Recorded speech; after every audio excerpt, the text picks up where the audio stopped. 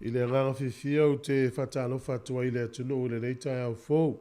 Whamalol folau, whamalol tau atai, haftai fōi utatu toi wheloa i lungo pia ule ea, tai au le neo le aso tofi, o le aso sifuru mo le fitu o le masino Februari, tau sanga lua whelua sifuru mo le lua, o le si ufonga le neo le lau mua i Wellington ne. Ai alo maia, o si maia le whaafonga, o le tātou sādu ngā lotu o le tai au nei, o le a taita ia le sunga i le tausi mutanga ngā Reverend Missy Faseu, mai le kalesia me tutisi Samoa i Pitone, ni Lower Hutt, i usimaya le whaafonga.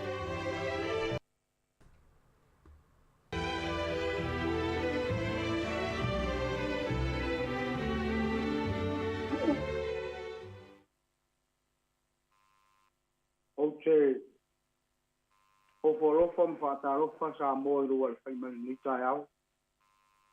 Ma lore soifua manuia, ma lore whātua toa, ma lore tau atai, ma lore hoile on sai. Ai o maia ma le nganga tasi, o maia ma le roto whaafitaisi o tātou sura le anga le lei o le atua le ni tai au, e ala i le tātou tapo i. O le a tātou tapo i atu i le atua. Awa e te wha meo, ono e a mio le anga. Awa foi e te losi, ono e whai mea le anga.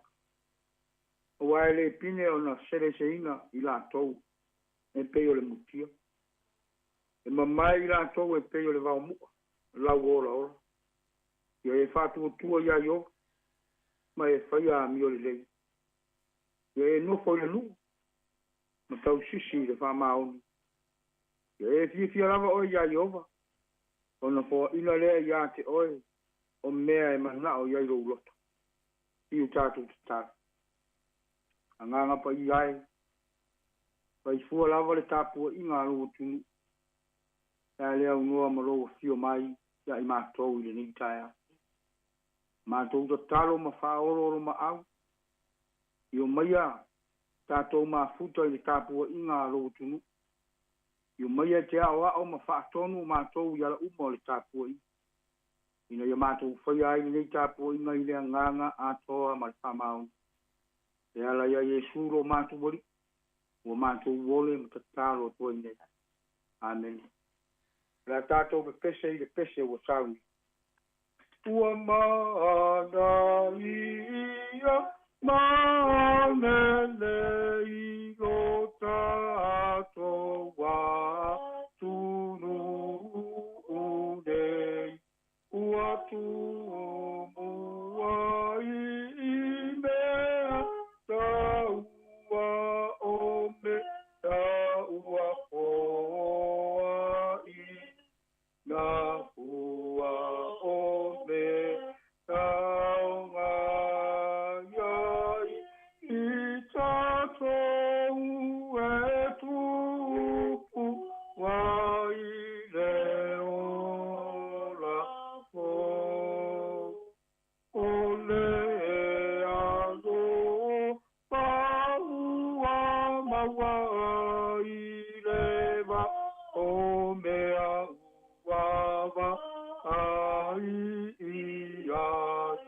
Uapo maima ile atua lo tātou tamba na mua ole e uamba tua tu mau ile amo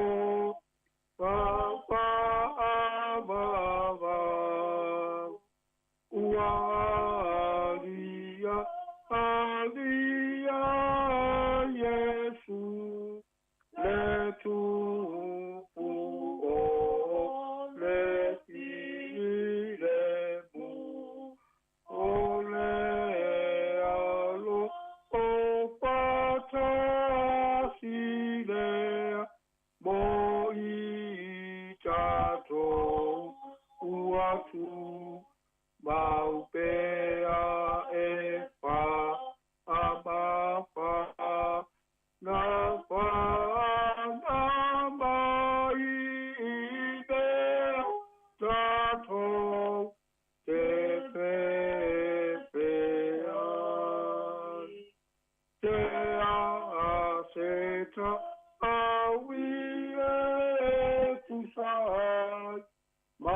lona lo o whapua mai ina a tātou tuua tūroa o tātou ora a toa e au a rai ile e ari e o i le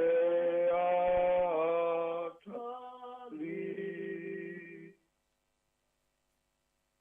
O le whaitawina o whionga pa ia al tātou tua, mo o mai lere whionga tuai, usi o kenesi, pāsa fumale tolu, waitawina mai se fumale lima, a ngata i le lua se fumale tolu, o whionga pa ia al tātou tua. O na avea i lea le nuu, ia mea alofa, ma tupe ave lua i o lātou lima, a toa fōi ma peni a mina, o na lātou tūla ia i lea, mo i fōi ai kupito. Ma lātou tutu i luma o Iosefa. Ua iloa Iosefa o peni a mina ma i lātou. Pa iatu leo ia, i le na pule i lona aina. Au ma ia, o ngata ngata i le fali. Ma ia fasi ni mani, ma ia sauni. Wa mātou te a ai, ma ia tangata. Pea o i leo uri. O na whaia, fo i lea e tangata a whāpea na whaia tua Iosefa. O na au maile nu, i le fale o Iosefa. O na mata taua i leo le nu, i na ua au maia, o i lātou i le fale o Iosefa. Ua whāpea. Ai ua au maia i tātou o na tupe, ma toi tu ina atu i a tātou tanga, ina o tātou mua i o mai, ina ia na oso mai, ai a te i tātou, ma pupue mai a te i tātou, ma a tātou asini. Ia whai fo i tātou ma poronga. O na lātou so atu ai lea. I le tangata ua pule i le ainga o Iosefa. I tautala atu i a te ia i le whai to toa o le whai. O lātou whape atu le ali ie. Whafonga mai la. Na mātou mua i o mai lava e whatau ni me ai. Na o fo i mātou i le me moe ai. O na mātou talai lea o mātou tanga whauta fo.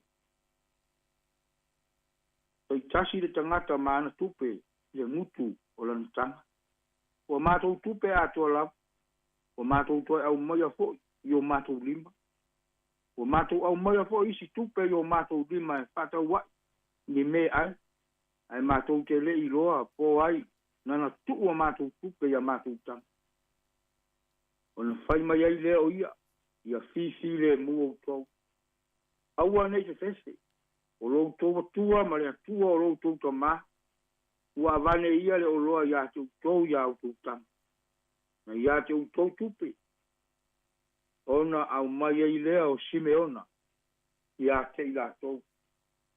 La tau te talo whatasi le mana o le nganga pa ia. E na nea ai, pai taunga o le nikai au. Ma ia tū mau pēa i le atua le vikinga ma le whaamanu. Nei e whaavavau lava. Amene. Nei mawhauwhaunga a whare nganga.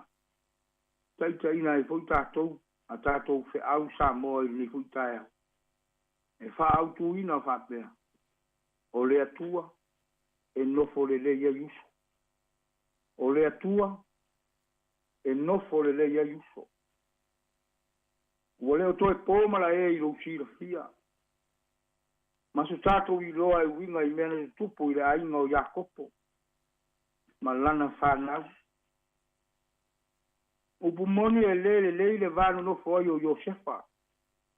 Ma ona uso. E le fia le uso ia Iosefa. Ua walatou i loa o le pele lea Iakopo lo latou tamā. O ngai lena latou tala noa. Ma tau pule ai. I se mea ta tau na whai a Iosefa. Ma ua tonu ai o latou loto. E siri o na whatau watu o ia e whai maporonga. Ma o le ala lea o le o Iosefa i ai kupito. I lava ina ia langona le matui tui ma le whainga o le mea ua whaia e ona uso ia te ia. Ai lea le se airo na loto. Ma lona alofa i ona uso. Ma lona tamaha. O le upu moni e le whainga o fie le iai o Iosefa i te tonu ai kupito. Wai leo se maa lo whainga o fie. Mai telefoni mea sa tua ia ai o ia. Peitai, o le mori mau. Pai mai sai a Iosefa le nganga o le atua. Le nganga sa fai matafa tafa. Sa fai ma fesoa soani, na te lima taita ina la na wona. I mea uma a o iai to tonu le malo ai kupito. E le te siri ngia la na o nganga, ma lana tau tua tua vae mo le malo. Te le la na fesoa soani mo ta ngata lau tele. Ai mai se le ua fai ma taita i o le malo. Po le tupo le malo. O ta ua ma ona sao ia. Sa fai ngoi na ai o ia le tupu ia sa pena pai nea. Ma tofi ai le pule inu umo ai kupito. E ulai wa ula. Pale wa pale. Titie wa titi. Mo fa manu ia ina Iosefa. Ona o lana tautua. Ua vea mata ngata tau aloa le maro. Ua pule fo inu umo ai kupito peitai. E ui lava ia to finga. Ua whapare ina ai o ia. E ui fo ina au mau ma nofo inu ese. Ai lea le se ailo na loto. Ma lona alofa. I lona ainga ma lona nu. O lona ma fau i taro sia i alofa o le atua. Ia vave mai se aso e maua ai se lao lao. Au se ava nore lei na ia toi tu fata si ai. Ma futa ai. Ma lona ainga. Ma ona uso. Ai maise si yon tama. Ua tupu leonge. Fe me ai la uso. Ma ele tu tupu fua ia mea. O le tali tonunga o leonge. O le awala wa sa unia e le atua. Mo le leinga o Iosefa ma ona uso. O leonge wa fai maso tanga i le va uso. Sa te tea. Ma vao ese ese. Ao se feso ta inga. E toi su so ai ma futanga. Sa vala ma te tea. O le tape nanga le ale atua. Tape nanga le ale atua sa moa. Ma le fina ngalo le atua e va pere ponga va. I le va uso. Va ainga. Va nu. Va matua ma panau. Ai mai se le vao e kalisia. O lona fina ngalo ia le lei pea. Le uso ma le uso. Le lei na matai ma lona awainga. Le lei matua ma whanau. Le lei tai o le tala le lei. Mare e kalisia. Ai sirio na le lei. Le vao le tangata ma le atua. Wawa na o le atua e nofo le lei e uso. I oe sa moa i nei tai au. E au ngā lava le toi wha manatu o le tala le lei. Wa i oe matari tonu le loto. O mea ia o loto tupu pea. O tūlanga ma wa ainga ia. O loto tupu pea. E le ngata i o tātou ainga. I le vāo mātua ma whanau. A o wha pea fo i mālo. O atu nu. O nu o e kārisia. Fa pea fo i to tonu a ngā ruenga ma o onga. Arve siri e mafua i sea. Mafua i sea ia mea. Mafua una ua. Au noa le tangata mare atu. O le ai se atua e taula ma whawai ai. Le soifua ma le olo le tangata. Le ala ki tupu o nei mea. Au le tua lalo. Tau tua nare atua Samoa. Tau tua nare atua. Aua nei ngaru. Ua nao le atua e ato atoa ma mao popo ai mea uma. Tātou te whai. na o le atua e tonu ma le lei ma manuia ai la sanga uma o lo tatou wola ua na o le atua fo'i e fealu fani ma nofo le lei ai lana fanau tatalo le au'auna manu teleina lo ora faiva sa mo i se au magaluega o lenei taeao ae maise fo'i nai fanau i le aga atu ia oa'oga ia e manatua aua le igalo sa moa na o le atua e nofo lelei ai uso aiga atunu'u o mālō ae maise lana i kalesia amen siu tatou tatalo tala mai le lagi lou mamalu ma lou silisili ese fa'alia fo'i i lenei taeao lou matagofie ma le fa'amaoni o lou alofa matou aulia le aso fo'u aso fa'apopo faitauina i lo matou ola matou manavaina le ea fo'u maua le malosi fo'u ma le ola fo'u vi'ia o e tamā i lenei taeao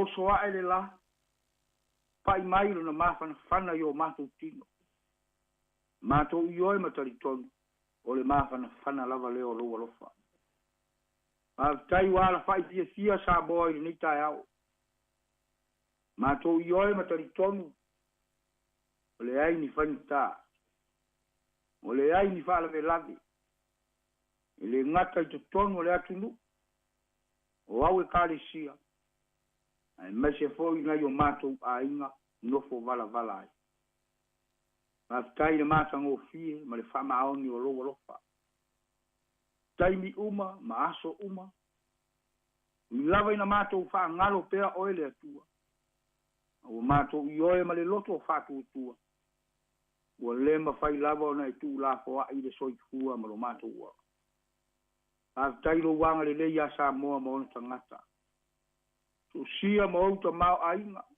o au mea alofa ala ese mai le atua fa'afetai tele lava e gata e tausi lo matou ola i le tino ae maise lo matou ola i le agaga vi'ia lava o e tamā ua e silisili ese ma matagofie mea te faia pea mo lau fanau ui lava i matou o tagata fe moumou a'i ma tagata e o ese pea ma oe le atua ae fa'afetai tele tamā te lē tau i masui ae te ono sa'i ma fa'apalepale ma alofa pea e pei fo'i ona matou moli mauina i lenei taeao afetai lou aga lelei ae maise o lou fa'aogāina o i matou ma nai a matou fanau taleni ma agava'a ma so o se faiva le atua ua e tofi ai matou fa'afetai tele lava tamā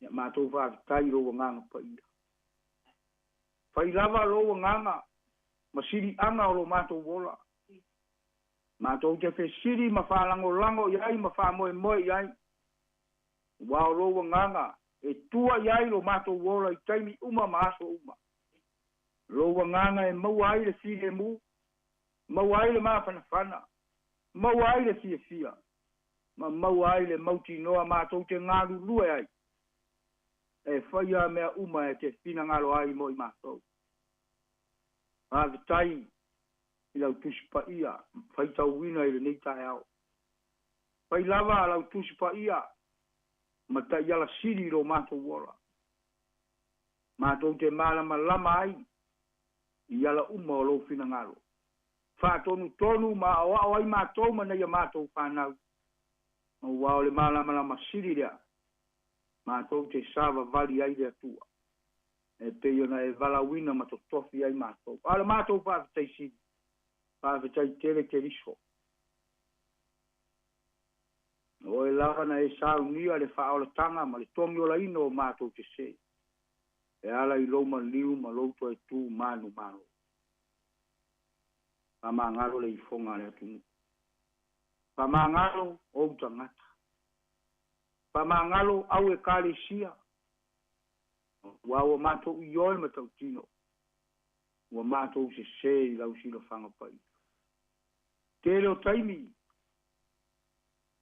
mātou te le sāwa vali e tusa marou fina ngāu. Mātou te le tau sia fo I au poroa inga mautu la fono. A mole mole ta mā wha mā ngalo mai. A mā ngalo le vā o mātua ma whanau. Vā o le uso I le uso. E mai se fo I to tonu o mātou ainga. To tonu o rogo tunu. O au e kare sia. O le mālo. To tonu o ngā luenga ma o onga.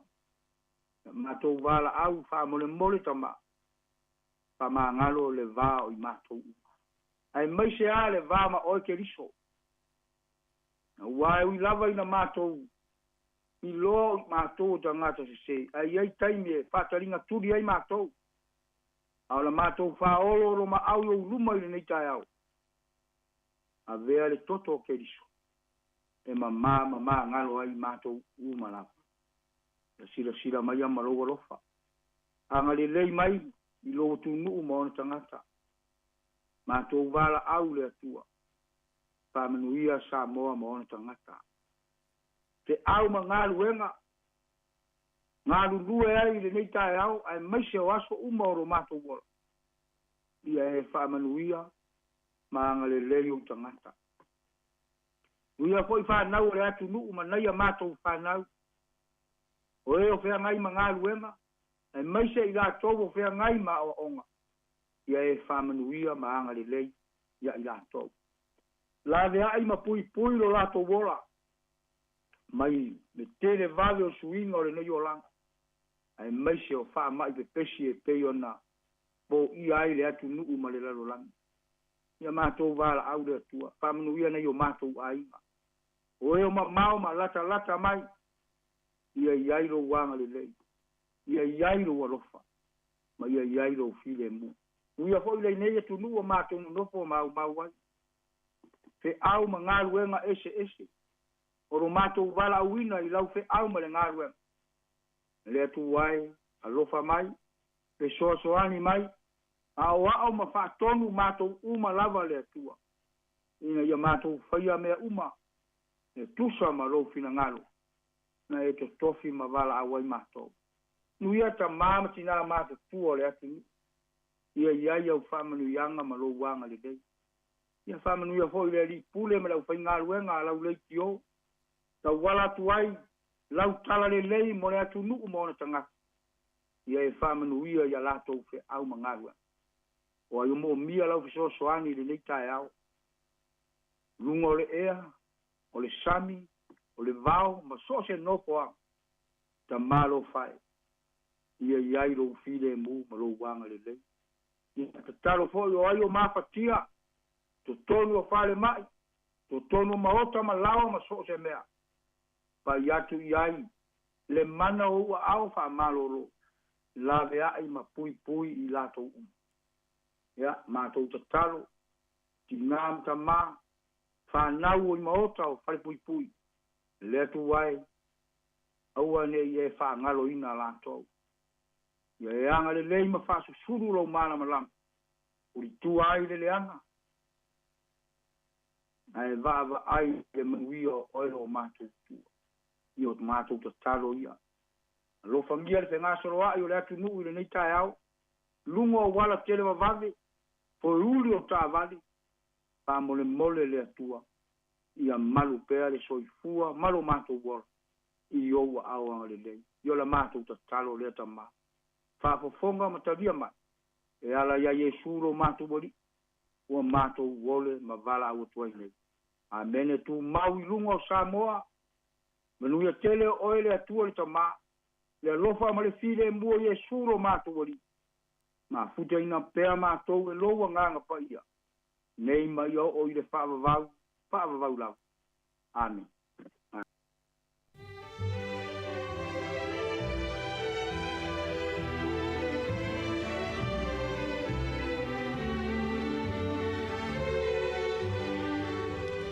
O le nā ua whaafonga le tunu I le tātou sauninga lotu o le taio nei le teita ia lea le sunga le tausimutanga luenga Reverend Missy Faseu mai le kālesia me to tisi sa mo e pitone i low hat e mo le 12 after tele lava a lo ta pena after fo mo le talo family yanga after mo le fo le tua e le talo fo le tunu e family atu le tua le so mo le tua fa pe fo no fo alo ya ma no ia fo le yaso e ma fo fuanga le ai after Tamina ua luas fitu minute ua te ai nei le fitu a fitu o le tato proklame le ata o le taia o le viingo le tua mai le kolisi whawhai whiau i piula ia usi mai al whafonga ia ona ua toi fo ile o leisi vahanga o le tato proklame ta alofa maa loso i fua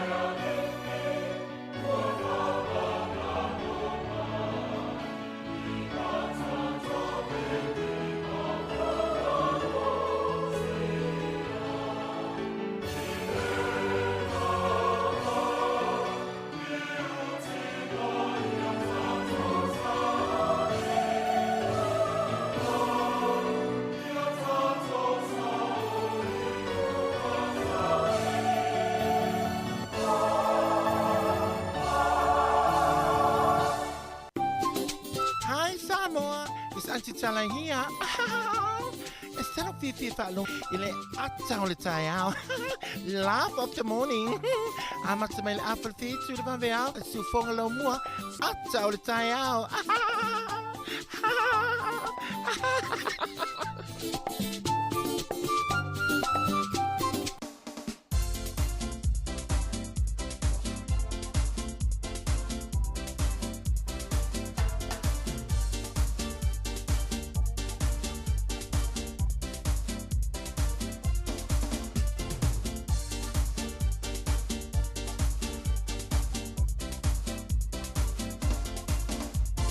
Ata, ata, ata, ata, ata, Fifi, oh.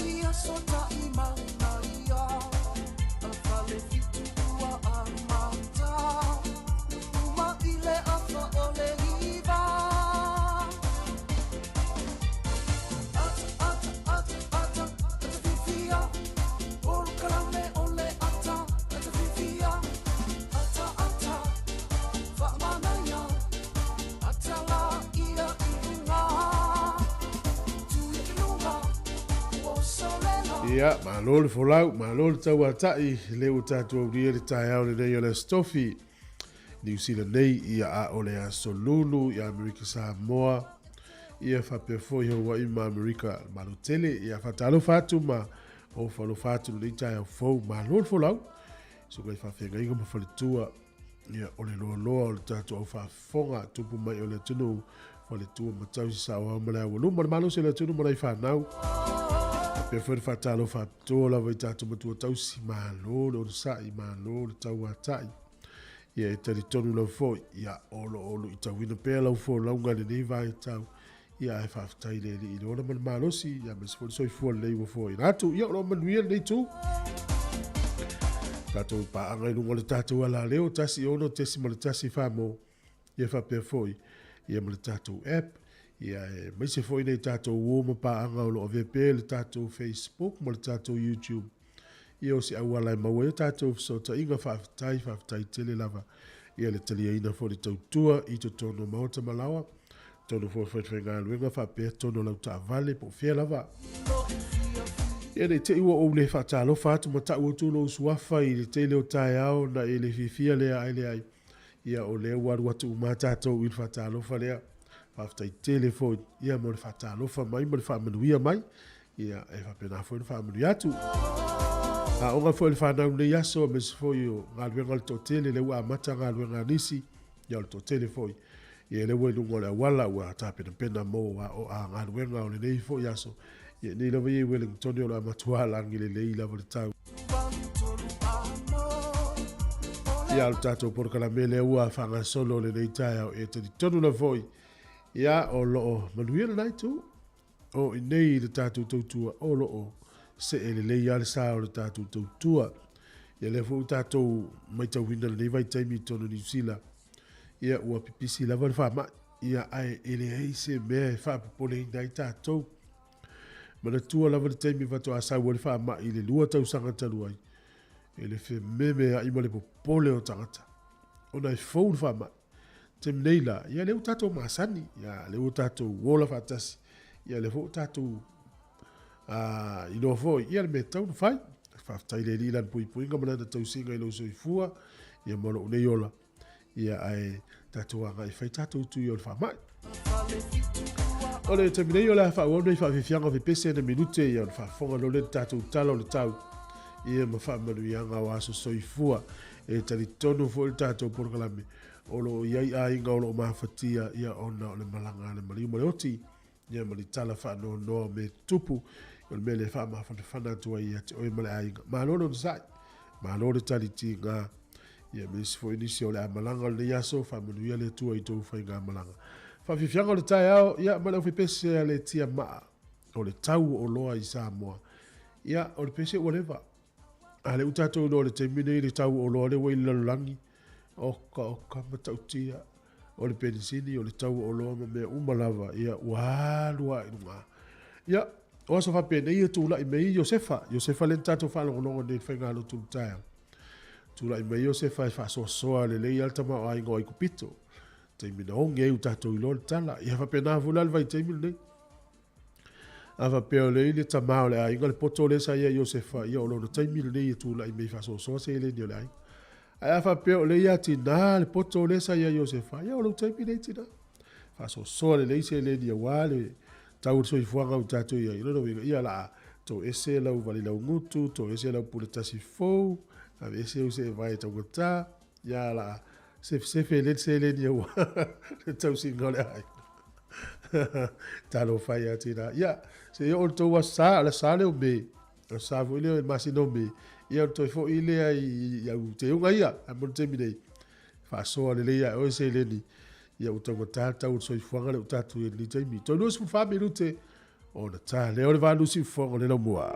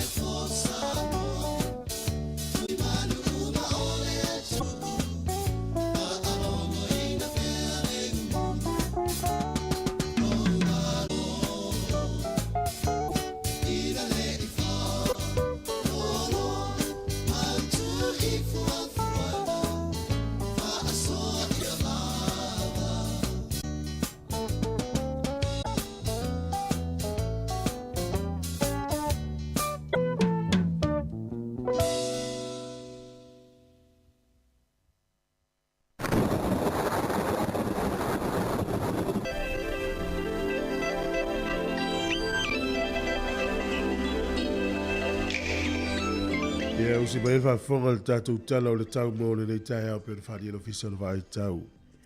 O le aso le nei e matua langi le lei lava le tau fa pe fu tai au le asfari le lea. O le astona i le fa pe mai au oa ia ai nei timu e vai lava le mata le la. E fa pe foi le aso sa e vai le mata le la ni si o taimi. E langi le lei le tau i le nuule a i le aso ngafua. Langi le lei le tau i le aso ngafua. O kapiti manua tu whanganui matau naki matua langi le lei ale tau le aso nei. O Wairarapa Hawke's Bay taupo ma Marlborough langi le lei fo i le tau i le nei aso. O le maulano le fua le malulu whamawina o lo iai. Se fulu ma le tasi le nule Wairarapa. Se fulu ma le tasi fo i Marlborough. O le ea mawhanwhana le maurunga le whamawina i luas fulu ma le lima Wairarapa. Luas fulfalo iai manua tu whanganui ma Taranaki. Au kilani, Hamilton matua i langi le lei le tau le aso nei le isi au e whalave lave. Mawai le motu i saute le soe matua langi le lei fo i le tau le telo vaengo le motu i saute se i vana ngā Envakago i nai timu nisi o taimi e vai ele mata le la i nisi o taimi.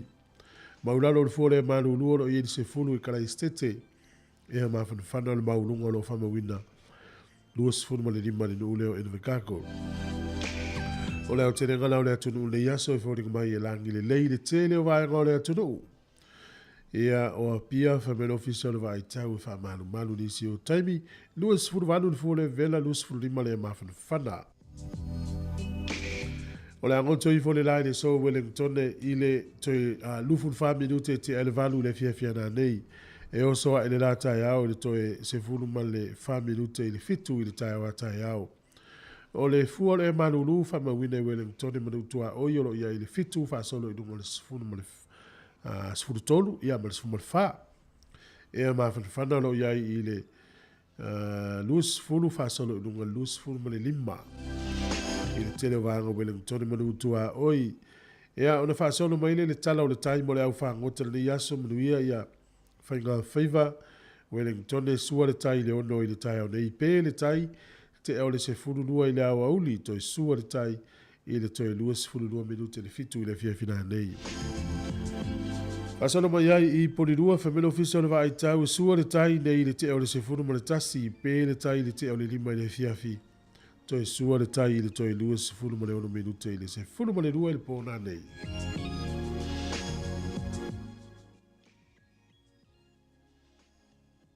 Whamalore anga le lei le tato au la fotupe. Whaftai fo i mo aluanga le lei o lo utou whianga iai, a wale tau singa o tato a inga i Samoa. Ai leo whaino mai o le tala o le tupe le so, tupe Australia, e iwa se funu ma le tasene. Tasi tala New Zealand, maula o tupe Australia, iwa tasene, o le tupe fiti i le ua tala, fas funu ma le valu sene i le so. Tala tolu se funu valu sene. O le tupe Samoa le utala no lima sene tasi tala New Zealand. Maua le tupe Samoa tala ono se funu ma le lima sene. O le tupe Amerika e ono lima sene i le so. Mahalo si tele tupe Australia ma Amerika. Tasi tala New Zealand. Maua le tupe Amerika e ono lima sene. E alele, manuia la foini o lau seleni whaftai lava.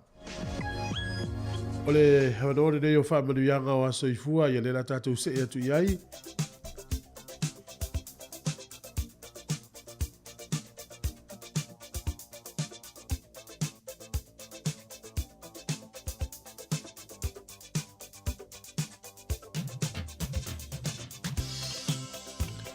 O ai lava na o whamanuia lo na aso i fua, ia lo iai pere tātou i meli le nā mo aso i fua pēr fia au mai. Whapeo nei lau as whanau le utatu au lia ia le aso se funu ma le fitu o Februari. Manuia te lau aso i fua. O le tusi whaitau ia o le efeso mua mua whaupo e tolu. Ia whawhetaia le atua o le tamao lo tātou ali o Yesu Keriso. O le ua whamanuia mai i tātou i mea umalava. E manuia i la le nganga i mea oi le langi ona o Keriso. Ma le foi tau nei aso. Ia whawhetaia le atua o le tamao lo tātou ali o Yesu Keriso. O le ua whamanuia mai i tātou i mea umalava. E manuia ai i la le nganga i mea oi le langi ona o Keriso. I o le emaili lava na pia fia mai aso i fua o le aswhanau @samocapitalradio.co.nz. Mori o tau aso i fua, pese lei mo o tau.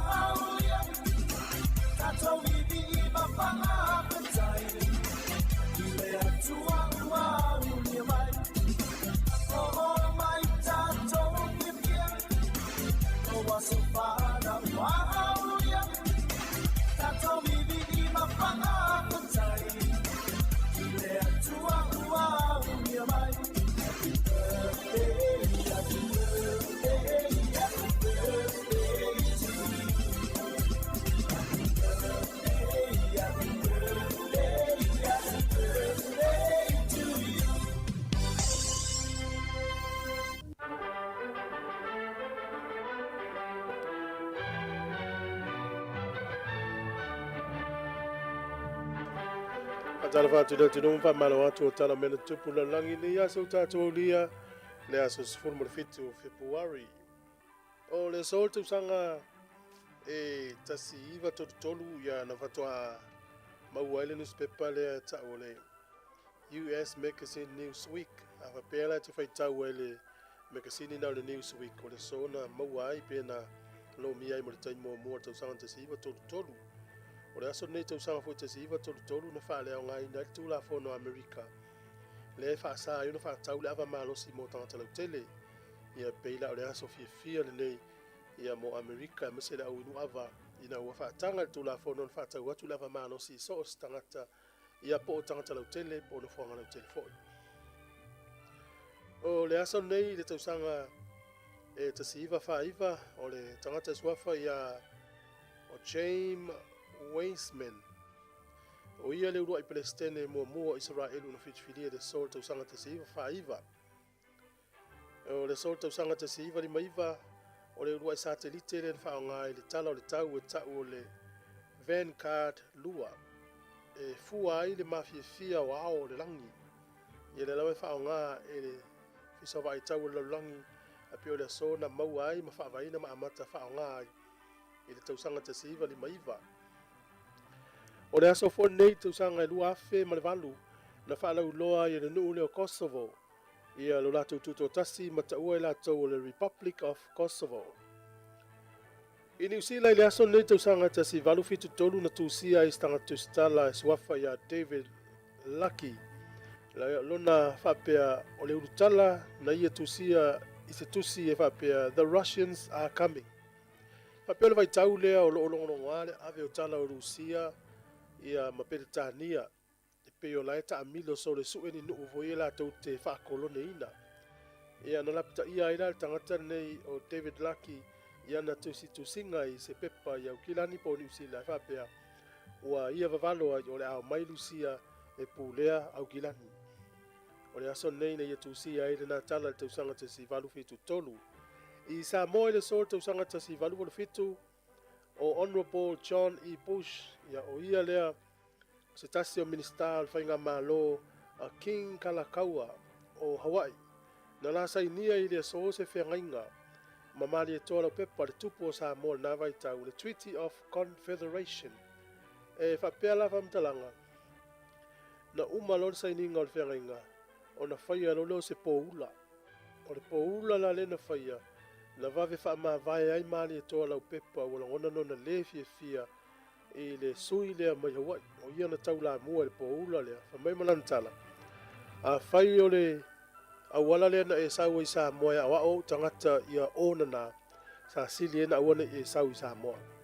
E leo tātou lor whengainga lea Hawaii ma sa moa i umi telefoi. Ia e tulia e se loa Hawaii mai tono sa moa i fia le whenga malo sa moa. Ia po ta maa po ta itai o le tunu na taimi i le whengainga le na.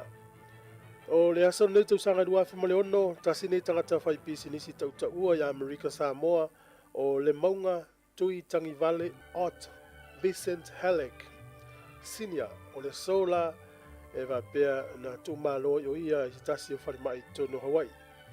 E le mai ai leo le masina, pe to tasi leo le masina o na o lea e le whamana tuina o lona valus furu ono tau sanga. Tatou tala na, te maua le whapoponga le tei masani whaftai lava. O le whafonga si ufonga le na mua, e wale te tone.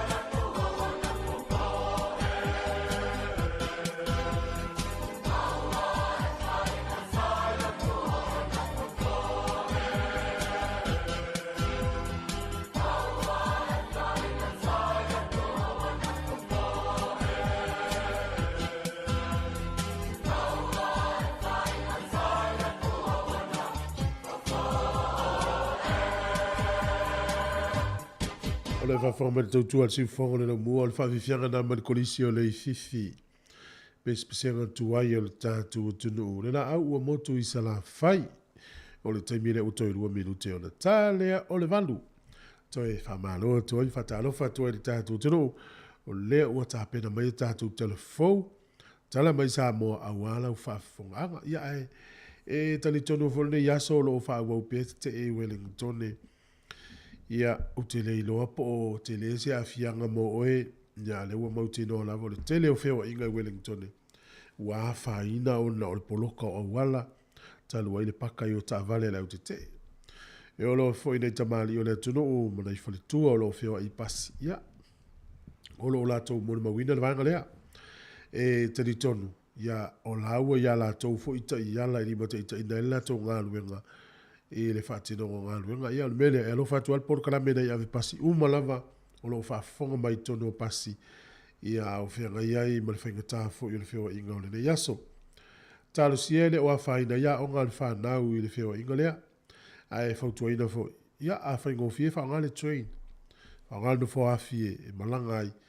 Ia e tau whaititi ai. Ia le poloka o lau ta vale pa e anga i tai Wellington. O le whawhiwhianga mai le au whawhiaonga. Ia o le pese pu leo la e whawhonga mai ai. Ia o na e whawhonga mai no le ia tātou telefou matala mai Samoa.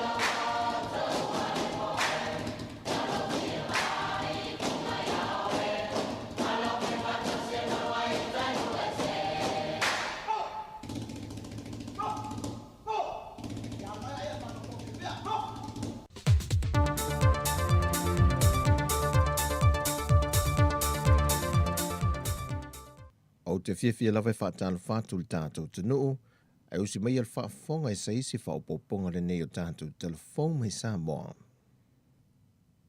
Ua talo sanga le whaipula le tu malo whaalala whango sangangan merlua, maulolo tā vita amosa, a nga ile minista o tupe maua, pe le ono ala ngā tatau na toe sila toto atasi lava ile tūla whono tupe maua, a tono iei se isi teimitala whiangai e whaatino ai le fuafuanga ua whaataatia. E fuarsau noanga le whionga maulolo, e lunga o whaamaumaunga le ofisa o numera, o loo whaamawina ai le pa ua se lini maua le masino se te mapo le kuata lea, e le lua tesi ma le tolu pasene, o se lini pa ui o loo maua mai i kompani o loa si atoa, le tasi tesi ma le tasi wha pasene, a retail o loo pa ua ile se fulma tolu tesi ma le wha pasene.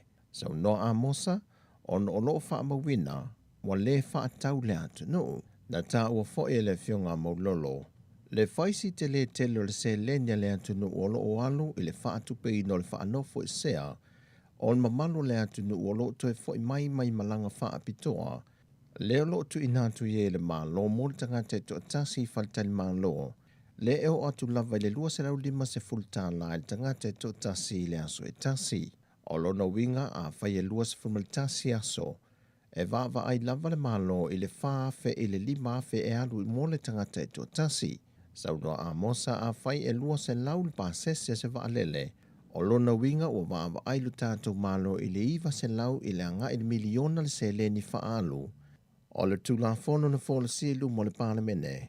Watu inatu nei le komiti o tula fono e la tau te whaatala no ina. Ua toi tawhi mai al matanga luenga le soifua malolo ina le mamalu le atunuu o loo anga i atu le whaitau se lau o tangata mo le tui lo na tolu le wa amata ona o loo tādia le isi uto tui ona whato anto e wha au lea. O se whaalinga ma le matanga luenga le soifua malolo ina na pau i lantou o loo maua ava noa i tui o loo totoi le teimile nei o i lantou e le ianga vaa le tui mua ma i lantou o le a wha a to le tui lona lua. O Samoa le teimile nei wha maunga wa iwa se fu ma le fitu tesi ma le tolu pasene o i lantou i wa mai a le tui mua ai valu se furuiva tesi ma le tolu pasene o i lantou ia wa mai a ato to lantou tui te lua. Wa wha malulu wai le ofisial mtanga ruenga le soifua malulu ina ni malu le antunuu ona o le atu langa. O le vai aso nei na wa mai a le fontanga le palemene le amtanga le vai aso na whaatino i lotu winga lo na tolu mo sui whaipulo le maota ma nisi o wha ululungo mtanga ruenga le malo ma nisi o le au whai ngā ruenga a le office o le palemene. O lo i le whanau nauta inga ma moe mitinga le whai ngā malo e au sia lo le iwa se fulu pasene o i lantou wa mai a tui pui pui o na ilo lo lea pe wala ngā tatau o na tatala tua oi mō whai ngā malanga whaavao malo. O le asolo le ato ilo e le whaamasinonga mawalunga ia whaamtalanga tustu sia whao popo nisi o sui na tau vāle whai ngā pālota lai titi le na tu e whaatau tei e le asoana nafi. Pei tai wato e tolo po mai le so o na se fautuanga mai whaamasino e awai o na whao popo se le nei whaamtalanga watu i nātu. E tā uai le ai le o ni whainga whaato sina po o ni whainga whaala tua mai whaamtalanga umai ai tu e lua. E lua tangi o lo ilo nei e le whaamasinonga le so lea o lo tangi e le a fionga Fata Ryan Schuster o le tu malo whaala whanga sa nganga numero lua whaasanga i le sui manu malo le JPP maulolo ta vita amosa. Whatese ma le tangi mai le tu malo whale a lili numero lua na tangi e le ma le whanga ne mia e whaasanga ia mai a wafui mono tito. Ua mali lia uma i lantou i e toi ave i tua lantou tangi ai whaase e le vaa o Samoa ma le palemene e whaatino ana ngā luenga matiu te tau ave mo le manui o Samoa. O lo iei nisi o whaafita au di o lo tu lai mai pe nisi o le atunuu, le o lo no mau i atunuu i whafo ai o lo tau mawhai pe sa ili se awala, e malanga mai e Samoa nei moni whaalawe lave a inga e mai se lava le tā whaonga. O i lantou i o lo latou umia tu si folau e lua, e seti seni i atunuu i whafo whapena fo i Samoa. E ui o le malusi angoa ia ingo polo ingo whaalawe lave whafo sei, e meise o fautuanga mo fe malanga inga, le sa tau fia i lantou ia ona o le COVID-19 peitai o lo ova aia pe le sao mai o nisi, ona ni mafua anga e se ma wha ai loa ai le ofisa, e wha mautu ai lo lantou ava noa mo le malanga mai po o le malanga e se atu fo i ma Samoa. O ia tūlanga uma, wa toi wha amanatu ma wha amanino te toa i le fionga le tamaitai pānemia, fia mena omi ma tā afa, o whai ngā malanga i o loo te tala nei, e mō nao i lantou o loo nofo mau i Samoa nei. Ma o malanga foi o loo au i nā tuai tātou tangate e au se tā lia mani usila, o tangata o loo nofo mau i nā atunuu, peitai o loo iei nisi whato a maua muli ane, e le nofo mau i Samoa po o atunuu fo i whawha iei au se tā lia mani usila, ai o loo sao na whewa ai mō lātou maliu o whai poiponga ma isi fuafuanga whale a inga. Sau no le whionga le palemia, o loo matua sila to toa lava le malo ma le komiti o whale lave te tupu whafua sei, ia i lātou e ona toi whaia i eitu langa whape le lumanai, ma o loo iei lava ia inga o polo inga, ma whasalanga o whaatulanga mo i lātou e a fia i a tūlanga whapea. E suesu enga lo whaanga solo nei le pūlenga le manu Samoa tai toa fitu, e whaasanga i whaasea anisi o le auta a alo o whaalawi loa, na sau no ai le ofisa sida le pūlenga le lakapisa mo ia whale o mawaenga Vincent te Whepulai, e whaate ia le lakapisa moa ono le whaasala wina o le tusi, ai le itau lima ina lava se kopi sa o le tusi, po o se tusi moi. O le whaano noanga na whaalia whale o mawaenga, Ona o le fatu a mau le lakapisa mo se vaenga o le tusi, e ui ele anto toa uma vaenga o le tusi. Mai le o maua foi, le tangata tonu na tusia le tusi, pe to tele tama pe na o se to tasi, pe to lua, pe to lima, po le au ato foi. Pe tai sau nofa le mavaenga, mo le nofo le lakapisa mo le tūlanga le nei, ai sa rātou fiso tai lo le sosaiete o ilantou e vaia tamata alo le Pasifika, a wā e iai a inga ua mai a whaata oto, e le ngata o tamata alo, ai whapea fo i le vao le au ofisa ma le sosaiete le Pasifika. O le awala lea sa te tau o na wia i tūlanga whapea pe o na sau nofa le mavaenga, pe a whai e eise whaasea ma tūlanga whapea o tūla i mai tamata alo. O le sosaiete le aveanga i ai, a wao i lantou ia o lo o vaia tamata alo. Sa fono le komiti whaatonu ma e eile tō wha, e whaatu se komiti wha abeto e whaia se su enga i le mata opu lea, ma o le anga lulue va alua le komiti ma le sosaiete le vaia tamata alo mai New Zealand, ma e wha o popo atu iei ma whale o mawhaenga. Sau no whale o mawhaenga, e le mawhai se tasi o na nātia ia tūlanga wa tūla i mai, ai e iei lava awala e whafo ai so se whaafita au li e ali ai mai. O tala fowia mai Samoa, Manuia Neiaso, whasoi foia.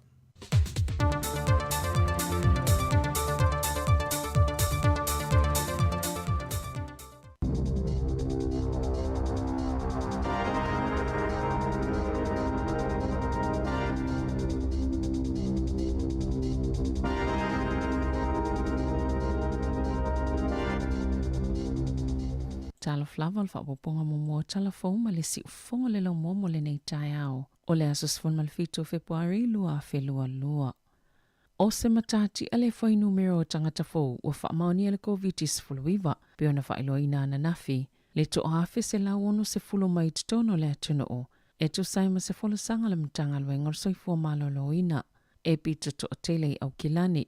I se fai numero wha mawina e valu se lau ono se fulu tasi. I le tūmalo Wellingtone, e to otolu sifulu lua, i le pulenga whaafalma i a Wellingtone ma porirua, a e to o lua sifulu i le Heart Valley, to o lima i Wairarapa, o Waikato e to o fitu sifulu maltolu. E to o lima sifulu ono tangata o lo o whaata o otolia i whalemai, ona o le vairusi, a le ise tasi o tauwhia i potu mo ngā se ti ngā ina, o ana na fitu sa malwha sifulu ono a fese lau lima sifulu ono. Leo wha ingo tuilo na tolu na whaia mo le atunu, ma ua atona i eile silia mali 2 miliona o tuilo na tolu ua maea. E tu sa mali 2 valuafe se lau wha se fulu, leo wha ingo su engo le vairusi sa whai e tono, o le 2 whai tu lai o mai le asoana nafi, na ta ua le mtanga luenga soifua malolo ina. O se tūlanga le tele le to tele o tangataianga i a whai alantau su enga mo le vairusi. Ai tā ua fo ile whai o su enga mo tangatai tatau na su eina, mo mafua anga tatau. Na tā ua le mtanga luenga, se ilonga ya afia se tangata ya ungo le fulu. Pe sa la talata fo i se tangata ua afia, pe na wha atono ina fo i soifua malolo ina ia whaia se su enga, o nā ngā ile whaile su enga o le vairusi. Na wha alia le vasenga o leo i le asoana nafi, ua iele suinga o whiutanga inga matangata titi e ave se aialanta uta avale ena poloka i mga ala Wellingtone ilu maane o le palemene, i le asolo na iwa o le tite na whaalia le komisina langolango Richard Chambers i se tala noanga matus tala na nafi. Ua mai o na se ta avale pea ma le sifulu ma le lua, ia sa paka whaasolo tola fono i le awala tele na ia whaafta i fo ita i le solo, ona o le ngā lulu e whaatasi pe ona wa aia le asolulu i se awala file mo e fofo i le whaafita uli, mai le ini whaafita uli tele na tutupu, po oni tangata fo ina tau fia i le 2 tu la mo atu. Ua mawhai ona maua mai vaenga ese le tunu o au nanga, sa whai le ngā luenga tele o lawe esenga o ta avale. Sa ta awana na file nofo tatali pia o leo, i se tali alo ia malimtanga luenga le puipuinga malamalu si anga whaafitafita, mo se fesosoani i le whaatinonga o lea ngā luenga. Sa tau mawhai fo ina ia fofo ina i se awala file mule mata upo. Ona ole popolenga le saunga le mua tangata whai ngā luenga i Wellingtone o tangata e au mawai, whaapea mata maitia onga. Sa toi una ina le komisina langolango tangata tite ina ia avela tau ta avale, i le malaita alo le Sky Stadium po se isi fo ino fuanga a le ai o tosoloa pe ave sea wha amalo sia o le asolona se fulu le nei o le solo te e.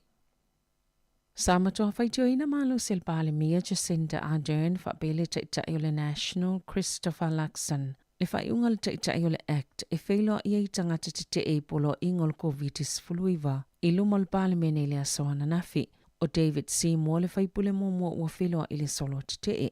Ina ua mai a le whailoa inga na whaalia ia Seymour e ele whaanau ta inga e whaamuta ma ave se ni vaenga pitosili o na lei o le te a te tala whaatala noanga. Ia iai mani tuunga e au na whaamalia ina mua na ia tā ua foi.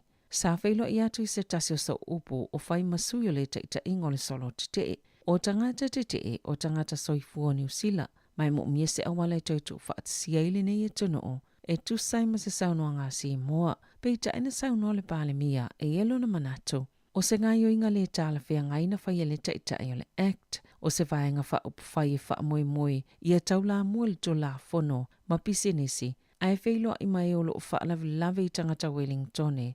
Ma o la tau soifuanga ma sani wha amatau ma wha alini siwinga le mi ngau i tangata o lo oanga i inga luenga ma onga. Na tā ua fo i Luxon na te le langolango ina le whailo inga le taita o le Act ma le solo te e.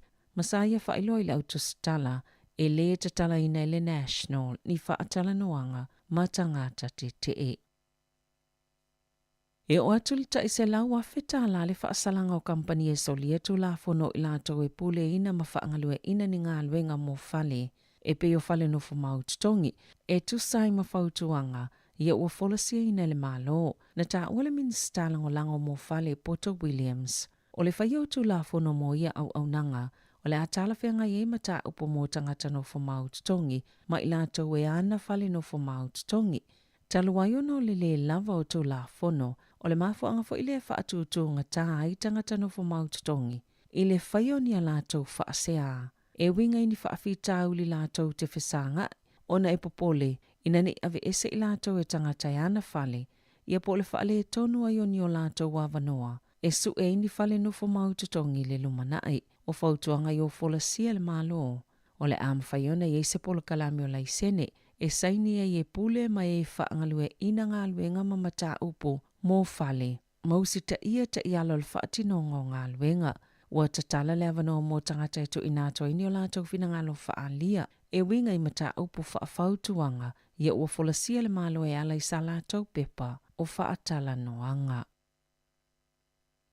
Sa whaalia se pol kalamel TV tasi la fiafiana na fie whaapea o le 75% o tamaiti laiti e maafona a fio lātou tapu vae matuli vae i whaafitaoli ona o se e vae. A whai e se e tamaiti se e vai sao po se e vai talawhea ngai. O la whai titia pe whaatua iei fu una whini whaafitauli i o lātou vai i se taimi muli ane i o lātou o langa.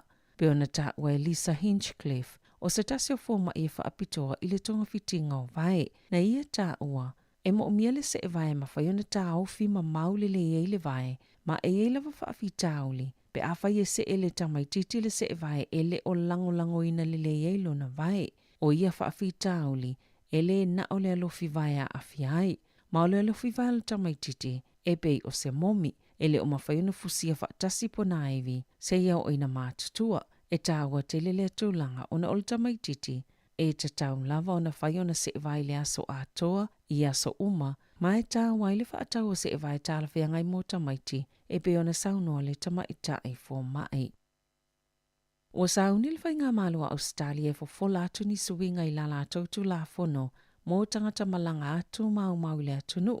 Ma o ta ue whaapea o le ato o tele nisi tangata ni usila o le ato e whaafo i whaamalosi mai ai. Pe toi tipoti mai ai le atunu e to o tele tangata o le a otometi lava o na le pāsia le su enga o lona i tu ai ngā tangata.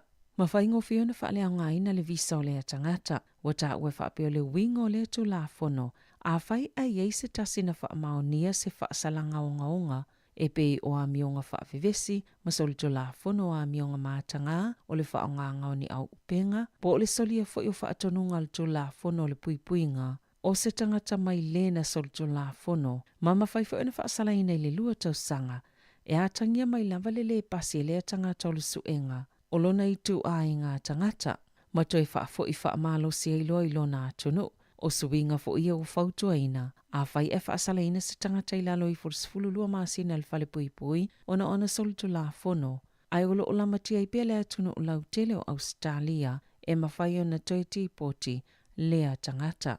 O le tau mwhaingalo na tolu le alwhainga malo a Scott Morrison, e whaatino ini suinga te tele, ma ua iei fo i whaiti o ngai whautuanga, ia ua fola sia ina. I ta alonga, i reporte le One News na ta wai e fōlinga mai ua whaawau se malilienga tele lava mo le lakapi, ona ua saini le Silver Lake ma le asosio tangata lakapia New Zealand, lea malilienga tele, o li ipote whaapeo le asainia fo ia iuni whaitu malo e luas fuluono.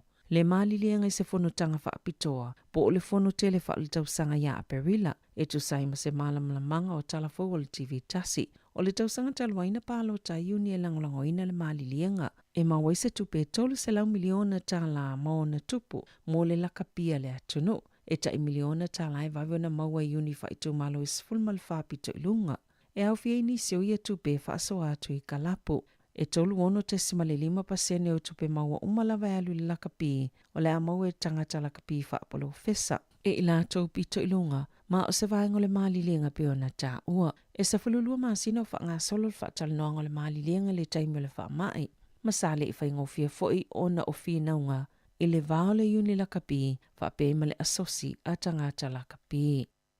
O te tala ina nei ma whaalau loa i se tasi na avea makapteni a le manu Samoa le sunga Filippo Levi.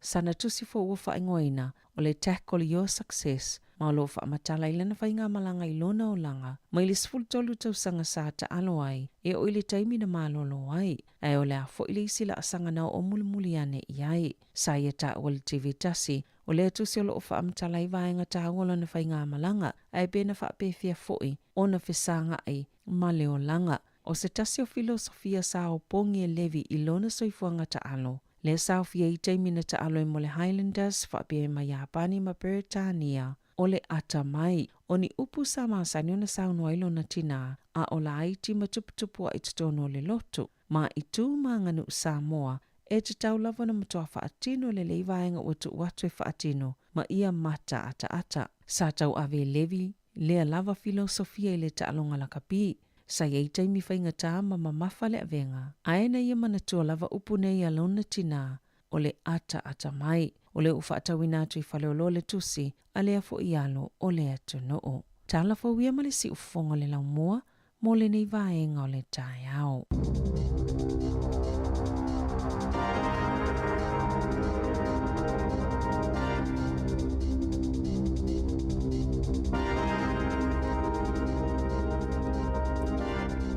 Mau le whapaponga tātu telefou le iwa i le tai au nei o le taimi le urua sifuru minute o te ne le valu ia malo whamalo le tau ata i whamalo fo i le tāpena pena i le nei aso te tonu fo ia o le langa i le toa tele i tiu te mga luenga o le nei fo i aso ia nuia fo ia onga le whanau alo whātua polo kalame na i whawhiwhianga vai fo i inisi o tātou whaasere silanga ma tautua e whanau loa ia ua fo i lau whaafunga mai ia whamalo ato i fo i tātou paanga umalava o mafuta mai atu no mamao aftai lava le mafuta mai ia ole te leo tala ia mai Samoa ia tau i mo tato uma ia i tala i tfafonga tato telefo ni so vai no melo tupu ni usila nei ia ai e fo ile tala le na vatu nei ia ta se saluti pikia le si leina le i tonu fa pe o le uva va il fenga malo Samoa e o lo le mawungo tui le la fa pe a tangata uma sa moa nga va ai tui e uma lo la tui e na fua lo le tala fe malanga inga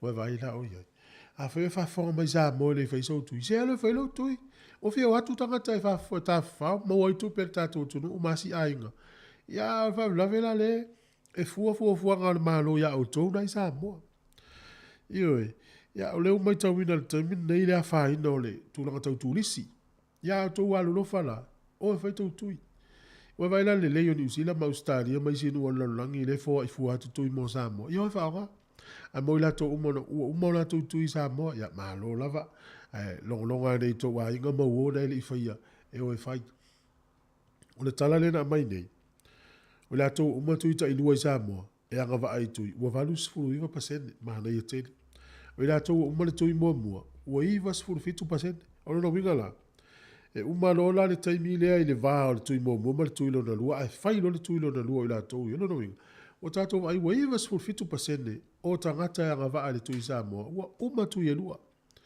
ia lo na winga le la so o atu e mo le whanau o watu mo le posta o mea uma ia le va ai e le whainga malo Samoa e uma loa ta tala mai lo matua oi alla matua mana ia e le tatou whaasoa i le tai au nei o te fia te tala tu e le tatou laina o le matanga luenga lea le Ministry of Social Development ia o lea e whaia le porokala mei le tai au nei le se fulu o le hawhata no e lungo le summa le fionga le li pule ia whamsanga ai o le fesili le fia a vatu le tatou tunu e whaia mole e iei se au nanga le Ministry of Social Development pe sa iei fo isa mata upu na wha o le tautua lea.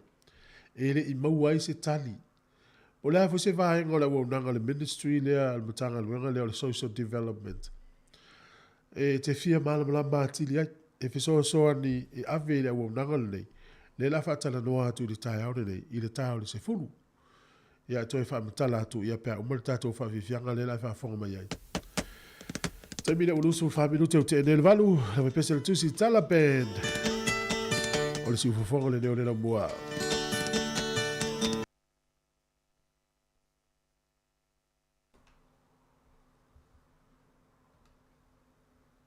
O le whaasisilanga ta.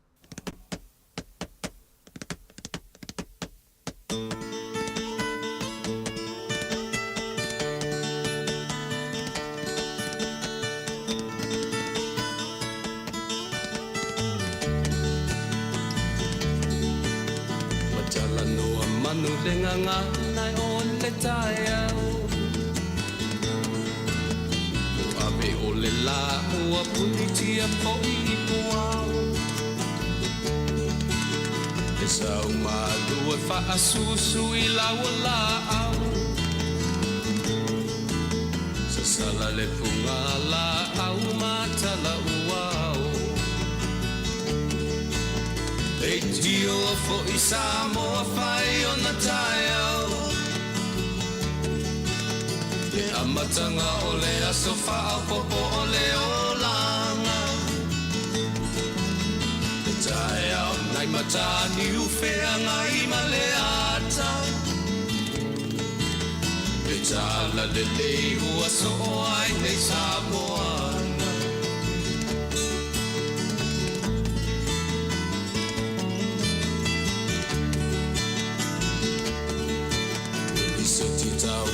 Le sua malie o le vine ula Ma pauponga o le lupe lunga o le moso oi pula Le langa ali ua pua ina mai lo na manongi E asoko ua foa ina I le Samoa moni E tio fo I Samoa whai o na tai au Le amatanga o le aso whao popo o le o langa Le tai au nai matani uwhea ngai ma le ata Le tala le lei ua so ai nei Samoana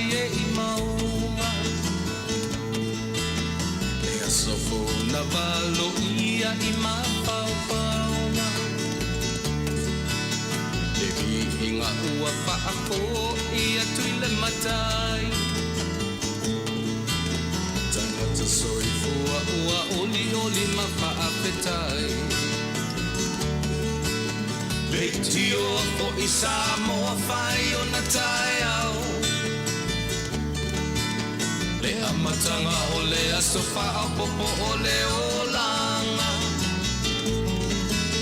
E tae au nai matani u whea ngai maleata Tala le lei o aso o ai nei Samoana Lei tio po i Samoa whai o na tae au Le amatanga o le asofa a popo o le olanga E tae au nai matani u whea ngai maleata E tala le lei u aso o ai nei Samoana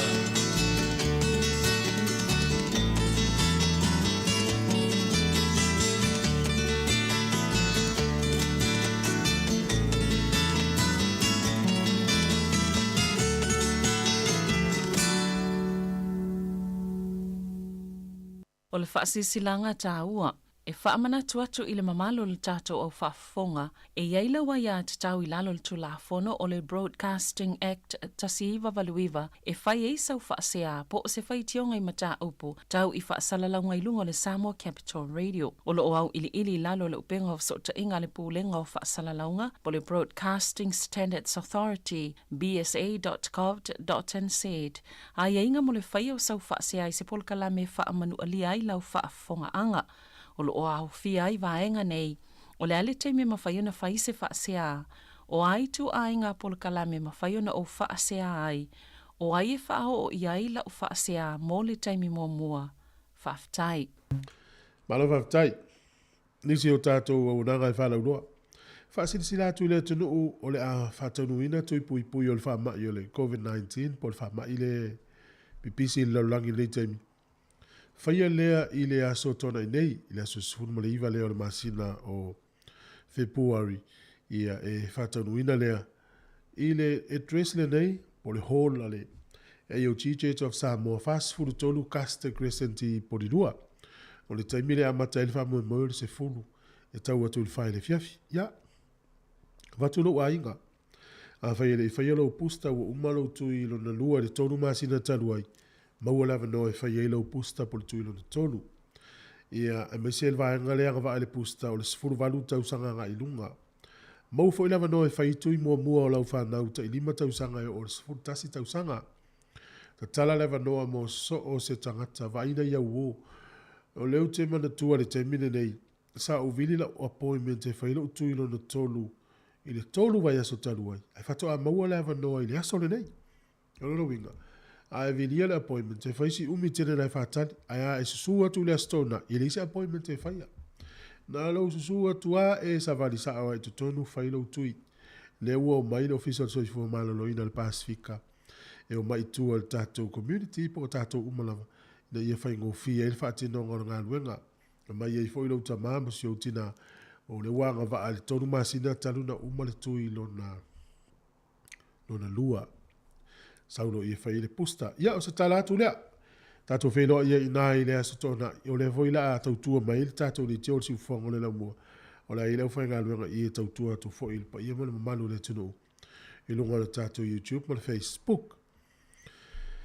O le social development. Le matanga luenga lea le malo. E fisiringia po o ala tu o nanga. Afa pesa i se tautua le social development a New Zealand po le Ministry of Social Development. Sa e mana mia le sosoani o le atu langa sa iai. Ia, po le a fwisi tautu ala o nanga lea al malo e le i maua isa sosoani mau e sa mata upu sa whao iai. O nisi o la tautu e whea ngai la tau ma tupe fo i le income support pe o a inga o le tupe lea mai tongi ai ia nei whanau ia i lalo o le pepe whasolo i nunga le sifuru walu tau sanga le mātutua. O hale Housing New Zealand e po le social housing assistance e po sosoani me tau fale i o lesi fo i tau tua le Ministry of Social Development i au tūlanga o launi ma launa tamaiti o le aunanga fo i le sau i tutonu. O le winga, o le tele au aunanga me tau tupe e pe o i le Social Development, le Ministry le whatau te i mai. Ia e whapena fo i le aunanga le la tau te whanga solo le whainga o bookings fo i tutonu hotels ia no fo i tangata fio mai New Zealand. O le fesili la, E whaina e whaino ina mo le asau tala e whaatatau le wonanga le nei ni tausanga mo vai po ni tausanga po se taimi la tamai. Sa iei sa la se saumata upu na whao o iai o le hafo i se tali na e maua i la mata upu. Sa e maua i se tali. O vaenga umai e sosoani ave la wonanga le whatala noa nei le se fulu. Ia au ale sosoani fo la tautua mo tātou tangata Pasifika. Ia o le mata upu na tonu walu lima lu o whatasi e mwhaina o wha mawina lo whingalo. Ia e le awhaina tu sa pele mai alo uswafa ua le mena pui pui e oe. Ia le mta upu lea e efeso soani mo la taupe a whaatala no i le tai au nei. Au whane ngalo le tau le se fulu ma le lua pēr mai atala fau le au auli. Ia o le elfa moe moe kolosi e lo fasala unga sa mo le sunga ta sesa. Ia wale tautua ina mai o le tātou o tunu. O baba ia tu i wha maunga ia ngā fo i mo tātou. I le se fulu valu masina taluai. E lua se fulu tolu miliona tala ni usila le tupe atangata ni usila. Na ngau i le au tau wha valea. Te wha fonga mai. Se fulu valu masina taluai. E lua se fulu tolu miliona tala ni usila le tupe atangata ni usila. Na ngau i le au tau wha valea. Whaila la utala o si tina hali la lo Dunedin. Famele tina, o ia la fatoa umano na tui, na pusta, tui lo na tolu. O lala matua le lava, a te tangi telefoni, tango lo tali. Tali le lava, ia le telefoni. A le tala noa, ma le tanga telefoni. Famai o ia o le vaenga le au, vaenga ia tau whai su e le au tau whavalea. A le whale tupele al PNZ. Ia, o na whamatala male, le tangata lea i lunga o le telefoni, le me tau na whai e tu sai ma le mana onga o le tangata lea, ma le lei loe le tina, o le tangata lea la tano, o le tangata u whavalea. Uma e to siaki e tula na te unga tupe. Ua lei loa, le fia se furu wafe tāla. Mena lea e ute loa e, o le whafonga ma le tātou tunu, utasi le mata upu e se le whailo so atu le tātou li tio. E tautua nā ma tātou le au tau whavalea. Aua lava ne e tu ua isi hawa noa. Aua ne e tu ua isi hawa noa e te tala noa atua ia. Oe pia ufale e lau fale. Ia peti a vea ini au whamutalanga patino e winga i lau account. O lau pin number ma mea uma whapena o waso whanau ma mea uma whapena. Aua lava.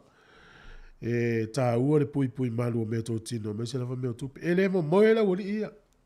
E le malo lo tama ia. I le au ma le po su enga o avanoa. E ma whai ai o na whaase se tātou ma wai la tō tupe. O lunga la le messenger le Facebook. O na te ilo ana te whafonga mai o le. E o le to a tēle lau tau whawale ina. Ia, o le tali mana ia te tua ia. Whai e lau maua lau miliona tāla. Ne vai le mas toi whai atu ia. O le tēle lau tau whawale e lapta ia e vori tātou tunu i vanga ia. Te uma se tupe se si o lai se whea lua i sa moe te whao. Whai ungole le tau sanga. Tātou leina nau talatu. E iso pata upu na wha o le tautua le Ministry of Social Development te manatu ele i o le ale tali na umai sa whamile nai oe e mesi foi se whamatala mai na mata upu ma le tali na umai. Ia e mesi foi o le asa u fesili e fi wha o le tautua lea. Ia mo tātou o la u fesili le tau fi wha o ia i le la wha ui tu le fi ngamsanga ia. Pea mo se teimi e whai ei. Mai tau ina le temi nei le vavae le o nanga le Ministry le Social Development o a inga sa mo Pasifika. Le winga o la utala. A tato vai fa fita uli le tupu ni usila le temi nei le la iti o fale wa tele tangata. O ma sani tato a inga Pasifika ma sa mo no fatasi se ilonga e fa ipoipol ta mai titi fato a. A le mele ui nei. Wa ave ese le o nanga le Ministry of Social Development. Le mafutanga le a mātua ma whanau. Mana o lātou, ta meiti o whainga alunga o ese leo, esu ese mea nofo ai. Ia o la fo i anu lātou tū la whono. Ai ese i tu a inga matu a inga tangata, pēla le Pasifika. O isi ta meiti e fiana no whatasi a mātua. O isi mātua le nofo i whale i le social housing. O le whanangolango i ta meiti lātou te tongi al whale. A le ua vavae ua ave ese la wanga ia. A le foi tau for fa fita u le uti o fale ni usila. Ia, pero stasi na mta upu foi am salo fa fonga mai na ua vai lua lo a inga po ave se lau fa na uma oe. a vatu fale la titi a oe pe vatu fale na tasi po tu moi ia le wo ese sia fa na wo so se meno no foi ia ora o na tonu ale fa yut fa ngona na fa fi fianga le tai ao ia ma le sunga ia lau vale su ia fa fi fianga ma lo se fua so va ver le tai mission to il was fu ton minuti on le tale o le iba.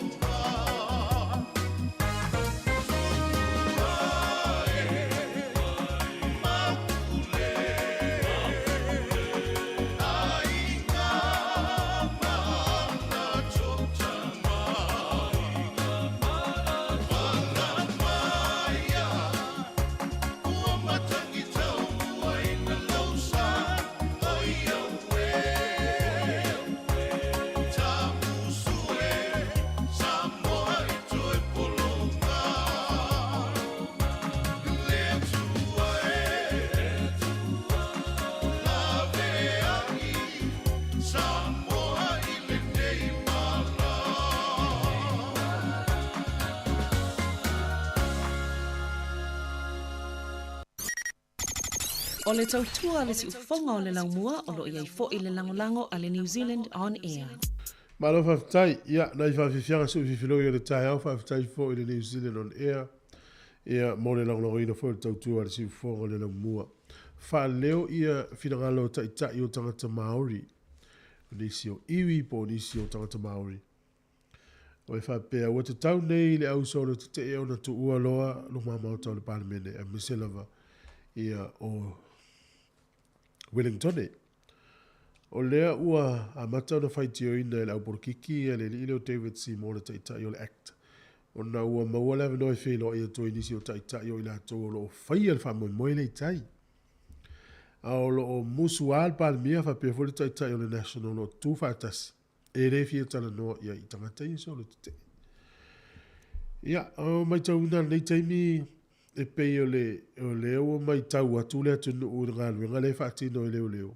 Pei o le nganga o le mtanga luenga leo le ta mai tau. O le mau o le file mu. Ia, o le use furu aso o le solo te. Ai, o le fesili la, wha whela li solo te e wha pele numana. Ino ingo le whaingale le la whai i tangata. Ringo le whaingale a aluan so te e lumana i o atu poloka awala i a ma whaapea i a tātou. No winga a whaapea masina mai whai solo te e i Wellington e i lumal parliament. Wa ora i a te tau lea tangata uma e anga wha ai o whai solo te. No winga ora a ma whatia i a tātou Wellington ma whaina i a whaapea. Pe a whai e le ini fo solo te e i e whai tepile. Ora na wing, ua tau fo elan si sila ia i mtanga luenga leo. Awa o le pepa o le neiva yaso, le lo mi ai. O lo ia i mtanga luenga o leo, le malo si anga la tau te whaati noa ai. Ia, le ave sea wha malo si, ai le ufa ia la tau, unai wha mumura sa le mu. Ia, le la tato atu i le tato wala au le nungo leina. Malo so i fua mau le tato wala au talofa. Malo, ke fua mau, ke fua. Ia, talofa lava o ameltai au. Manguia de lo foleri, ia, ka kongu nga foi ka penga foi, oi mai. Sa mo foi sio ka ko fi.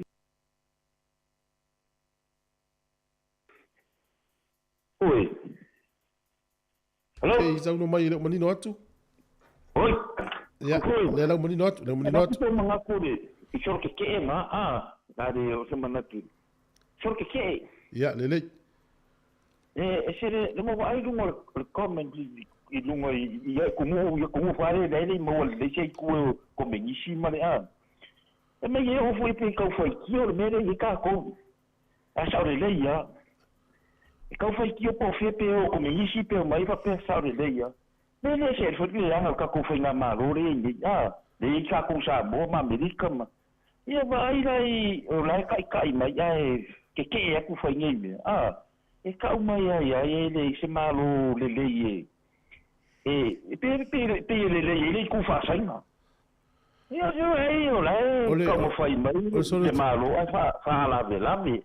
Solo te ele fai Wellington ele tan no mai ai. Fa ku I so ke ia fai New Zealand. Ia. Ole mo e manga or ka ka lau kere. Mo ore fai ke. Ai ka kauna na fu ai.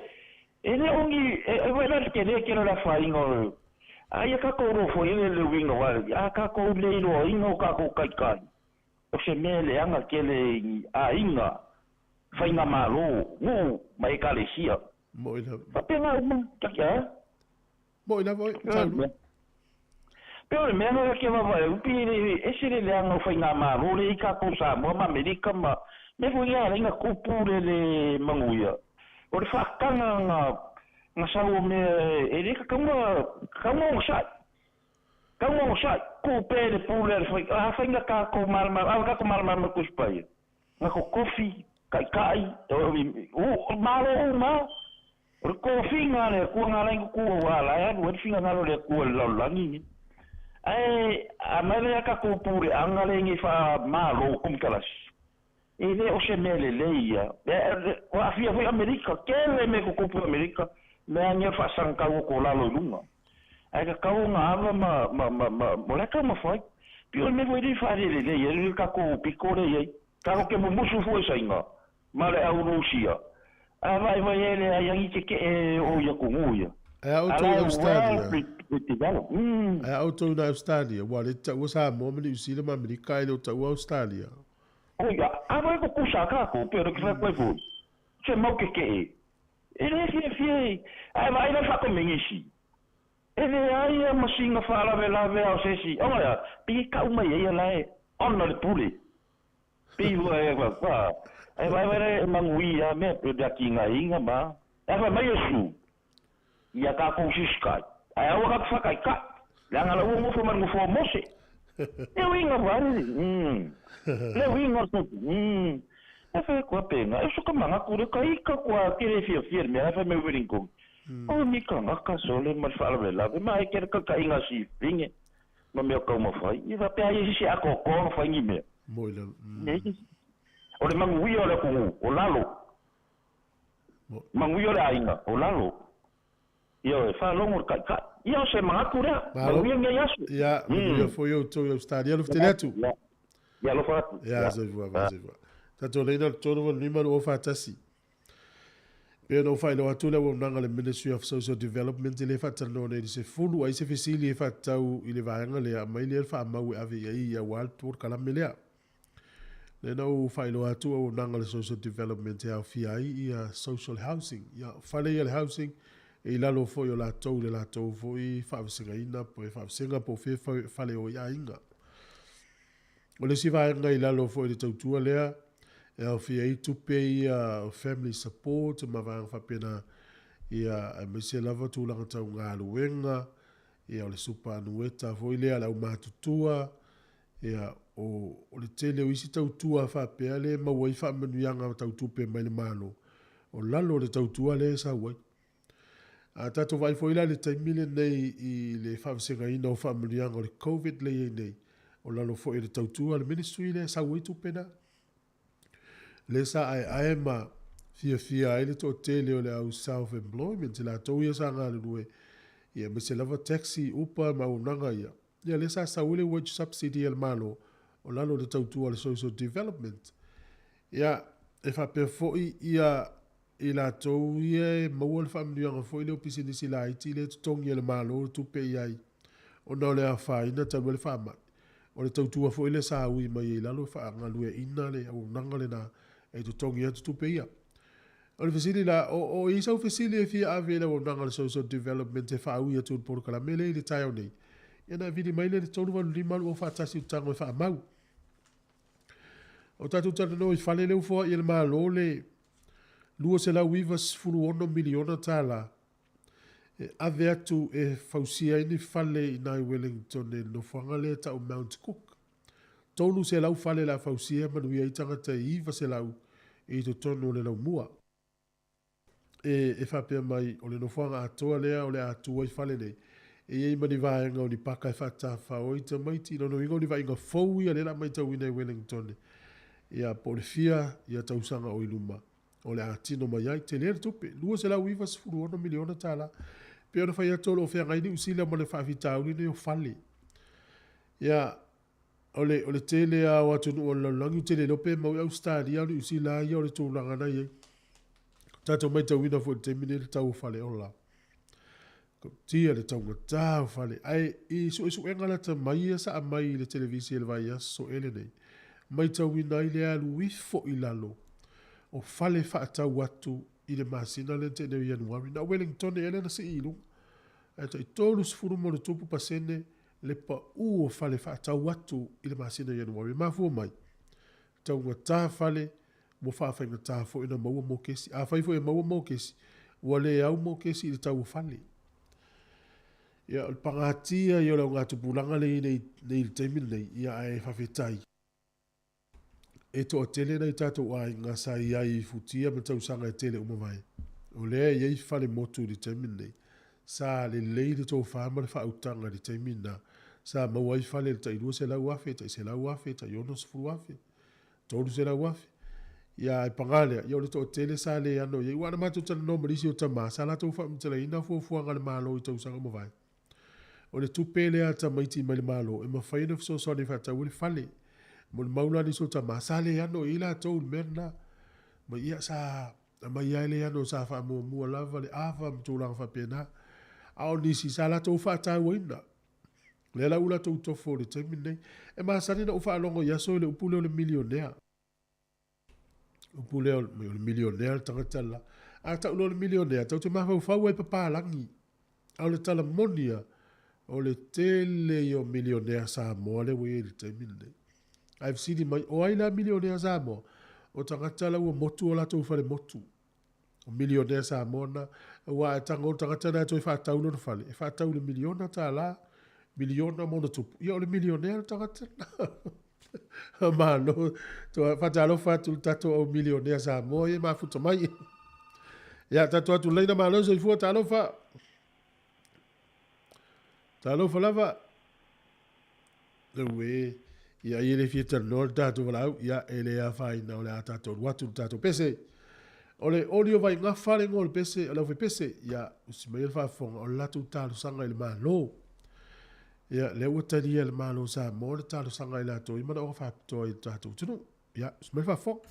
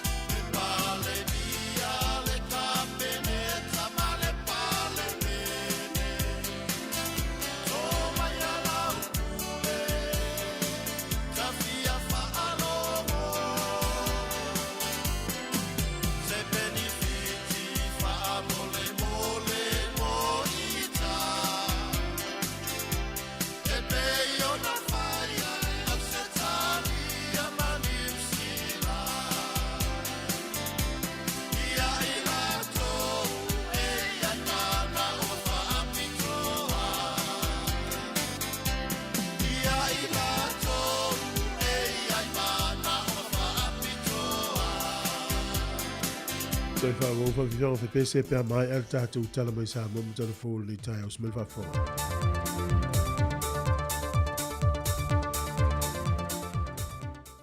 O te whiawhia lawe whaatala whātu le tātou te nuu, ai usi mai al whaafonga e sa isi whaopoponga le nei o tātou telefon mai sa moa. Ua talo sanga le whaipula le tu malo whaalala whango sangangan merlua, maulolo tā vita amosa, a ngā ele minister o tupe maua, pe le ono ala ngā tatau na toe sila to atasi lava i le tūla whono tupe maua, a tono iei se isi teimi tala whea ngai e whaatino i le fuafuanga o whaataatia.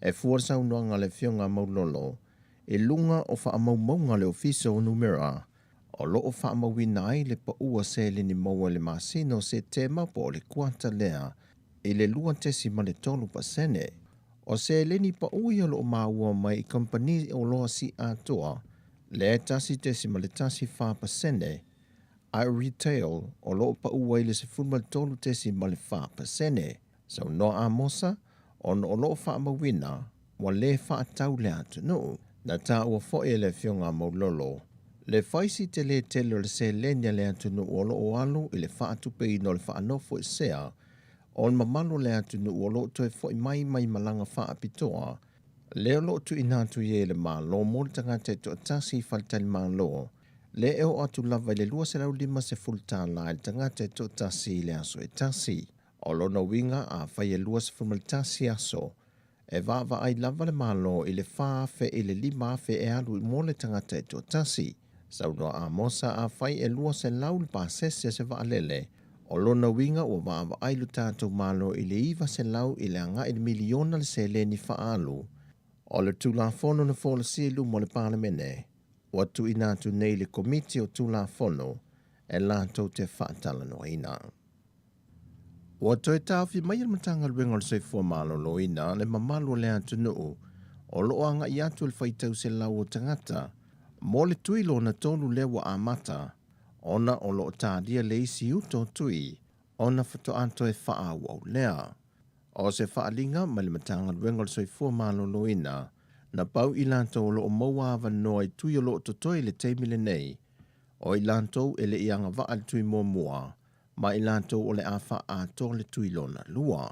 O sa moa le teimile nei wha maunga, wa iwa se fulma le fitu tesi ma le tolu pasene, o i lantou ia wa mai a le tui mua, ai valu se furuiva tesi ma le tolu pasene o i lantou ia, wa mai a ato to lantou tui te lua. Wa wha malulu wai le ofisal mtanga ruenga le soifua malulu ina le malu le antunu ona o le atu langa. O le vaiaso nei na wa mai a le fontanga le palemene le amtanga le vaiaso, na whaatino i lotu winga lo na tolu mo sui whaipulo le mota, manisi o wha ululungo mtanga ruenga le malo, manisi o le au whainga ruenga, a le office o le palemene. O lo i le whanau nauta inga ma moe mitinga le whainga malo, e au sia lo le iwa se fulpasene o i lantou wa mai a tui pui pui, o na ilo lo lea pe wala ngā tatau, o na tatala tua oi, mō whainga malanga whaavao malo. O le asolo le ato ilo e le whaamasinonga mawalunga, ia whaamtalanga tustu sia whaao popo ni se sui na tau vāle whainga pālota lai titi, le na tu e whaatau te e le asoana nafi, pei tai wato e tolo po mai le so o na se fautuanga mai whaamasino, e awai o na whaao popo se le nei whaamtalanga watu i nātu, e tā uai le ai le o ni whainga whaato sina po o ni whainga whaala tua, mai whaamtalanga umai ai tu e lua. E lua tangi lo ilo nei e le whaamasinonga i le so, lea o lo tangi e le whionga Fata Ryan Schuster, o le tu malo whaalala whanga sa nganga numero lua, whaasanga i le sui manu malo le JPP, maulolo tā vita amosa. Whatese ma le tangi mai le tu malo whalea lili numero lua, na tangi e le ma le whanga ne mia, e whaasanga ia mai awa fui mono tito. Ua mali lia uma i lantou ia toi ave i tua lantou tangi, ai whaase e le vaa o sa moa ma le pāre mene, e whaatino ana ngā luenga matiu te tau ave mo le manuia o sa moa. O lo iei nisi o whaafita au di o lo tu lai mai pe nisi o le atunuu, Le o loo nofo mau ia tunu I fafo ai o loo tau mawhai pēsa ili se awala e malanga mai e Samoa nei moni whaalawelave a inga e mai se lava le tā whaonga. O I lātou I o loo lātou umia tusi folau e lua e seti seni ia tunu I fafo whapena fo I Samoa. E ui o le malusi anga o ia ingo polo ingo whaawelave whaafua sei e mai se o fautuanga mofe malanga inga le sa tau fia I lātou ia ona o le COVID-19 peitai o loo wa aia pē le sao mai o nisi ono ni mafua anga se ma wha ai loa ai le ofisa e wha mautu ai lo lātou awa noa mo le malanga mai po o le malanga se atu fo I Samoa. O ia tūlanga uma wa toi wha manatu ma wha manino te to ai le fionga le tamaitai pandemia fia mena omi mata afa o whai ngā malanga i o loo te tala nei e mō nao I lātou o loo nofo maui Samoa nei. Ma o malanga foi o loo au I nā tuai tātou tangate e au sita lia mani usila o tangata o loo nofo maui nā tunu. Peitai o loo iei nisi whato a maua muli ane. E le nofo maui Samoa po o atunu fo I fafo iei au sita lia mani usila ai o loo sao na whewa ai mō lātou maliu o whai poiponga maisi fuafuanga whale a inga. Sau no le fionga le pale mia o loo matua sila to toa lava le malo ma le komiti o whaale lave te tupu whaafua sei ia I lātou e ona toi whaia iei tūlanga whaape le lumanai ma o loo iei lava ia inga o polo inga ma whaasalanga o whaatūlanga mo I lātou e a fia ia tūlanga whaapea. E su enga lo whaanga solo nei le pūlenga le manu Samoa ta I toa fitu e whaasanga I whaasea anisi o le auta alo o whaalawi loa na sau no ai le ofisa sida le pūlenga le lakapisa mo ia whale o mawaenga Vincent Fepulai. E whaate ia le lakapisa mo ono le whaasala wina o le tusi ai le itau li mai na lava se kopi sa o le tusi po o se tusi moi. O le whaano noanga na whaalia whale o mawaenga ona o le whatu a maua le lakapisa mo se vaenga o le tusi e ui ele anto toa uma vaenga o le tusi. Mai le o maua foi le tangata tonu na tusia le tusi, pe to tele tama pe na o se to tasi, pe to lua, pe to lima, po le au ato foi. Pe tai sau no fale mawaenga, mo le nofo le lakapisa mo le tūlanga le nei, ai sa lātou fiso tai lo le sosaiete o I lātou e wa aia tamata alo le Pasifika, a wā e iai a inga wa mai a whaata oto, e le ngata o tamata alo, ai whapea fo I le vao le au ofisa ma le sosaiete le Pasifika. O le awala lea sa te tau o na wia I tūlanga whapea pe o na sau nofa le mawaenga, pe a whai e eise whaasea ma tūlanga whapea o tūla I mai tamata alo. O le sosaiete le aveanga iai, a wao I lātou ia o loo wa aia tamata alo. Sa fono le komiti whaatonu ma e aile tō whaa, e whaatu se komiti whaapito e whaia se su enga I le mata opu lea, ma o le anga lulue wa alua le komiti ma le sosaiete le wa aia tamata alo mai New Zealand, ma e whao popo atu iei ma whale o mawaenga. Sau no whale o mawaenga, e le mawhai se tasi o na nā tia ia tūlanga wa tūla I mai, ai e iei lava awala e whafo ai so se whaafita auli e ali ai mai. O tala fowia mai Samoa, manuia nei aso, whasoi foia.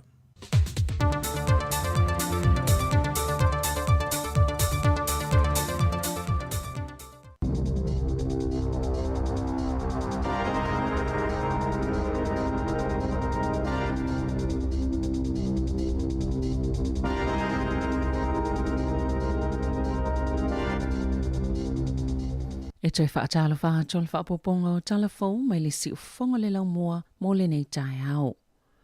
O le aiaini ta avale le militeli po le malusi anga whaafitafita ni usila I Wellington e le so, le ua ato I le se fulu aso o le solo tite e ilo mama o tol palimene.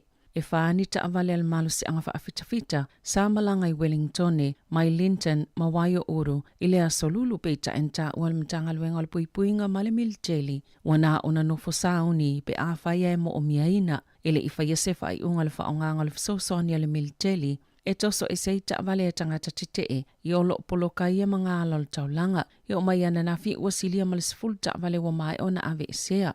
Mai mga ala e whaata amilo le palemene e peitai ele I eise ta avale na tosoina e se wha malosi.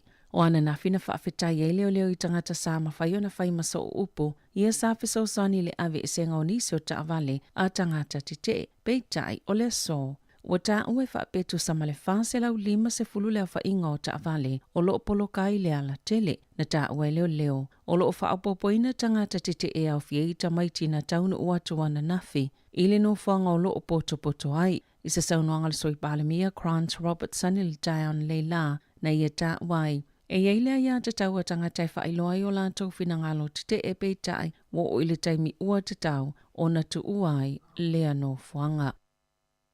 Sa whaalia le whaipula le leipa Steph Lewis o whanganui, sa whaatalitali tangata o solo te e whaitutu o le palemene le pō, ma o lātou tala na whaipule o leo lātou whaatautauina sa itulo, pe ave whaamalo sia fo I lātou na ta wale tamaitai whaipule. O ia whaatasi maisi o lo ngā lulu le palemene, wala ngona lo lātou le toi saonga le mō, ma ua mo mia se pui ngā mo I lātou, o le vai asutaluai. Na tu ia tuai tangata te e ia lātou whaamalama, ma wala au atu ia I lātou ina I o atu I whafo, po le o atu lo I tutono e su e mai I lātou, e tu saima se whaamatalanga ale tamaita I whaipule. O tangata ni usila ia le I whaiani tu I pui, e wha se fululua ina le avanoa, e ono ave I whale mai ona o le Omicron, neilo tangata ua lua tu I pui pe sile atu foi e tu saimani wha maunga fau, mai wha lua se fulufitu e mawalunga tu wai le avanoa, e umane ua tau fie I whale mai. Fa tusa I tangata ua mai ale tu I whaopopo po le pusta. O lo omomoli mai ei fo ia wha maunga fau se lapata inga, mo le tasi tesi ma le 5 miliona o tangata ni usila ia le I whaia lava le tu ilona tolu. Ona o suenga ia tuno I whafolo o ta wai e whapea. O le puipuinga o tangata ia mai a fianga, po o aunga le Omicron, ua vai pe whaaititi e le tusa le amal tolus fulpasene, e pe ona lipoti ai e le staff. ATT fole tūlanga o ngongo le Omicron nailo le Delta po suinga le COVID na amata mai ai peitai e mawhailawa na tau fiele tangata le whale mai pe maliwa I foi e tu sai masu enga.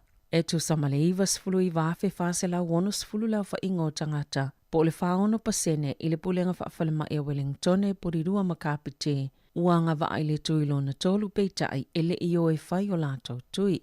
O Heart Valley fast tolu afe fitse lau luas ful fitu po le whaono pasene, Wairarapa ful tasi afe fitse lau luas ful wha, po le tolu iwa pasene, Hawke's Bay e fast ful wha afe 5 se lau ono sfolo, po le wha pasene uanga wa ai le tuilo na tolu po le pusta peitai e le io e whai o lato tui. O se matati ale whai numero tangata fōu o whaamaoni ale COVID-19 fuluiwa, pe ona whailoina na nafi, le to afe se lau ono se fulo mai tutono le atuno o, e to saima se folo sanga le mtanga lue ngor soifua malolo ina, e pita to atele au kilani, I se whai numero whaamawina e valu se lau ono se folo tasi. I le tu malo Wellingtone, e to otolu se fulu lua, I le pulenga whaafalmai a Wellingtone ma porirua, ai to olua se fulu I le Heart Valley, to o 5 I Wairarapa, o Waikato e to o fitu se fulu malitolu. E to o 5 se fulu ono tangata o lo o whaata o otolia I whale mai, ona o le vairusi, ai le se tasi o tauwhia I potu mo ngā se ti ngā ina, o ana na fitu sa malfa se fulu ono a se lau 5 se fulu ono. Leo wha inga o tuilo na tolu na whaia mo le atunu, ma ua atone I eile silia mali 2 miliona o tuilo na tolu ua maea. E tu sa mali 2 se fulu valuafe se lau wha se fulu, leo wha inga o suenga o le vairusi sa whaia I tutono, o le 2 se fulu wha I tu lai o mai le asoana nafi, na ta ua le mtanga luenga o soifua malolo ina. O se tūlanga le tele le to tele o tangataianga I a whaia lātou suenga mo le vairusi. Ai tā ua fo ile whai o suenga mo tangatai te tau na sueina mo mafua anga te tau. Na tā ua le mtanga luenga, se ilonga ia awhia se tangata ia ungo le fulu. Pe sa lata fo ise tangata ua awhia, pe ena wha atonu ina fo i soifua malolo ina ia whaia se suenga, o nā ngā ile whaile suenga o le vairusi. Sa matua whaitio ina malo sil pale mia Jacinda Ardern wha pele taitai o le National Christopher Luxon. Le whaiunga le taitai o le Act e whailoa ia I tangata te e polo ingol COVID-19 fuluiva. I luma le pale mene le asoana nafi. O David Seymour le whaipule momo ua wheloa I le solo te.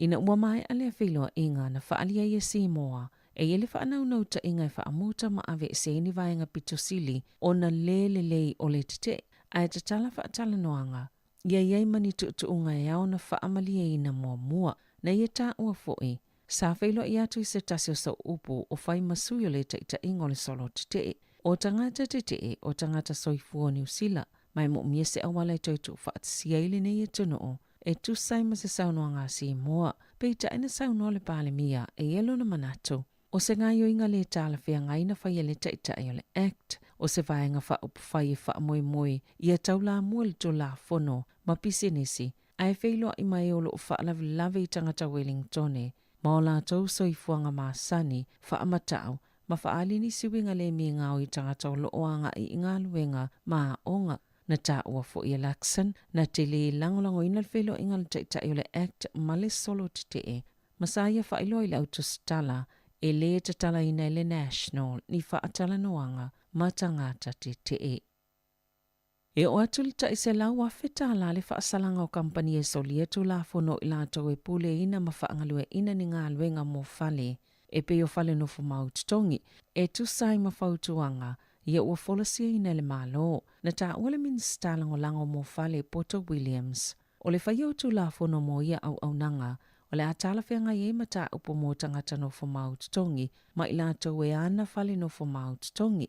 Taluai ono le lava o tu la fono, o le mafuanga fo ile whaatutunga tā i tangata no fu maututongi, i le whaio ni a lātou whaasea. E winga ini whaafitau li lātou te whesanga, ona e popole, ina ni ave ese i lātou e tangata e ana whale, ia po le whaale e tonu ai o lātou wawanoa, e su e ini whale no fu maututongi le lumanai, o whautuanga i o whola sia le malo.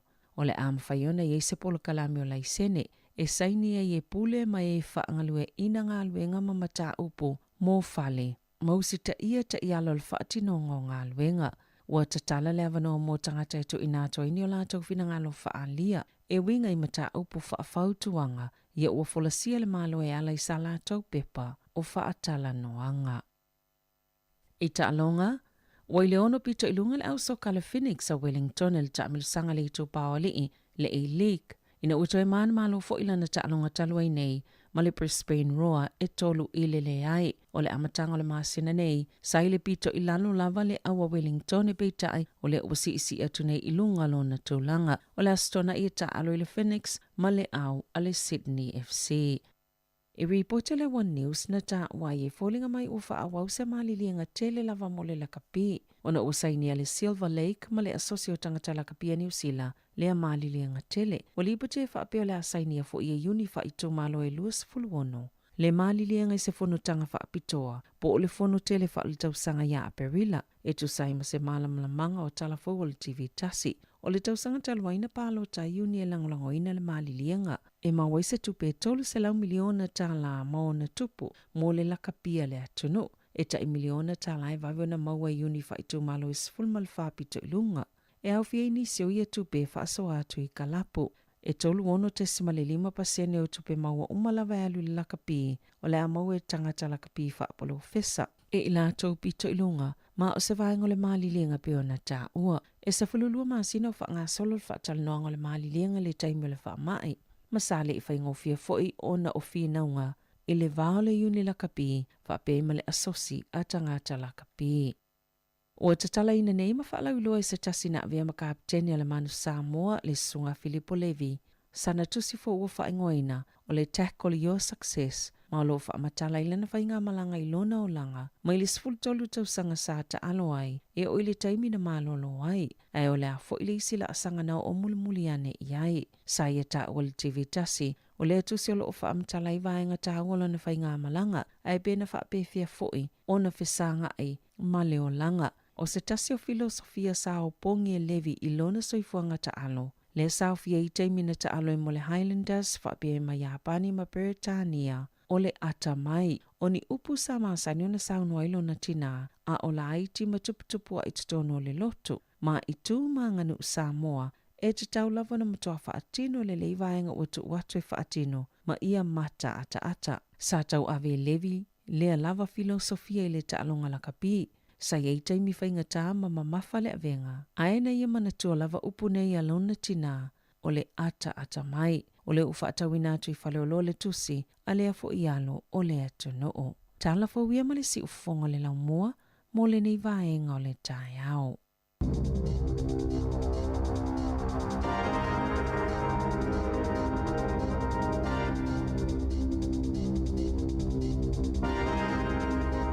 Malo tai whafonga le tunu ta telefoto e mola vno whafonga e le sifululua i le awauli ia o na suso o e lore mo le tautua mai Samoa.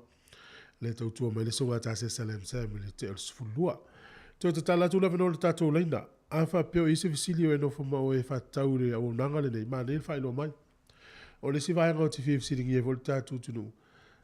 O iei nisi o tatou a inga o mana o mia le fisoa soania o whianga i mele wha mai.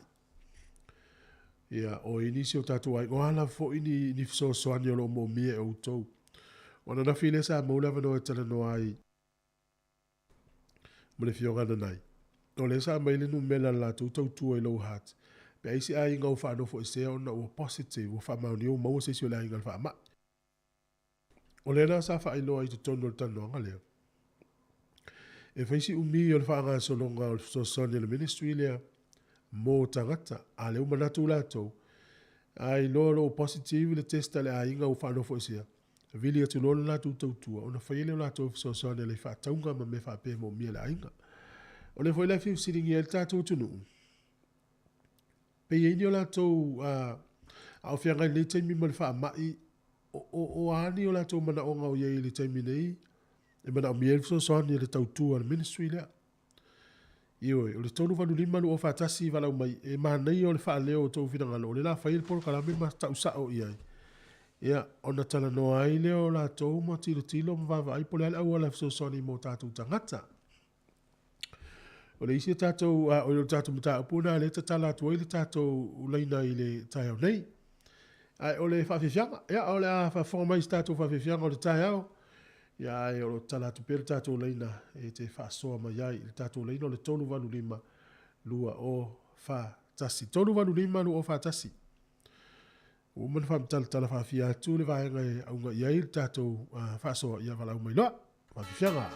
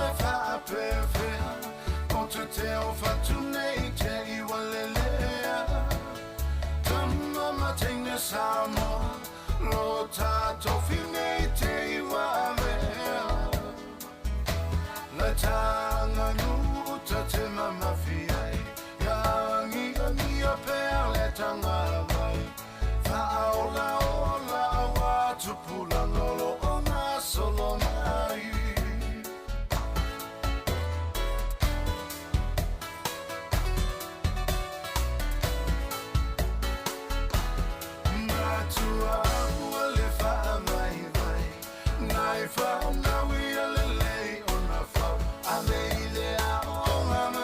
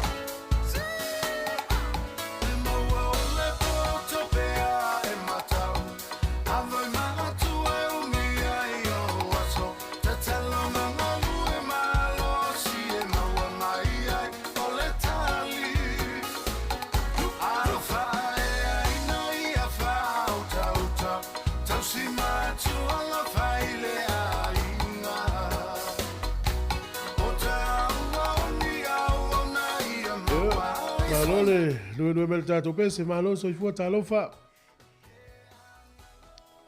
Good morning, Tufue. Talofa Rachel, o mai o ni tai au. Ia o le nea lava e kasi. Ia, le, ua e maua mai le nganga o le tato fisili. Ia, o le alala o fisili, Rachel. O la o fisili. I need that the help. O la o fisili pe yaise si e help ngale ia o i le whaingolo o la o shopping. Ua whanau fo e sea oe o na o le wha mai, ua mau se sio tō ainga o positive se test, se sio tō ainga. O lai a fo, o lai le lei o malava mako, o a u e whako a whaile o pusta i ia April. Oh, yo au kilani le te ia. O au kilangi. Ia. O le meranga it's hard for me to do my shopping every week because e ki ngai lo kuli. Te akau abengi ni shopping mamafa. Ia, se i o whai pe. Ia, se pe so soangi. Ia, se i vai. Ia, bili kuaya o au le umai ele o le malosial o lo kuli le long time e hio lai le kuli. Ile mele nga ka oko ai. Ia, o le umau atu, ai se i o vai pe. Pale ni maftau ila ofisili o na ave ia mai pea ua pe o le nganga o le whamoimoe lea o le fisosoni mo a inga i o mafatia le whamai. Ia eva pea na e solonga le ia o e malo a inga i o teilo piti o whaingatana mo o to i se fisosoni. Ia mai pea. Whafte tele manuia le tai au, to tala tato leina. Tolu whanu lima lu o whatasi whaine wala uma iei le tato tunu. O le aso a tai au le la whatau nu ina ili ta amilisanga o le Superaka Pi Pasifika. Nea maa o le whaasolonga leo taalonga mo lo tō silfia. O le taalonga mo mua tai au. O le ata alo ele Warrior Task ma le au o le Fiji Drua. Fiji Drua taalo tai au mo le Warrior Task. O le taimi o le taalonga le iol toi kwata le valu. O le taimi na Australia le iai toi kwata le valu. Ia su ene no Sky TV le taimi ni usila wha mole mole. Ma lo so ifua taalofa. Taalofa.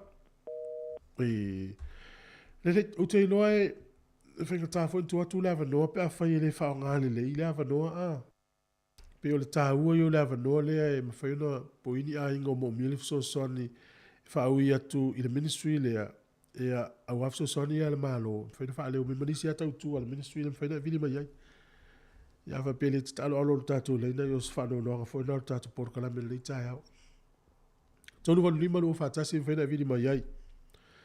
O le isi o tātou tālonga ia e tasi le tālonga tai au ta tala ni Superaka Pi taimi Australia o le fitu whalima le fiafi Warrior Task ma le Drua, Fiji Drua ia e tonu tālonga i le astonai o le ata alo i le Chiefs ia ma le au le Rebels whai e le tālonga lea ia i le Afol Whai lea wauli Highlanders, o le Highlanders ma le Chiefs, sorry so i wasa watu ia o le Afol Whai le fiafi tālonga lea tato atu le tato leina ma lo so i fua talo falava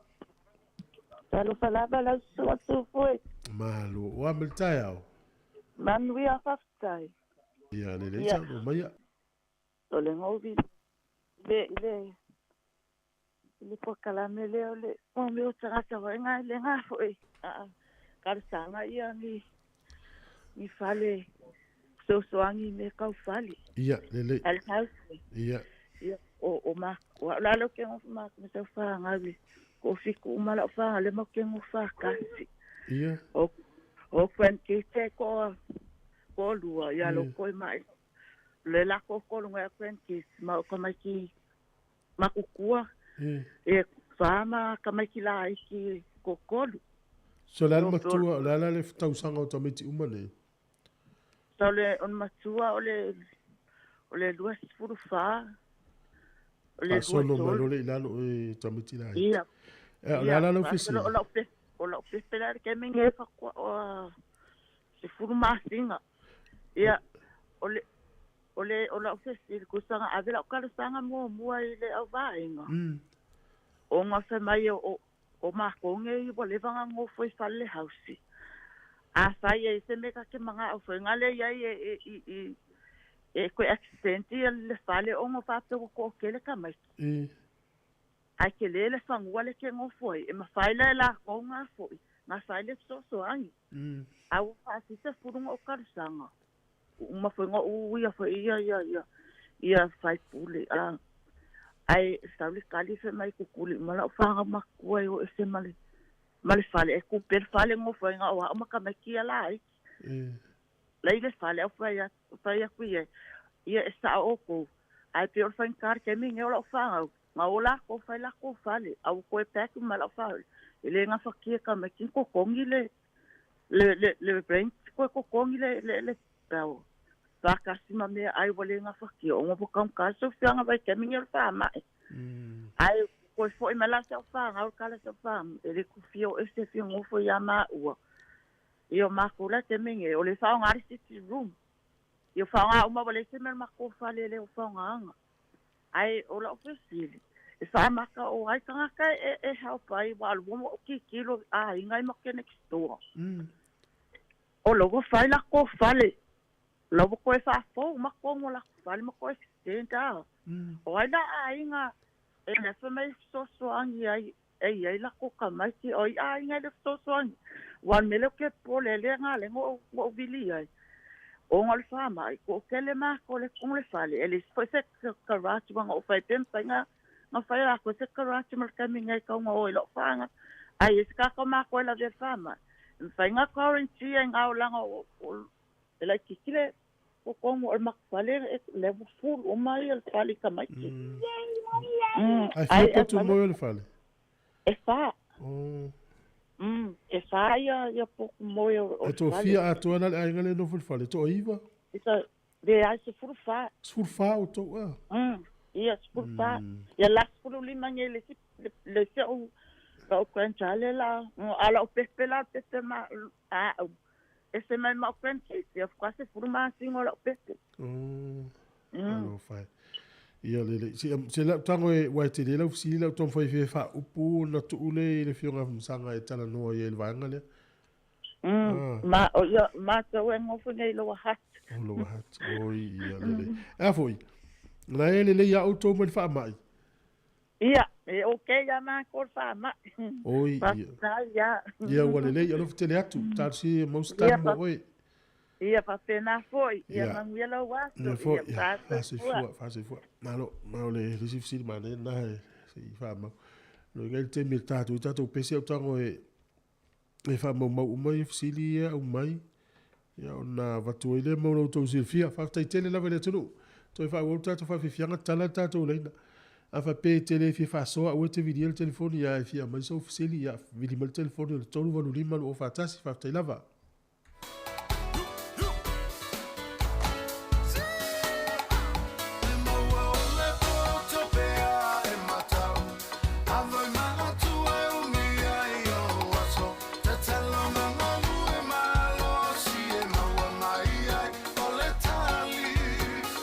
Ja, maar los ik voor de tijd van uit van het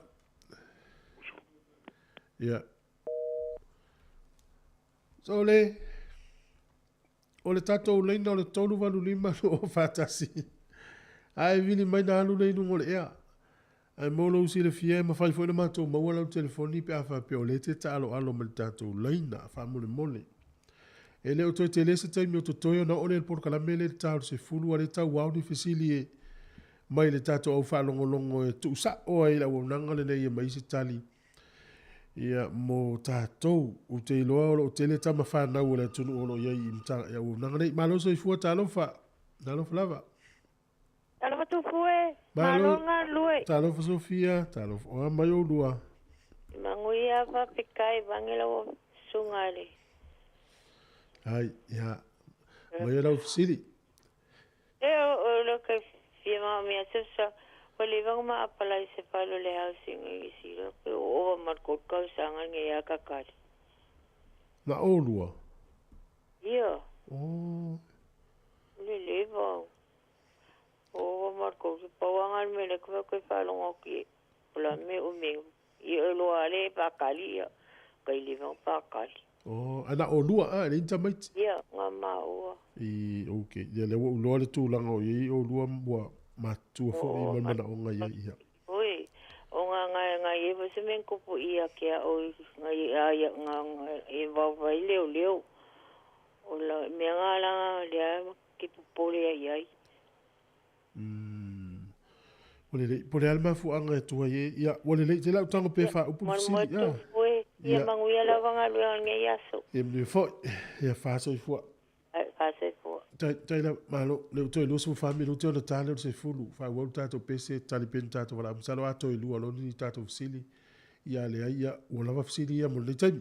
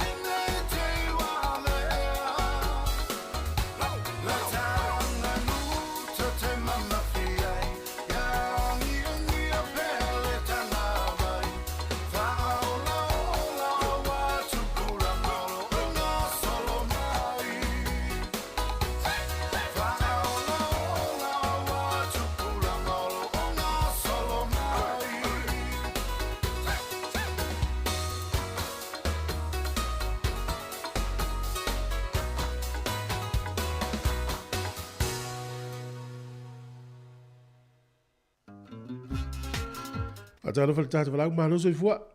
Malo so fua tu fue. Tai malo la o mai tina. Ia malo la mo ngalwe. Ia fa mo no fesile o le ma fale wan livanga nga ka u ia la lo ia o mai foi va ai. O le ma pa fue ngale o mai a vali ko kongwele o mia e ko le anga. Ia ai mo le kaule ma foi nga o ka la ai mo ma ko ko fo so I fu ia fa mo le mo. Ia. Tu sa. Ia ai le ia se me ngale o mai a vali ia le o mia e ko ma kafi e se le vali ia ko le anga pero la vili e kunga fa mo le mo le a. Se yo vai po. Ia se tu se pe lalo. Ai. Wa ye foi la o nanga le ka inga ora o la tona le fe ngai mo fale pe yo. Ai se utang pe tu se pe le la fa mo pe. Ia fa tai tu foi mo la wenga. Ia fa. Te lo uma I tatu fisidio no tatu te mi so tango e. Fa mo maule tatu fisidim fa upule ia na. Matule wa tatu por club. Fa malia tu ne te we se fisile le ma we se tali por club mel nei. Ai o le fa mo la so ni le wanga nei le matanga luanga le nei mo tatu o ye fa mai. E le se fisili ma na ia le wo fa mo wina. E ia fa le ma fo e ta o portable toilet e tu lo va le fa fo mai. Pe se so ni la to o mai se fa le fa pe fa tu o le fa le la inga. Pe isolated tanga te to tasi fa no fo se wa fo ngana le malo e fa no fo se o I lo ainga. E le to veta to fa ma se lo nga u tu ati nga ina to o fa ma. A positive ape o fa ma ni fa ma no fo fa le. Ya ma se la pe ma ia fa no fo se ia o le potu le a o le ainga to tele ai la ti fo I potu fa. O ani si so ni fa pena ia ma fa no ma ma ya la to ia o tasina si di le utu ilalo. Ai lele o le afa o na I fa fianga fa pese le to luas fu minute o na so o ile mal por kala melea. Ya o lea ua mai tau atu I tai Wellington e nisi o tala la tamai. O le ua whata avale la popoa a le vaenga o le defense New Zealand po le pui ngā New Zealand. O le ua I tai usau ni whatina o ngā luenga e se ta avale nei. O lea fo ua yei company tow trucks ia ua I tai a se ta avale la usau ni no vinga fo ninga mai o le asoane nei kili e se tai. Ai e ono ia ini vevesi e tula I mai I le va o leo ma le whatina o ngā luenga. Ma I la tau leo te te. Ai taurusia ua I tupu. Ua I tupu ai te lele a fianga mō tātou umanawa. Me se nisi no fo Wellington ma ngā luru ai ma o ngai. Whaalia foi lau foi pisi nisi lai tai te lele a whaina mō lātou. Ia una o winga tangata ia I tai. To e whaua ua tula le lau wina o le tātou tālonga o le supara kapile a amata le vai aso nei. To e saule amatanga o le aso, o le aso atai o le ata alo le Fiji Drua. Ta alo male o le Waratahs. Pea no whai atu o le taimi Australia le iai. O le toi kuata I le valu, le pōtai au. Ai siaki pea lau Sky TV le taimi e tātou New Zealand. Tonu tālonga le asto nai. Tālonga mō mua I le afo le whā. Taimi New Zealand lea o le Chiefs ma le Highlanders. Ia. Tālonga lona lua o le taimi New Zealand foi. O le Crusaders ia ma le Hurricanes. O tālonga lea o le fitu I le fiafi. Ia ma le tālonga lona tolu. Ia o le ata alo ele Rebels ma le Reds. Tālonga le fai Australia. O le taimi Australia o le toi kuata I le fitu I le fiafi. Sa ili la lo ngole umalo le tālonga le Hurricanes ma le Crusaders. Sau lo tālonga na I le Paul Astonai. Ia ma le tālonga le sa o le ata alo ai. Ia le au ale Force ia ma le au malosi le Brumbies. Tālonga le o le lua I la au le taimi Australia. Ia lo po le fitu I le fiafi taimi New Zealand. Ia, supana kapina, e watu a tau o te vai meo Julai. Mona tua lo ngā tonu fo le tau sanga le tua mai eula kapi ma le Northern Hemisphere po le whaitu langi mātu e malanga mai nei ia e tau sini o I ma au le whaitu langi nei saute le tātou te iai. Ia, la wha wau tātou musika o le tai au, si whonga le nei o lelo mua.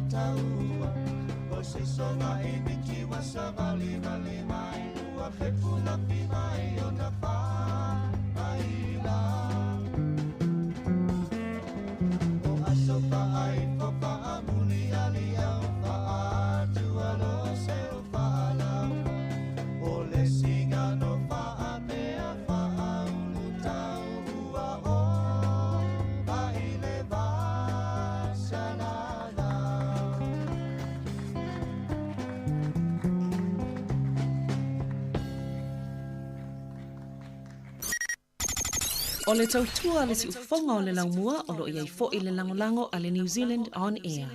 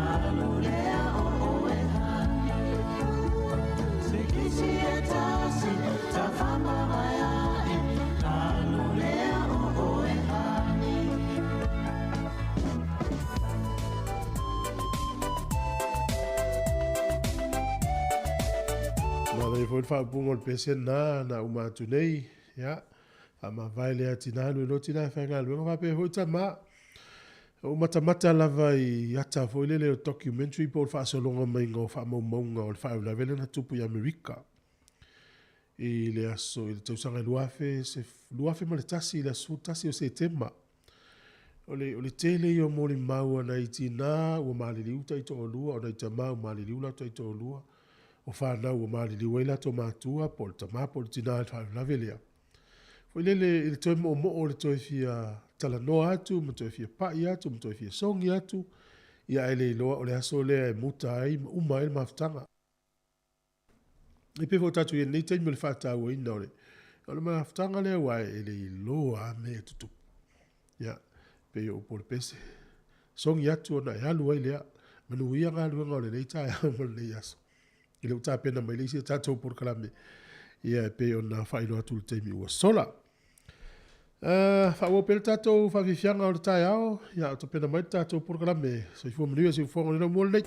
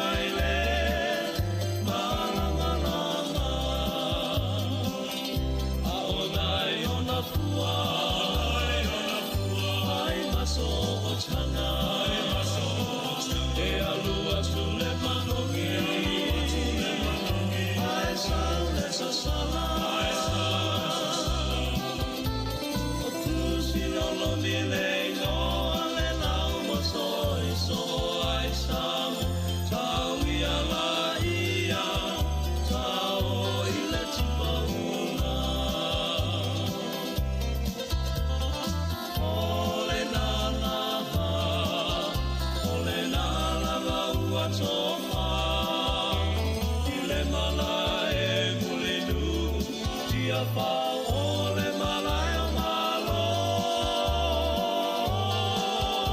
Inga ia tu o le matai, tamo ai so ia le tapa, so ia la ia, so ia le petu ai nao. Alule alenga e tanti kolo, ai te iane sunga ua e oso, mapea ita yo se tia kono le nare tau tolo tolo, i tō mā atue, soi fua ina laku pele, te mana tua pea laua fionga, o ia uile a ona.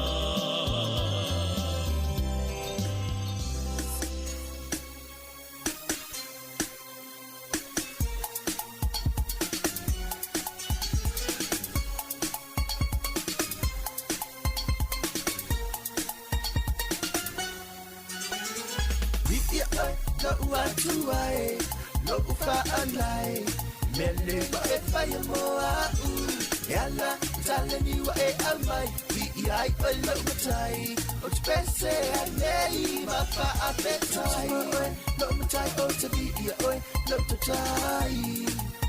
Malo loto, la a pe, o te pese mo oi, no matai o te vi ia oi, no te tai.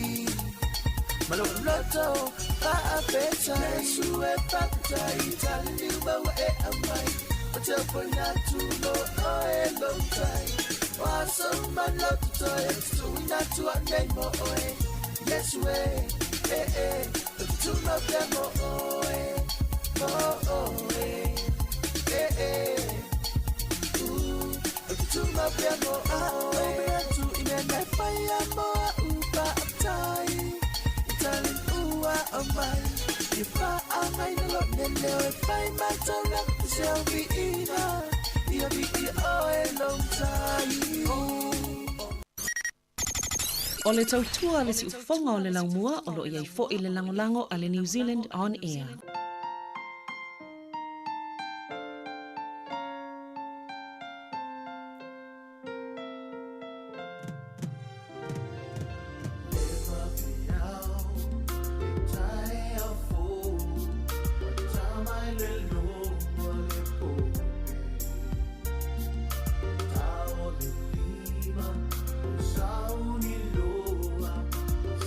Savali, anga iloa.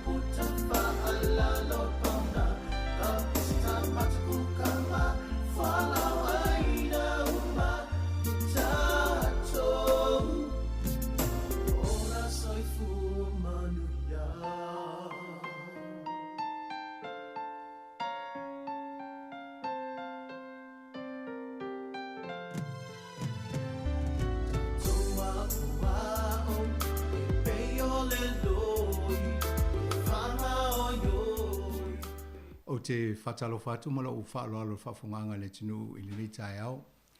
O le whesuingo tato Port Kalame o leo o mawhai o ne whatau no se whatanoanga ma ni au unanga se lua o le Health Service Eastern Bays Medical Health Centre.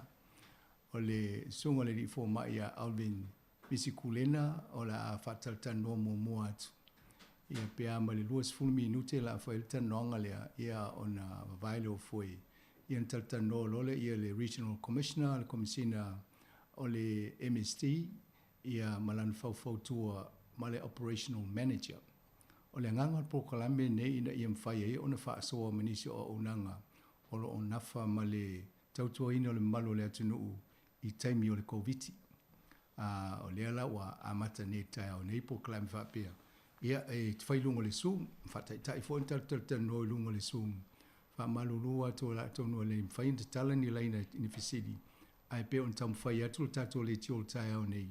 Nā au mai nisi o whisiri la whai na whatala noa. Ai le whai hu ina mausawa noa le so. Ia anga iluma toi whatata noa nisi o teimi mua. Ai se ma tatano mua ma le sunga ia Dr. Alvin tai au nei. Whakalofa lahi atu Alvin, Dr. Alvin Misikulena. Nice to have you on with us this morning. Ia talo palava lo kionga afmasanga valo pala ia tu talo palava po I tatu ma Samoa nei tai au vi ile tu tatu ma faina whairoa I nei tai au tai lava mo le You surprised me with our for Alvin le tau fa peo le la tau alo fa ni we I am to le te le lo fa Samoa ma lo la so for la le la sunga le for mai ma lo lam so for o te lola mo ni tanga Samoa atu lo practice le wa fa ngolongo atu vai ona tal no le ngan Samoa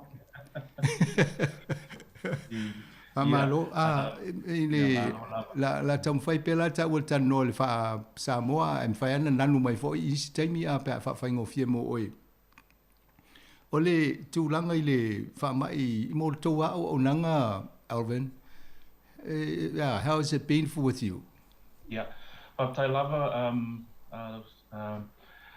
masanga yeah and I just want to say I love mo le noa just want to introduce myself first. Oloingo Alvin Misikulena, wa o forma I GP I Nei Wellington, I Kilburnie, and it was Sili Atulis Futa Sanga Talunau, Amataina, Unganuenga I Kilburnie, or Umala Wainga, or Tamama Tina, or Tamale Niwe, or Langingo Beatus Misikulena, or Tina, or Tenisa Moa.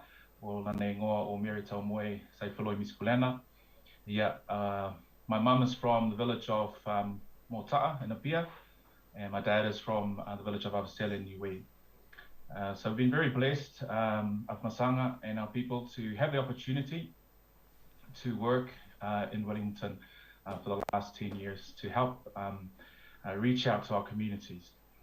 As we know, and I just want to say, I will use a bit of Samoan, but probably mostly English. Yes, that's fine. But I just want to encourage us because, as we know, COVID is here. It's here now in Wellington, and we just need to be make sure that if we feel unwell, if we start to get sick, if we start to have a runny nose or a cough or sore throat, that we need to go and get tested and get checked. Because there's a chance that we might be carrying COVID-19. So it's important for us to go and get a test. And you can go and get a test at your GP, or you can also go to one of the community centres that are in Wellington and also in Porirua and in Lower Hutt. So that's the first thing I just want to say is and just to talk a little bit about my origin and about COVID-19. To go and get tested. Thank you. I'll just do a bit of Samoan on that one. E rua ia whiautā ua leo tui mina mai e whawhiloa mai fo le sunga ia Alvin. Ia o le o maua te tua a o le tina o le sunga le rifo mai ia o le Samoa. O le peo tamo na tua o le peasa ia I kolisi le temino ia I fo ia ule de tua a o I fo I o Alvin. Ia mana ia au sila mai le lotina ia o le peo le tonginga o kolisi le uti ofo toi nei tai au nei.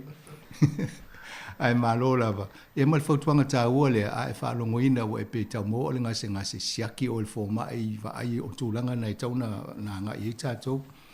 Alvin, the country is now entering Omicron phase 2 in response to the increasing numbers of COVID infections. As a GP, what does this move to phase 2 mean for you? And us? No, the country has been in the red traffic light system now for a little while, and we are currently now in phase 2, which means that as a GP, we as general practice, we have to be very careful about how we organize ourselves in our workplace. So at the moment, we are asking our patients that they will need to have a telephone or a video consultation with the doctor. And if they would still prefer to come in and see the doctor, they can do that, but that they will need to talk to our nurse first and advise the nurse that they would like to physically come in and see the doctor. The reason for that is because we don't want people to come in and sit in the waiting room for long periods of time. And we also don't want people to come in who have cough or colds or flu-like symptoms, because of course they might be carrying COVID-19 and bringing it into the practice and may be able to spread it to other patients and to our staff. So that's the first thing. Phase 2 means that we need to change the way that we are working as GPs, as health providers. The other thing too is that we want to encourage our people in this phase, because we know now that the COVID is in the community and numbers are going to increase, that they must go and get their vaccinations done. Some of our people still haven't received their first or their second vaccination. Some need to get their boosters. And also our children from ages 5 to 11 to go and get your vaccinations done, because that is the single most important thing that we can do to protect ourselves and to protect our families from COVID-19. And remember too that in this phase, as the numbers increase, we're going to need to manage COVID-19. When we get it, we'll have to try and manage it as best as we can in our homes. And so it's important that we have a plan in place to look after ourselves in our homes. And so there are things now that we need to, as a community, we need to understand about how we can access healthcare, also access support, and to ensure that we stay well as people. But if we are unwell, that we do need to go and get tested, and we do need to contact our GPs, contact our Pacific health providers for help. Thank you. Vainga ia mo na to e siasi tonu I fo mai. O lo tala pele ava noa ai ina ia. A tonu fautauta ma tatou faitete fo I peu tutuunga ma fautuanga fo I lo mai la tau. Ina ia e mawhai ona e tausanga ma e arwa vaile fo mai. Ia ingam tutuunga e tawana whaamalia ina. Mai le mana fo ia umina e latu e nofo ai tawana e latu fai o ele te latu vais fo mai. Ina ia awane I umi ona e nofo tonu whale te iwa e whape te watu ma se Malaysia, ma le virusi. Ia ona pisela ia mafia inisi. O lisia vaenga leo le wha mafa mai saunoanga Dr. Alvin. I le tato whaingo tuinga. Wha malusi au tato I tato ainga o le whana witi leo wa wha solo nei tui ina ia o e whaitui. Awa ato tere tato e whaitui ia na pui wha whiwhiolo le fo leo tato I le tūlanga lea. Ia ma ai fo ila to I mo me so soani ono maue e tato tangata e mawhai ona whautu I nai o e po whele vaenga e te anga I ai e maua ine so soani wha pena. O me mua pe ona maua atu I e tato wha malo lo si whai o tato tui a tono ta uana o saunoanga Alvin vaenga lea. Ina I o unga tato whanau ma le 5 tausanga ngai lunga ma tato a uma whai tui mo mua tui lona lua ia ma le pusa leo wha solo nei mo tangata mātua. Ina ia whatau no. So we understand that you treated some of the first cases of COVID-19 in Wellington. Without breaking any confidentiality, how did the catching COVID affect them? Alvin? Yes. So as we know, this pandemic has been going now for 2 years, and we're currently in our 3rd year. So there were some cases early on in the pandemic, and some of those cases were,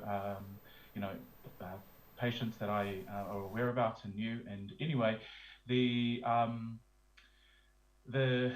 at that time, COVID was still quite new in the community, and so we were very quick to respond to help these people and to try and get them as safely and as quickly as possible into MIQ, and also to try and ensure that everybody that had come into contact with them were being contacted and that they were being tested as well.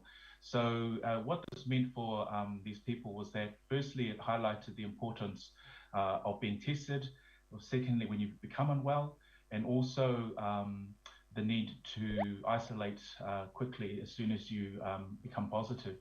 And it also meant that because it impacted also on my practice and my staff, that we had to quickly put into place some some procedures to be able to continue to operate as a practice. And it was a challenging time. We thank the Lord that we were able to come through that experience and to learn from it.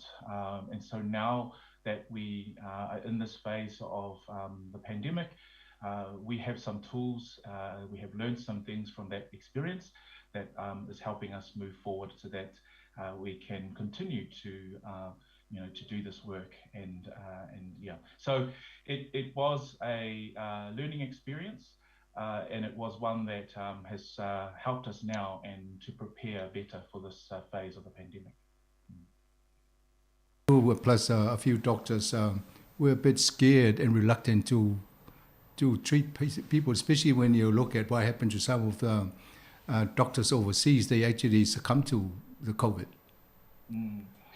That's right. And what we had to do was we had to immediately isolate our staff that were in contact with these patients. And so that meant that 12 of my 15 staff had to isolate from home. So it was during the period of the lockdown here in Wellington anyway. So in some ways, it didn't impact greatly because we already had to be working from home. But I'm just thankful that I still had some staff that were able to work on site because we still had to be able to provide the service to our people. So yes, I mean, there was a sense of fear, trepidation, there was a lot of anxiety, but we were able to work together and to communicate with each other via Zoom and phone and still continue to provide the service for our community during that time. Thank you. Mo tatou whaafonga I vaenga o tatou tanoanga I o la le mwhai ono whaasamo langa le tau tutuli tatou taimi whisita ua le whaangai. A isi teimu mulian toi tamwhaile I le tatou ngana. I say for a tatou facilities na le pupu le taimi le titoe. If people are diagnosed as being a positive case under this Omicron phase 2, what do they need to do to help stop the virus spreading to other people, Alvin? So the first thing they need to do, Masanga, is that you need to self-isolate. So that means you must stay at home and you must not go to work, not go to school, not attend gatherings, not go out to the shopping mall. You have to stay within your house. That's the first thing. And that also includes all your household contacts or anybody that lives with you in the home. So they also have to self-isolate within the house. And they have to do that for 10 days. So you're not allowed to leave the home. You also need to then, because what will happen in this period once you get your positive test is that you will be contacted either by, through a notification on your mobile, or you will get a phone call from a regional public health officer, or your general practitioner will call you. And so the first thing is just to isolate at home, you and your household contacts, for a period of 10 days. Right. I was just thinking, if you isolate yourself and also the rest of the family isolate, there's a few people not earning. And if you don't have any leave, there's a bit of a problem there.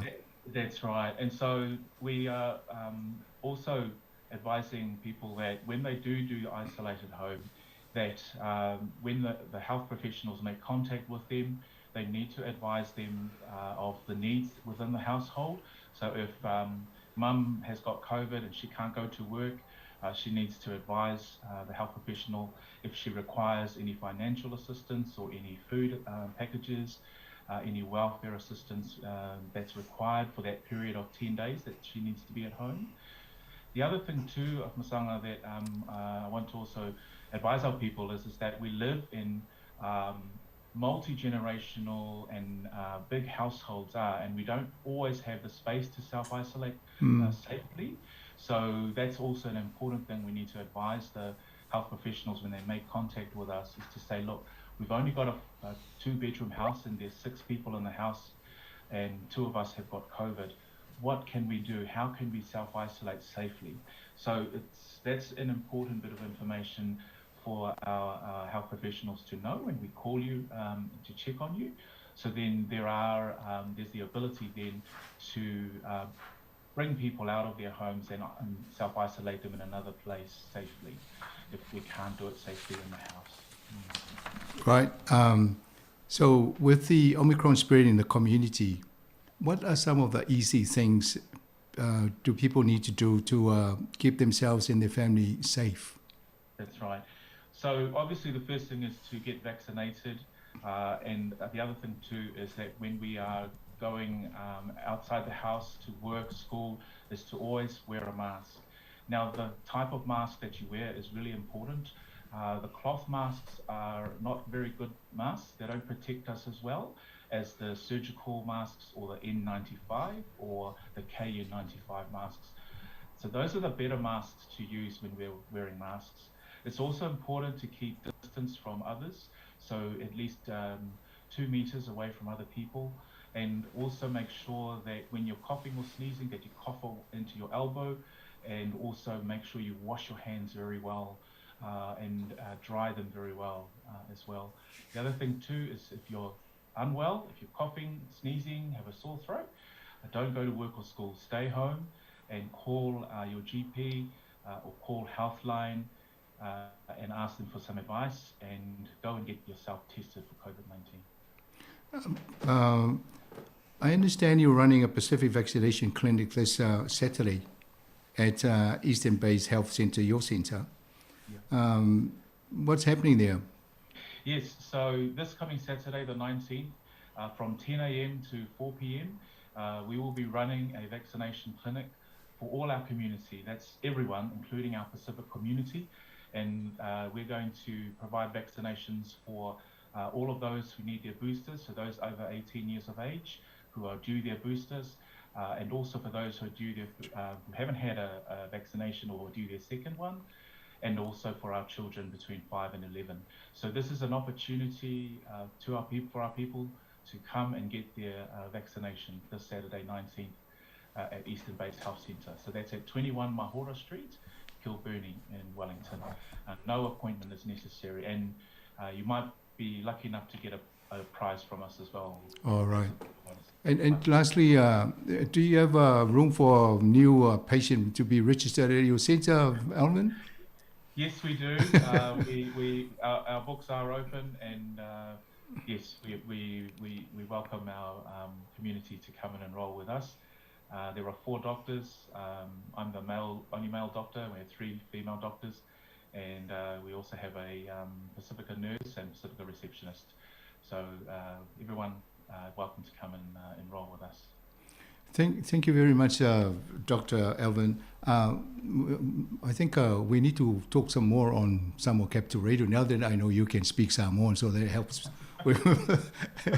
and also to try and recruit some more patients for your practice. Now you've got a bit of room there. Very good. Yeah. Yes, and I must continue to practice my Samoan. I think I'm better one-on-one in my doctor's office at Masanga. Oh, very good. But thank you, and thank you for the opportunity, and God bless us all. Yes, same to you and your practice. Ia o tātou tanoanga na malisunga ia Alvin, ia me siri le wooloa te whiolola whasa moa Dr. Alvin, e la tau mwhai e a fo so tai mai i teimi o moa tal tanoa. A o tali ma o siri ma tali o vaenga le isi teimi o na tau wha amalama toila ia tātou ngana mo tātou wha fonga. Ia le se tau tuli tātou teimi ai whātou whātou le sunga ia Alvin il teimi nei a tonu e whai ana a wai mai lista noanga ia a tonu fo e eso na sao pe a wha pe whata noi le tātou mālo mai le Ministry of Social Development. A le la vai fo la task pese ia o na so o toi lole i mata noanga ma le komisina, Regional Commissioner Angau Annandale, ia wha pe a malana whawhautua, ia maltasi e wa ia le Operation Manager la tau i tātou paklame. Whaktai lava.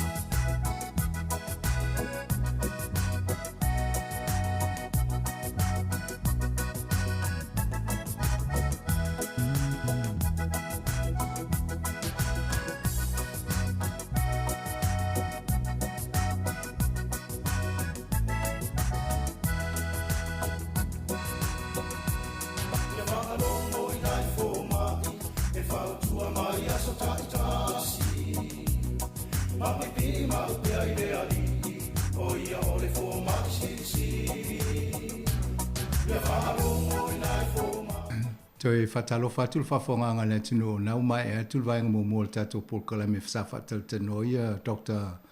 Alvin Mitu Kulena ia le o le teimi tano e masui o le awhenga ruenga mai le MSD o lo whaatasi mai lunga le somu le sunga le Regional Commissioner o ngā ngau Annandale Stone ia whaapea malana whawhatua Eddie Fale Tutulu ia whapea ma le Operational Manager Nain Preet Daliwell. Whatalofa, good morning, greetings to all of you. Malo lava, ngau me siri lau toi si whawai atu i lau whionga netai au. Talofa lava, malo lelei and morena koutou everybody. It's good to be here and to represent the Ministry of Social Development. Yes, I've got a couple of my team members here who will be able to respond to some of your listeners' questions, and there may well be some other questions that people want to ask in the moment as they hear us talk. So, whawhatai, te le lava. Malo lava. How's work at MSD since COVID came to this country in 2020?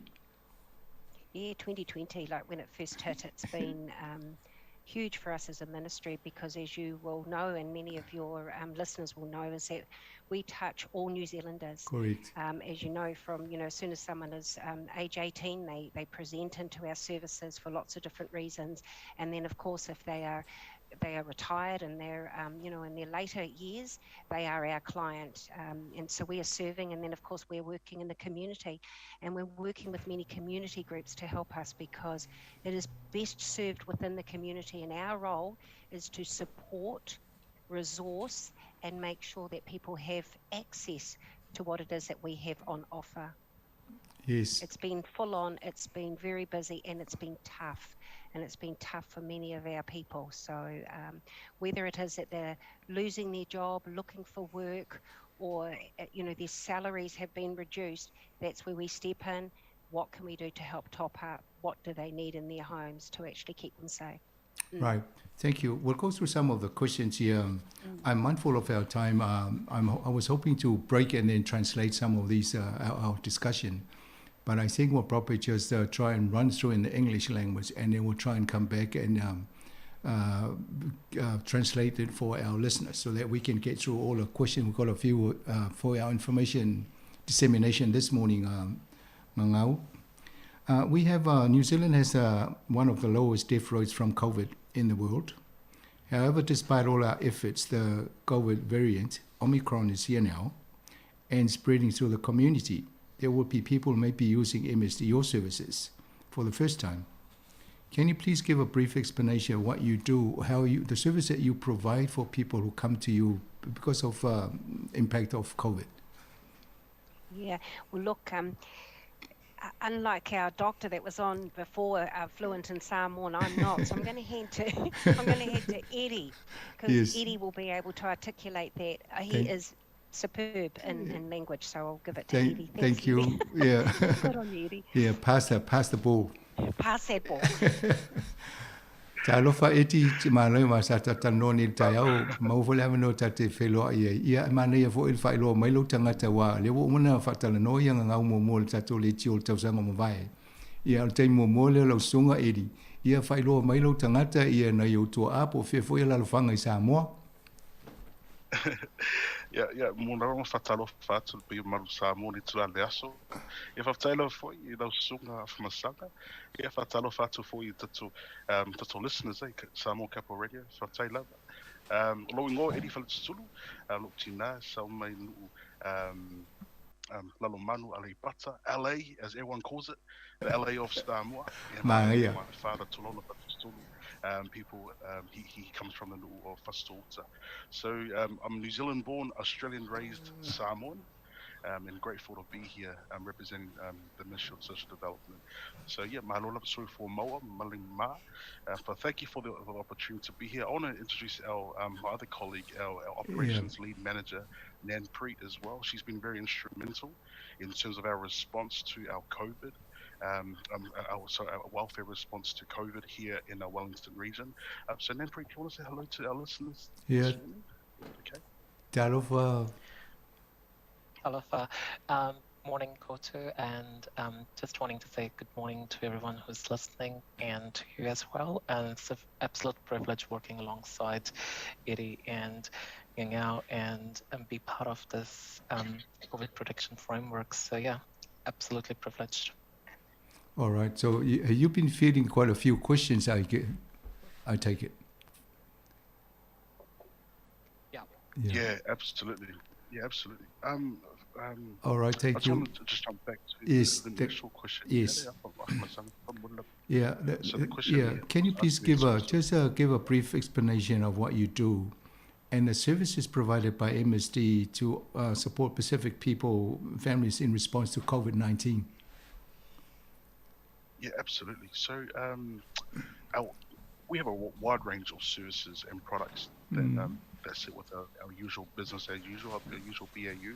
But in terms of responding to our COVID or the COVID protection framework, we have partnered with some organisations around our region, Wellington region, in terms of the food response and our community connectors. And I think those are the things I'll touch base on later on in our interview from Monilava, from Masanga. But I think for us, like we have heard from the community, we have heard we have listened and learned from previous lockdowns, and I think our approach now is to support those who are self-isolating, to ensure that people stay home. Eddie, family molia. Given that I'm finding it for Samoa, I'm finding it so strong in my care for Samoa. Many surviving a more multitude of family. Yeah. Yeah, if that's all right, just mix it, If I sing a finger cow, yeah, okay, that's fine. Yeah, no, it's fine. Yeah, continue. Yeah, well, that's all right. If that's okay. Yeah, that's fine. Can continue. I'll walk slow down and I'll probably translate as we go. Yeah. Because the terms and the translations can sometimes get muddled up, and I don't want to. Yeah. So in terms of our products and services, as I mentioned before, from Masanga, we have a wide range of services to support those who are self-isolating now under the COVID protection framework. We have contracted out to our food providers here in our Wellington region, as well as community connectors, and I'll go through that later on in the interview. But in terms of our business as usual, we have things like financial support we also have supporting our employers as well in terms of if their staff member is isolating, how they can access. We have a program for that as well, to ensure that people don't get left behind and people don't fall through the gaps. So we are learning as we grow, and I think over time through recent lockdowns we've been able to just lean into that and learn a bit more, to support our ainga across our region. Yes. So if we have more Pacific people self-isolating at home, this means time off work.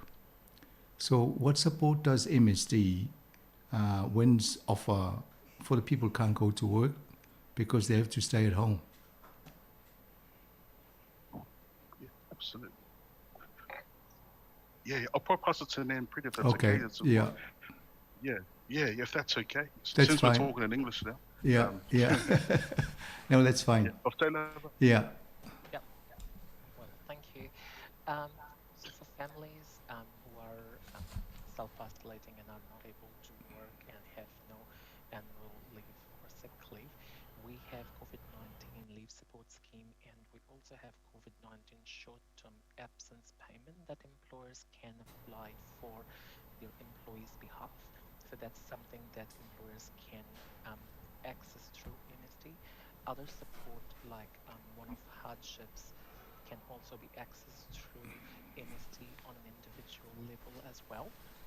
We also have providers, and we also have a lot of community support around our families to support them through these difficult times as well. Right. So there is an all-round approach. Nan, can I please ask, can you just tune your volume up a bit? Is there a volume there for you just to put up? You're a bit low. Yep. Yeah, thank you. Sure. I think the important thing Yes, here is if we have ainga family whānau who need to isolate, what we will do, it is a health response. They are the lead agency, Right. but they will do an assessment very quickly, and it's about how can we keep that family in that house safe so they don't have to go out. So our role is to actually surround them whatever support services they need to be able to stay home safely and not be without, or not feel that they have to go out of the house to get something. So we team up. There's a big system that has been set up to make sure that happens. You know, it was a question that we were asked yesterday. What if they have washing and the washing machine isn't working? So the first thing is, how do we get them a new washing machine? Yes. Second is, no room for the new washing machine, then how do we pick up that laundry? How do we get that done for them? How do we get food to them so they don't, how do we get medical supplies to them so they don't have to leave? That is the role of us, is to between health and us and our community connectors, how do we keep that family in their home and safe? If they have children, how do we get their children with education? How do we get the children the devices and the things they need to keep learning? Right. Following what you just said about all these other things that they need, one of the questions that came up this morning is a portable loo toilet. Is that something that somebody posed that question? Someone posed that question. Actually, I haven't had that one before. The discussion this morning, because you've got a household and you've only got one, and can they have a portable toilet outside? Wow, I'm sure. Eddie, have you come, Eddie or Nanpreet, have you come up with that one before? Gee, it's a good question. It is a good question. You know what I wanted to, it's a good one, it's an important one, and I need to get off this call Yeah. and go find out, and I'll come back into you okay. so you can tell your listeners, because Thank you. Yeah, that's not even detail, that's important. So let me get on to that one for Okay, us. thank you. Nan, let's come back to you about the services. But I was going to follow up with the service that you provide. Do you have a list of those practices or services who you contract to help our community with COVID response? Yes, no, absolutely. Can you hear me all right now? Is my volume better? Yes, thank you. That's it. Oh, well done. Thank you. So what I'm going to do is I'm going to pass it to Eddie, because Eddie has been working with our community and our community connectors and job providers you. quite heavily. So he would articulate it for us. Thanks, Eddie. Talofa Eddie. Yeah, so we are. Yeah, so within our region, we have contracted people like our food providers to respond to self-isolating, and we have 10 across the region. And I'm happy to share that with you, Afamasanga, and Yes. maybe you, if you want to share on here, Yes. I'm happy to. Yeah. No, so that people so- listen, because we got the key areas will be Pororoa, where we're located, and then Wellington and Hutt Valley. So if you just give us those practices. Yeah, absolutely. So our community connectors around the region, we have 14 of those. So in our Wellington region, we have partnered with organisations, Change Makers, Downtown Community Ministries, Kahununu Whānau Services, Wellington City Council, and Link People. In the Porirua area, we've teamed up with He Whānau Manaki, Pacific Health Plus, and Ngāti Toa as the local iwi. In the Hutt Valley area, we have Te Aotearoa, the local iwi, Oroa Mai, Marae, Up Hutt City Council, Lower Hutt DHB, and Nuku NA Tamariki. So we have partnered with these organisations because they're strong. We rely on them. They do some great stuff in the community respectfully, and they're great to respond. At the present time, in terms of responding to the need of the client, they have been very instrumental again. They're responding in time to ensure that a community, again, what Ngau had said, we're responding so they're receiving the need they need at that time, immediate need. Thank you. The region that you cover starts from, is it Hastings down to here? Or what's the boundary? Because our radio station covers the whole country. I'm just thinking, I mentioned just Wellington, Hutt Valley, and Porirua. But the region covered by you is from which area? Yeah, absolutely. So our region goes from Wellington Central all the way to Porirua, and all the way to Upper Hutt, just before the Wairapa. Okay, thank you. So the Wairapa and Kapiti are covered by our central region. Yes. And we're great partners there with our central partners.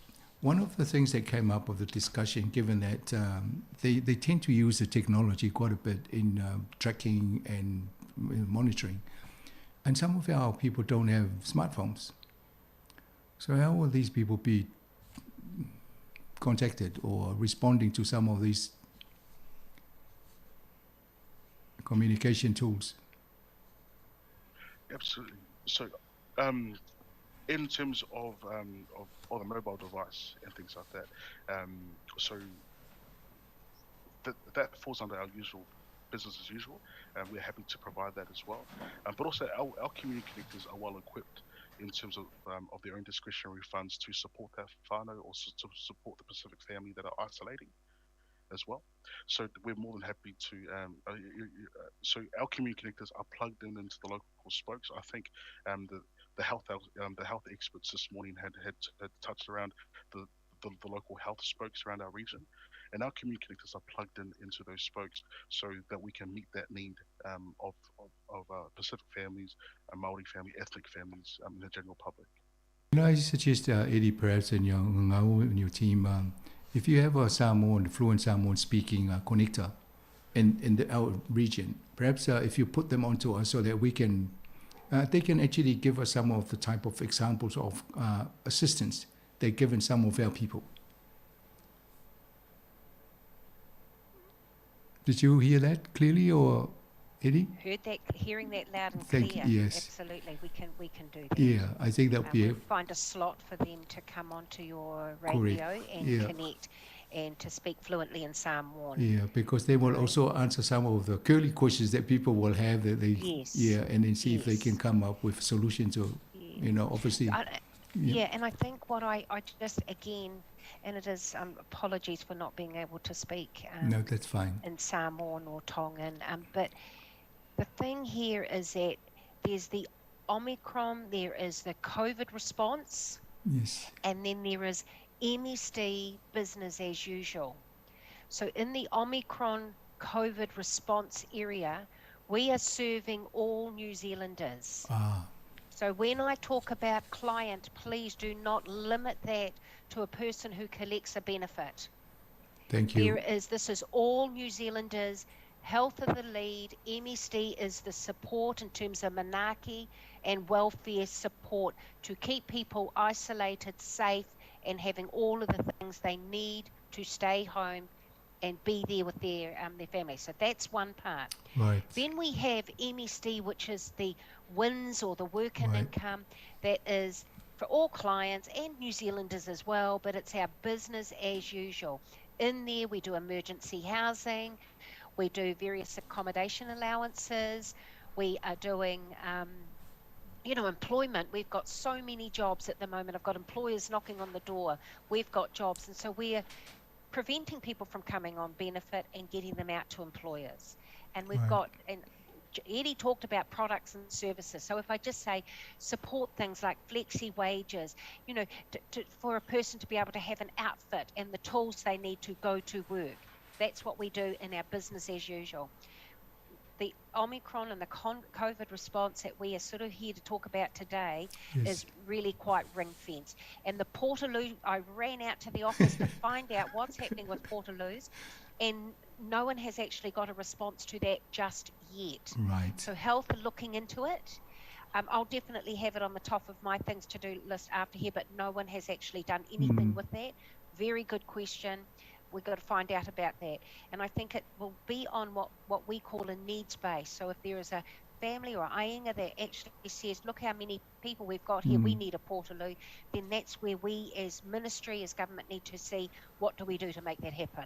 So it's not a no, it's just we need to just make sure that if that need is required, who, what, make it happen. Thank you for that, Ngangau. Thank you for responding to that. I think the family will now be looking forward to some positive outcome. All right. So the click and collect, I think I started asking that question about the technology, and obviously your connectors will be in a position to better assist so our listeners will be informed.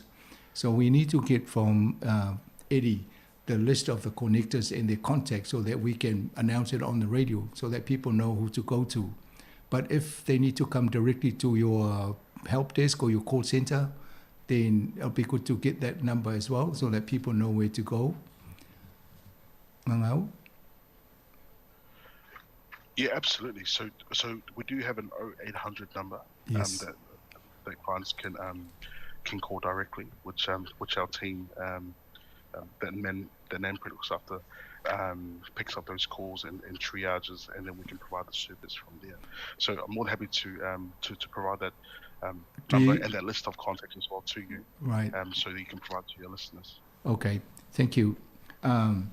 This food and then using debit card and credit cards, one of the questions came up is I don't have a debit card, I don't have a credit card, so how do they deal with this? So again, your connectors will find a solution for them? Is that how it works?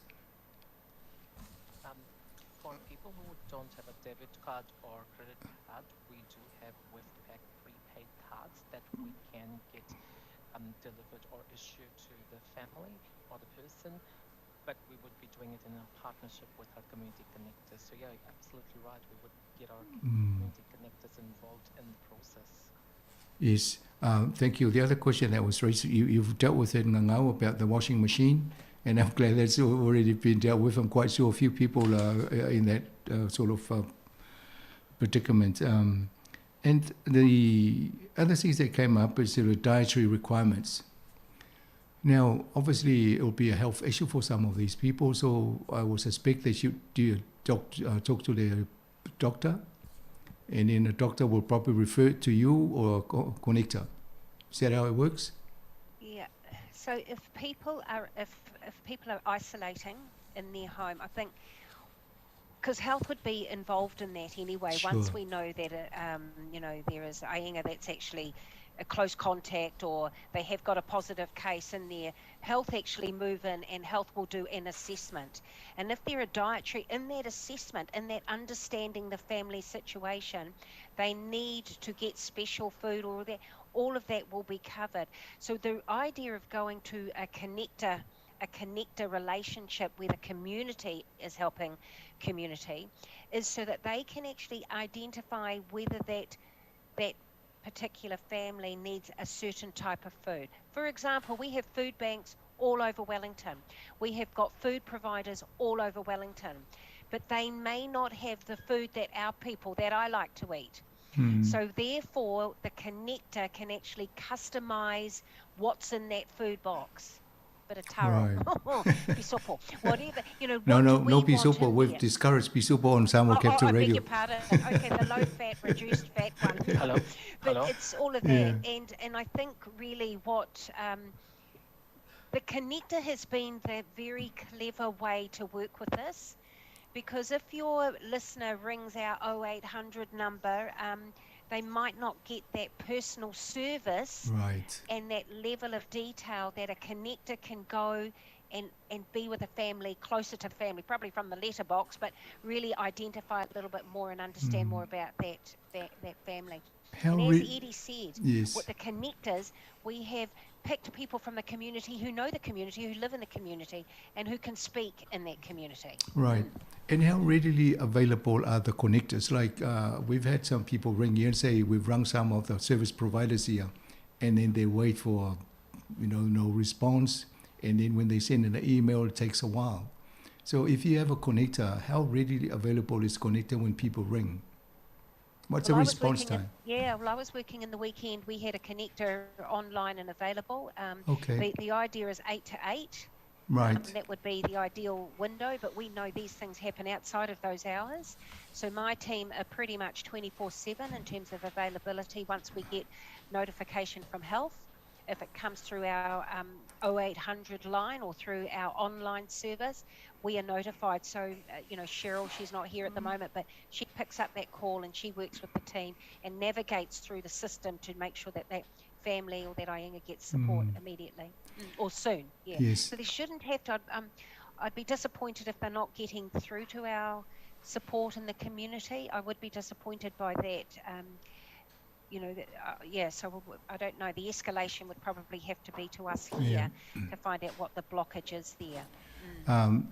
When people go into isolation, they tend to somehow come across some mental, stress, and some of them will be looking for things like games or something to release that. Does the MSD help with buying things like that to help them? Yeah, so I was working with one of our providers this week, and absolutely we know that when you've got all those children and they're all isolating at home and, they're going to have fights, like fun fights as siblings do. Yes, games, books, education, tools that they might need.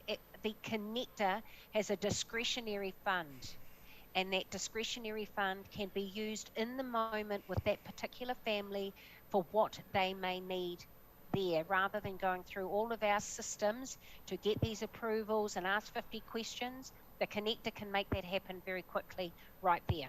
Yeah, I was just somebody raised the thing about buying a ukulele so they can play that and sing along rather than having a pillow fight. Definitely those things. I want to know that house. I might go there myself with my microphone. Okay, that's very good. So, in terms of leave, if somebody runs out of leave and they have to self-isolate, does the MSD help in that situation? Yep, definitely. For people who are required to self-isolate or they don't have sick leave or annual leave, we can help with COVID-19 leave support payment or COVID-19 short-term absence payment, and employers can apply for those leaves on individuals' behalf. But in the meantime, as an individual, you could also qualify for assistance from us as well. So those are kind of like the channels where we can access support for our families. Right. A number of our people are proprietary, like solo employee, like Uber drivers and people like that. What sort of assistance do you give them? The same type of assistance is also available for them as well. So they can, as self-employed or self-employed person, they can also apply for COVID-19 leave support scheme, and they also are eligible to apply for COVID-19 short-term absence payment as well. I think Ngangau and your team, it looks like we'll be running out of time shortly. But given that we are now in the second year of COVID, what are some of the things you're looking at as we, going down? I don't know what's happening next, whether there's another variant, or are you doing much of the muchness, or are there other things that you're dreaming up to help people? And I guess the Minister of Finance will have some more funding to help out with the situations. Yes, so just in a wrap up on that, we have learnt a lot, and we have listened, and we are responding. So when we started off with this journey, we had 5 connected community connectors out there, and now we've doubled that number. And that is because we wanted to make sure we had the coverage. What we have done here in the ministry is we have actually seconded or put a group of people across the whole country. Auckland in particular is our biggest market, as you will know that from the news and everything. We've put a team completely offline to serve in this space. So we've really maneuvered the way we work to do that. Many of our own staff belong to whānau, to family, and they are actually we've got people that are having to work from home, isolate from home as well. So it is very difficult sometimes to actually manage that. But everything we can do by phone. Okay. So that's what we're doing. We are resorting a lot to the phone work in order to get the response and the need out to the community. So yes, we are learning and we are changing every single day. We're on these Zoom calls all the time with new direction, new ways of working. And the discretionary fund that I'm talking about, we were just in a call yesterday. And what has happened from our Pacific unit up in National Office, they have just increased the capacity of that fund to meet the need of our people.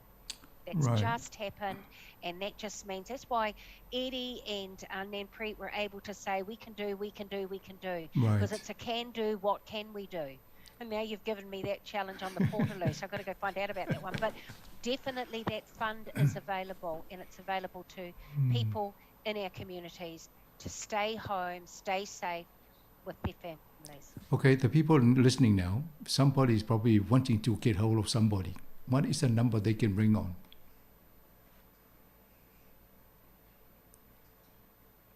Is there a number somebody? Nanpreet's looking up her personal number. She'll take all those calls. Offer yourself. Yeah. So we do have a 0800 welfare line that is established for the CPF or the COVID Prediction Framework response. We also have our 0800 559 009 number available as well. And Ministry of Health has their own numbers as well, and our spokes have their own numbers that are available for communities as well. So there are lots of channels that people can contact us. So what's your number again, Nain? So 0800 0800 559 009. 009. Yeah. And do you have Pacific language speakers? Yep, we do have a wide range of speakers, including Pacific languages, yes. All right. Thank you very much for your time, Nain. Eddie and Ngangau, especially, Ngangau, thank you for coming on this morning and sharing this. One thing I've learned this morning is that you have these connectors, which I didn't know that you had. And I think that seems to be the right people for us, the community, to go and talk to and discuss their particular needs. And now it's good to hear you've got discretionary fund that can actually help them satisfy the needs of people. We'll just have to try and manage the expectation of our listeners. Don't go with a wish list. It's what's important to keep you comfortable and happy under the current circumstances. Give you the opportunity for final comments before we wrap up. Yeah, look, Fatai for giving me this opportunity to bring my team and to share a bit about what we are doing. Everything that is really important to me is about our people. And I know that many of them are struggling just in life in general before this even hit us. But I know for some of them, they may be carrying underlying issues around health and that. So health and MSD need to join up together to make sure we make it the best possible for all of our peoples out there. So whawhitai, and I will just keep doing my service to keep an eye on all of our people out there. So thank you. We'll come to you. We'll probably do this more often from now on. Okay, whawhitai manuel aso. Whāsui fua. O whātua fua eri whapena fwoi nen, toi whero sis taimi, ai manuel amunga luenga nei aso. Whāsui fua. Brilliant, thank you. E o tatou polkalame nā mo whawhonganga le tunu, na u whatou whātu tatou maru tai au nei. Pe o nā taumwhai atu mua, ia o le tile a i ofisili ma vaenga tā pena e le na o tatou ofisa nei, ai la vea i fo i ma Catalyst Pacific le wa lua ma tatou whatulanganga polkalame sui fo maloloina. I le sunga i alona lui e whatulanga i ofisili ma so tai tatou maru nei. I on whatatano atu leo i lātou. Ia le pena maua mai e le lava le taimi e whai e mwhasa mo atu le tele. Ia le la tau whaise ngā ruenga o na hele si taimi e toi avatu ele pol kalame. Ai o meta ua i le afo il tato tanoanga nei. I le MSD lava la tau pe lena mau tangwanga le angangai o ia o le Regional Commissioner a tato i nei le vaenga nei. Tele o vaenga i e so ni le malo e le na o i nei vaenga nei e kawa o mai New Zealand ato la to ofisa. I mea lava i tau i COVID o i e mawele to o manga so se vaenga lava o e mawhati ai. A whapea o i se mea o whaane tonu wailo a inga po e pangati ai. A o teno fwa i o lena maine numero le oval se lau 555 o iva. O valselau 555 o iva. Le fo ina sau noa mai ana nen o le lato nen preet. O lo iai matangata e mwhai ona tau tala i ngana Pasifika. Ia mo isi fo i ngana le laurangi. Ia wha pe te vidi atu iai ia ona e fisili la i te fia tala noa i seisi e wha toke lau po le wha niwe po le alawan ngana. Ia on tau mwhai la ia. A lewo tango e te tangsanga e maile lisi o vaenga i ta ua connectors. E fōringa mai, o lo to tele ala to ia lewo sfulu on ele a whailena mai lisi e tantanua. O sfulu wha, ia connectors ia. O la taula na e me whai ona e whaso ta ia i. Ma nei fo ile e watu le whale e pe a wha pe whaingo fie. Taltana noa i ele tūlanga a malama le tangata lea. O leo te whanongolongo ma tau whaonga mai fo. O lo iai le discretionary fund, o lo iai fo ile ia la tau e mawhai ei, ona la tau pāsia se vaenga o pāketi, e watu fuafuaia i tūlanga whapea o maua se ainga se tūlanga whaingta. Mo la tau ia le ua maile le whatununga fo ile le isolate. Ia a whapea isolate tuai mele ainga. Ia o vaenga la na te whaingta whapea o le ini livi, lo ina la lese tongi o mea umana i tau o na fofola ma aveanga i le connecta lea, tangata lea. Ia o nalo leo ia whailana fofuanga a mawhai o na tali ia mawhailana whai unga tusa ma le paketi ma le mawalunga e me o ielana ia fo i pule i soanga o tupe. Ia mawhai au na tali waveatu. Alea, ia lo inga e o ile ia ngangau na whai mele si tonu ala lato ofisa e fsosoania ia au tau. O le si vaenga len tau mau mai. I teimina i o le COVID o le la nofo isolate ainga. Ia e te lea le tūlanga whiteina i tonu le whale o isi e tau mau le mental stress i ma fo whauma tūlanga whapena. Alai fo i eile awa noa tatano am whai. Se a maini mena tatai musika se i tau whate ai fo i le nofo tamaiti mo le pisa ma misa i tonu ainga. Ia o vainga o mana e whain whatatanoa mo e se soani. I el tanoanga na whaini el tai au le na tūla i mele fasili le potalu e fsosongi ainga. Wa o lisi a vaenga le whaingta e whamaile malo e tauna isolate ngato lainga o tātou whale ainga Pasifika. Ma telefo iau ainga palang na le tasi a le whale ese. Tasi le bathroom, tasi le whale ese. E le ma whaipe whawhena isolate tangata le lewa mai wa e loinga isolate ma mai umatu ma isi e tono le whale. Ia alala na maile fasili na manepe na isi whale ese awi whafu. ia fa pela ele garage po se fale e lu ai falo le ainga e fai ona fa te ai ele se no fo te mi le isolate ia na lau tau e se vai nga tau talfe ngai na le fale e se ala mo mia le la na tali mai nga u pe on tau si le mai ia na tu wale interview ai lu se fisiri po e se fisiri fa pe tu la ia ia ma le la fa ilan nga luenga ona na ia tal no mai sau no mai ma nei te le fisiri o le me tau ona mama e wa e pe talfe ngai fo tu la ngoi ta tu vai te mi nei a me se ale me ne o le no fo e se o tangata e isolate ia pe ona vaenga ia lena ma watu a le o mani numero na ma vaenga ia ia tam fai tato talanoa fa mamla ma tiri vaenga nei ia mo esi to manga mo tato a ye fu inisi fesilia nisi il mele o so ta yo la to a ye se fa fita o le pos fanta longo mai la ia no talanoa la ia ya edi man nine priest lena ia ma le nganga ma tau ia i o le ma nei al tala no mai i vaenga ia mwhai ona mo e au nanga mso ta inga. Ma mso soani, ia wha lawe fiu talta no ele ia o vaenga na e wha soa maile ia tātou. Ngā lulu e wha tasi tātou ma lātou. Ia ona mo ele si tō manga tātou au wha fonga. Ia atonu o le vaenga na mwhai ona o e se tau mwhai ngal Nepal kalame. A mole anga iluma o le tau mwhai tātou ofisa i wha ngal teknolosi lea.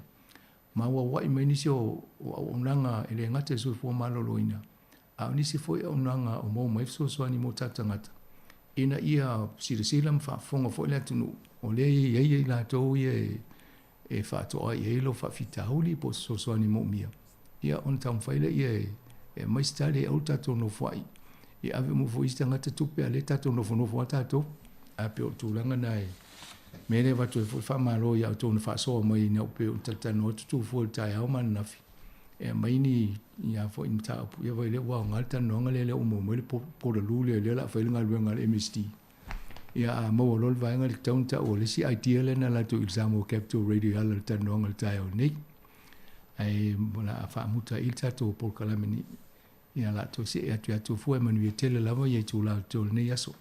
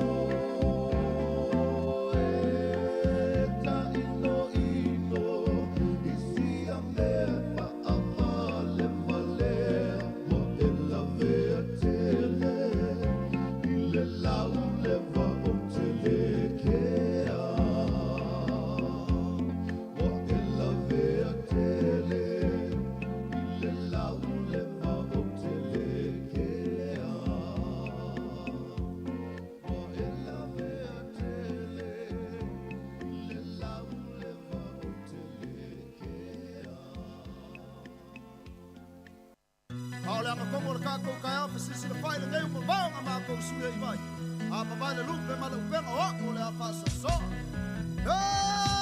wa usi la wa fa so kulai se Samoa la uala na upu e mama la taba e ona fulu e avantu ai se pautu anga tau fi maula anga nu a tau nu ni malo le au manga o tau fai mio ali itaya ole nu e topo le matai male aba e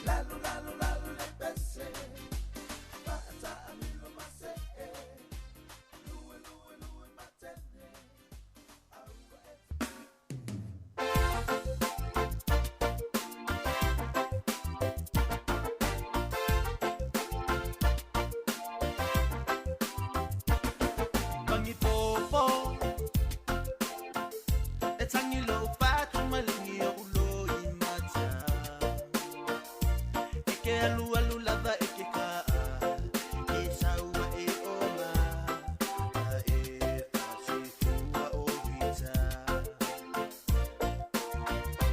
se pangi popo o oi o le ulu o le ainga o le taiala o mea uma e le pule male saua rata sina le tautua mai o lita pangi popo baila le waului o le mataurita popo te poia oe i lau papolonga se pangi popo panoa no tele mato pe a tangi mai marita le ha le piano po se ainga at pisa wale aunga ha le piano po se ainga at pisa oi se malapanga ha se vitata cholo ai se sibea etia ipea se ipai ipea ole pa apale palea ole na changata ta ile lopa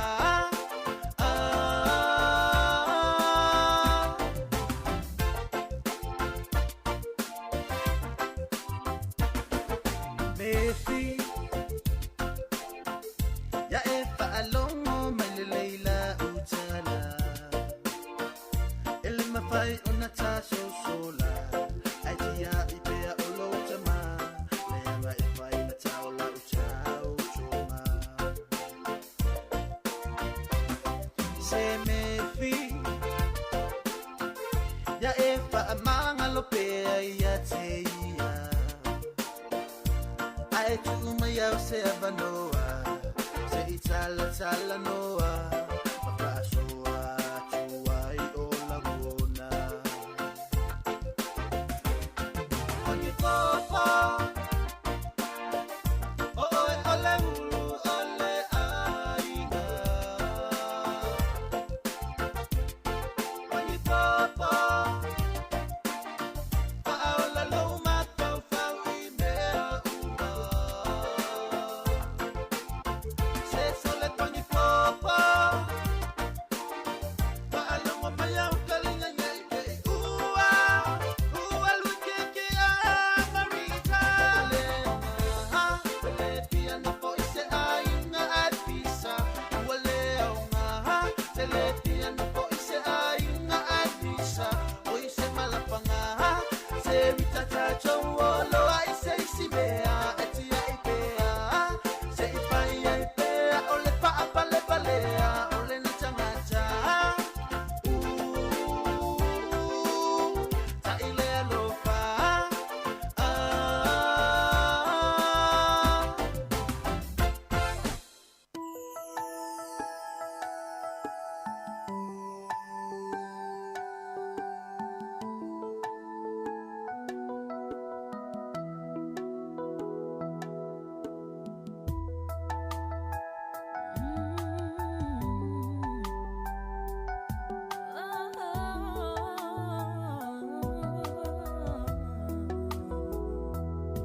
In the corner of the bar there stands a jukebox with the best of country music, old and new.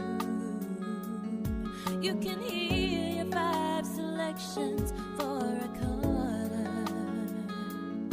and somebody else's songs when yours are through.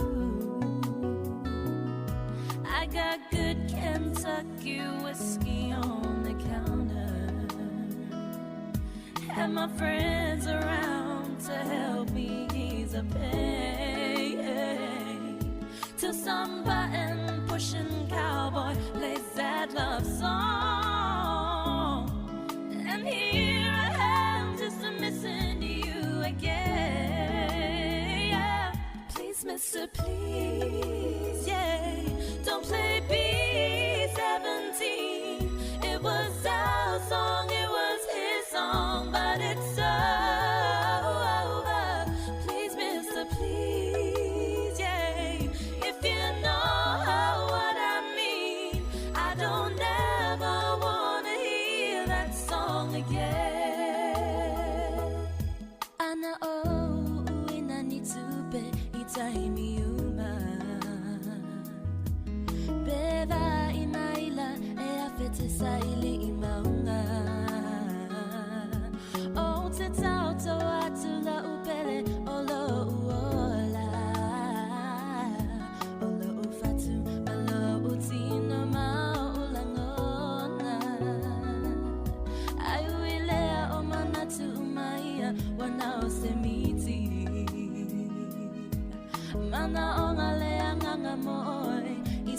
te taimi na o se atana e tu ua ina ua e alu ma se pese mali e fa malu e lone fatu fa amole mole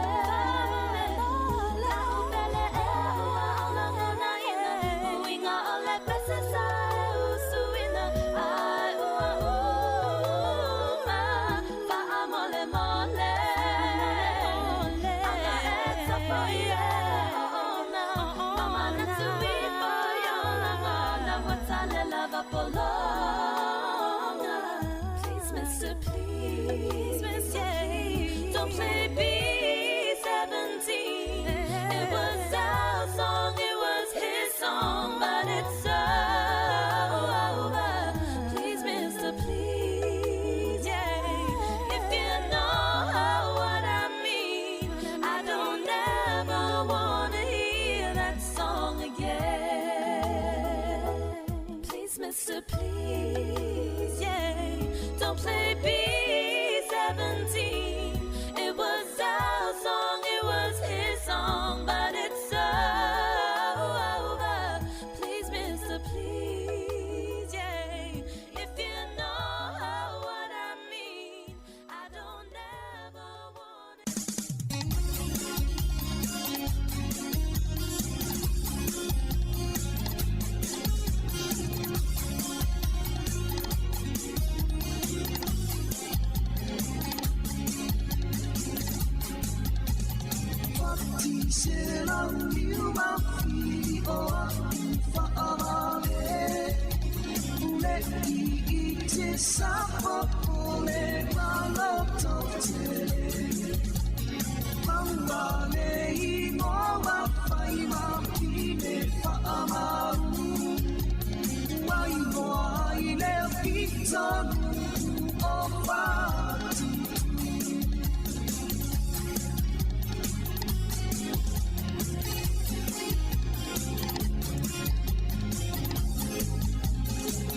Solo peale malanga o fai peale leitama Kaila na fa atonga atam ia fa atalianga Awale fa afao ina le ile ino mai o na forina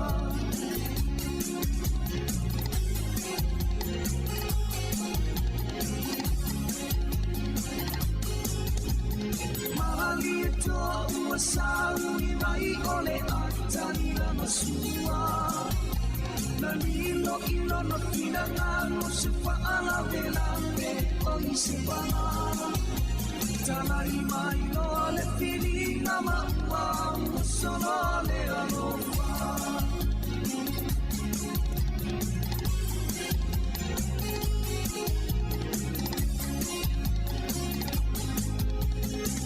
Solo peale malanga Wasavalia lea eila Nemealena einoa o matenga na matea I oreia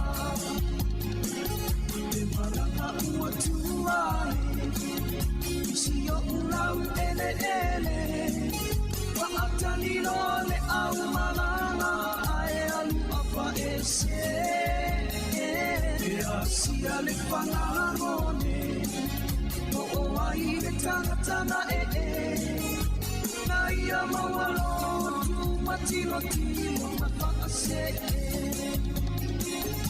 Tu matilo tilo masangari Na whaarela ina le rangei Uro uro le sumarai Matoe fo I whakase I le sami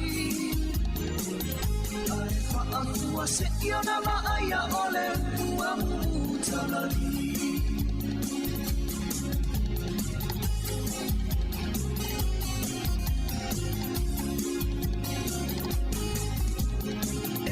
Ai fo I le tasi upu e whai isi o uru Ai oni mea o tatoe o oni toe o samone Mawatu ole ia Ua toe aina o muna Mamu Maano Tanu le Whaatamala Si Whaala Velave O Tangata Sano Le Ngole Aua Sui Nei O Sano Ngelo Ulu Whaatele Pele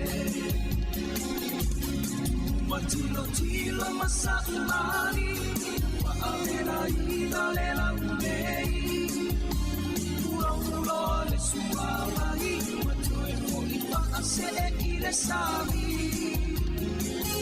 Ai Whaafua Se Iona Maaya Ole Uamu Talari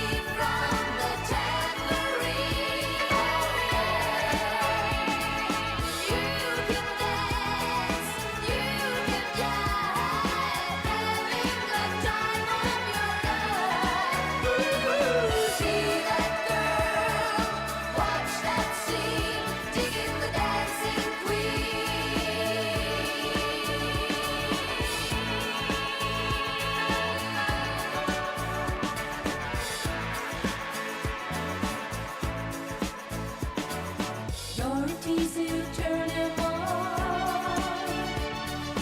Leave them burning and then you're gone. Looking out for another, anyone will do. You're in the mood for a dance. And when you get the chance, you are the dancing queen, young and sweet, only 17. Dancing queen, feel the beat from the tambourine. You can dance, you can jive, having the time of your life. Ooh, see that girl, watch that scene, digging the dancing queen.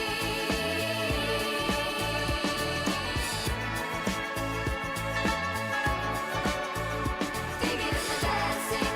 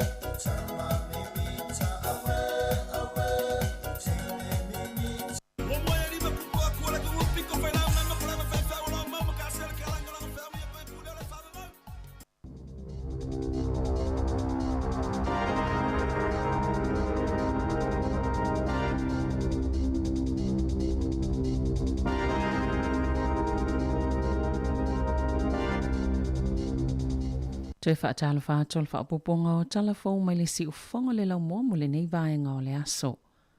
E tu samale afa o tangata ia ua afia i le pipisi o le Omicron i New Zealand o tangata Pasifika. Ma uauna ina pea le matanga luenga o le soifua malolo ina le maafutanga o tangata Pasifika i New Zealand ina ia whaitu i pui whaaupopo po le pusta. E pui ai o tātou tangata Pasifika mai le Omicron na tā ue se sui o le matanga luenga o le soifua malolo ina. E nai aso ia watona i atu, sa mole mawina ili te leo le siti o le whai numero o tangata Pasifika wa afia, ili COVID-19, ma o se tūlanga lava sa valo ia ina, mo le taimi nei, e tu samale 5% o tangata ia wa afia le Omicron. O tangata Pasifika, ma o le tootele lava o le a ayo au kilani, e tu maupeo na mawalunga le tūlanga la matia o tangata Pasifika, ona o isi ngā se tō mauolo o a awhia ai, pe ona tā ua le soifua maloloina, ai mei se fo'i o le to'atele o tangata i tutonu, o isi ai ngā Pasifika, e iwa 5% tangata Pasifika ua mai atu i mua, iwa 5% ua mai atu i lona lua peitai, mai lea foi numera, e na o le 5% tangata ua mai ale tu i lona tolo, po o le pusta, o lo iei fo'i le manatu, a tonu ua whaatutu ngā tātanga te whaiso so engal COVID o nei le mana na oi whaanunofo e sea pe ona tā ua le sui o le soifua maloloina. Ua whaalie se kampani e tosoina ta amale whaapea e o atu le lua se fulu lau whaingo ni loli e mo omia mo le whaatinonga ngā luenga i le aso e tasi e ave e seile silia malwhanse lau o ta avale o loo polokai mga alai lumo le pale mene. Ua toi salo muli leo mai le fuafuanga e toso e se ai whaamalosi ta avale e tangata tite i o loo polokai le pale mene. Masata ua foi eleini ta avale ua toso whaamalosi e se peitai no lantou ta ua. Ua mai ona maua se iyo e ngā mani kampani whawhato le tō malo Wellingtone e wheso soani pe awha e whaise whai unga e amatai ona toso e se taavale a tangata te te. O le se fulule nei o solo te ma o lo onofo ia pea luma ma o tau le pale mene e to o te leise tangata ua taunu o le nofo anga whaiele te ma ua whaalia foi e nisi e le iso lantou whaanau ngai o e se ai peitai na ta wai leo e nisi o solo ua wala au ina i e tatala ma whaava noa le awala tele ma o se tūlanga le leilea mō tangata uma. I report il taona le lana ta uai o le ai ni ta avale le militeli po le malusi anga whaafitawhita New Zealand I Wellington I le so. E whaani ta avale whaapia na malanga I Wellington mai Linton ma Waio Uru I le asoana nafi. O I leana ta wala mtanga luenga le puipuinga ma le militeli wana ona sauni pe awhai e mo miaina. Mai le ifa isi whai unga le whaonga le sosoane le militeli e toso e seita avale a tangata te e iolo poloka I e mga ala o le taulanga. I se saunoanga le sui palemia Krantz Robertson I le taun leilana I sauno ai. E eile ia te tau a tangata e whailoi o lātou whina ngalo te e peitai wo I le taimi ua te tau ona tu uai lea no whanga. Ona ole tūlanga le mautonu o whianga I pia ma le atunu o le COVID-19 o toi whai eise whai ungal pule ngā nua porirua e whaataatia e se ai mō le tausanga atoa. Lana fuafuanga lea sa pāsi e totongi ei paka o ta avale se I tau tu umamai na mō tūlanga whainga tau whianga iei matangata o lea ai whaapea foi ma pisinisi. O se whautuanga sa folosi eina le tamaita I pule nuu ani tapeika e whaamāloloi mo se teimi le tō mau. Le totonginga o paka se iau lia lea sono mati lua whelua tolu. Mai whaapia sa langolangoina le pule ngā nuu I se whanutanga le komiti o le te puna korero I lea so. E to olua sui o le pule ngā nuu sa te I lea lafo whaatu. Na ta ue whaapia ni tupe o le ale a toa e mawhai ona nononi se tupe whaau popo. E whaatu muai a wanga luenga whai a le pule ngā nuu.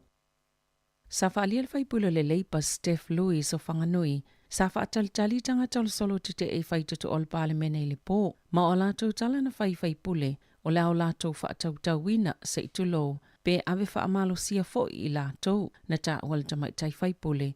O ia whaatasi maisi o lo ngā lulu le palemene. Wala ngona lo lātou le to e saonga le mō. Ma ua mo mia se puipuinga mo I lātou o le vai asu taluai. Na tu itu ia tuai tangata te e ia lātou whaamalama. Ma wala au atu ia I lātou ina ia o atu I whafo. Po le o atu lo I te tono e su e mai I lātou e tu saima se whaamatalanga ale tamaita I whaipule. O tangata ni usila ia le I whaiane tu I pui e wha se fululua ina le avanoa e ono ave I whale mai ona o le Omicron nailo tangata ua lua tu I pui pe sile atu foi e tu saima ni wha maunga fau. Mai wha lua se fulufitu e mawalunga tu wai le avanoa e umane ua tauwhi e whale mai.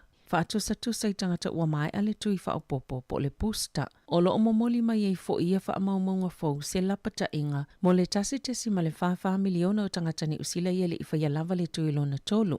Ona o suesuenga ia tuno I whafolo o ta wai e whapea. O le puipuinga o tangata ia mai a fianga po o aunga le Omicron ua vai pe whai titi le tusa le amal tolus fulpasene e pe ona lipoti ai le staff. ATT fule tūlanga o ngongo le Omicron nailo le Delta po swing o le COVID na amata mai ai peitai e mawhailawa na tauwhi ele tangata le whale mai pe maliwa I foi e tu sai masu enga. E tu samale iwa sfulu I wafe whase lau wono sfulu lau wha ingo tangata po le whaono pasene I le pulenga whaafale mai e Wellington e porirua makapite uanga wa ai le tuilo na tolu peitai ele I o e whai o lato tui.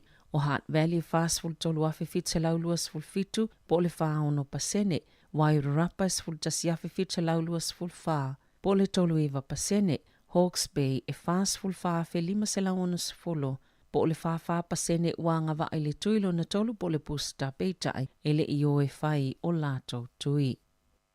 I whawhatoni usila, ua whaalia le United States o Amerika ma le whaalaptonga le NATO o lo whaapopoina pe Lucia na vaenga au itua o Ukraine. E o ise whaamatalanga Moscow o le atoi avesea. Ma o lo whasingi eise mana onga na whaalewina e le Presidente o Lucia Vladimir Putin. E whaieni whiautanga inga fufoil whaafita auli. I te tono Ukraine, ua moli mawina ile sisi e tangata o fua malangi na ile vi o la lātou tanga vai. E whaailoilo lātou tutu whaatasi, e whaasanga matite e leono tupo se os whainga Lucia, ilo lātou atunu, sata wale malo Ukraine, o se os whainga whaate kono losi lea na afiele au nanga, ale matanga luenga o le puipuinga, o se os whainga pito sili lea ona leanga, o ia fo itu ainga o metutia, ua wa aie lea tunu, malo o tusiele lima Ukraine, ile malo Lucia, peita e lo o tite e Lucia ile tu ua inga, sa wha asala lau le matanga luenga le puipuinga Lucia e whaapea, Wa ave sia lātou vai ngā au mai a lātou whaataita inga sā whaia i tū malo i saute masisifo e lāta Ukraine peitai na whaalia le whailau tusielo United States Anthony Blinken wa ngā i vai ngā au tualusi e tua oio Ukraine ai le o ese. O sauni le whai ngā malo a Australia e fofola atu ni suwinga i la lātou tu la fono mō tangata malanga atu mau le atunu. Ma ota ue whaapea o le ato o tele nisi tangata ni usila o le ato e whaafo i whaamalosi mai ai. Pe toi tipoti mai ai le atunu e to o tele tangata o le a otometi lava o na le pāsia le su enga o lona i tu ai ngā tangata. Ma whaingo whiona whaalea ngā ina le visa o le tangata. Ota ue whaapea o le wingo o le tu la fono. A whai ai ei se tasi na whaamaonia se whaasalanga o ngaonga. E pe o a mionga whaafivesi, masoli to la fono a mionga mātanga, o le whaonganga o ni au upenga, po o le solia fo i o whaatonunga le to la fono o le puipuinga, o se tangata mai lena soli to la fono, mama whai fo ina whaasala ina i le lua tau sanga, e a tangia mai lava le pasi le tangata o le suenga, o lona i tu a i ngā tangata, ma toi whaafo i whaamalo si e loa i lona atunu, o suinga fo ia o fautua ina, a whai e whaasala ina se tangata i lalo i fululua maasina le whale pui ona solitu la fono. Ai olo o lamatia i pele atunu o lau tele o Australia e mawhai o na toiti poti lea tangata. O le tongu whaingalo na tolu le alwhainga malo o Scott Morrison e whaatino ini suinga te tele ma wai ei fo i whaiti o ngai fautuanga ia ua fola sia ina. E ta alonga, wa i o ina whaatasele uni la kapia ni usila mal company America o le Silver Lake se mali lienga ma se kone karate o atu le tolu se lau miliona ta la. I lalo tu unga o lea mali lienga, o lea University le Silver Lake le lua se lau miliona ta la i se wha patupatonga faufa apisi nisi. E tasi, e wa aia a se ta umalawa e mawaitu pele uni la kapia ni usila, o lea wha ingoina lea wha patupatonga, po o le pulenga o le commercial co, ma o le ai lalo pe o le pulenga le uni la kapia ni usila. E se lau miliona tala se isi inivesi wha au popo o le aofo i nātu. I le au whai inivesi o la kapie wha amautu i Niusila i se teimio le nei tau sanga. E le vau le 5.5% ma le 8.5% o le a umia le Silver Lake o le New Zealand Rugby Commercial Co. O le ai le uni la kapia Niusila le pulenga ato le la kapie whaapea i matai ala mo whainga whaapi sinisi o le talonga o le awa aia le uni la kapia ni usila le komiti whaatonu fōu. A lea whaala patupatonga ma o le aia i se tai fono fōu whaatou maoti ma isi fo i whaatonu whaatou maoti le komiti o le aia i ma se sui o le asosio tangata la kapi ani usila. Wai le ono pito ilunga le au soka le Phoenix a Wellington le taamilu sanga le ito pāwali le A-League. Ina uto e maana malo fo ilana taalonga talua i nei ma le Brisbane Roar e tolu i le ai o le amatanga o le masina nei sai le pito i lalo lava le awa Wellington e peitai o le uwasi isi atu nei ilunga lona tūlanga o le astona i ta alo i le Phoenix ma le au a le Sydney FC. Tala fawia ma le si ufufonga le laumua mo le nei vaenga o le awa uli.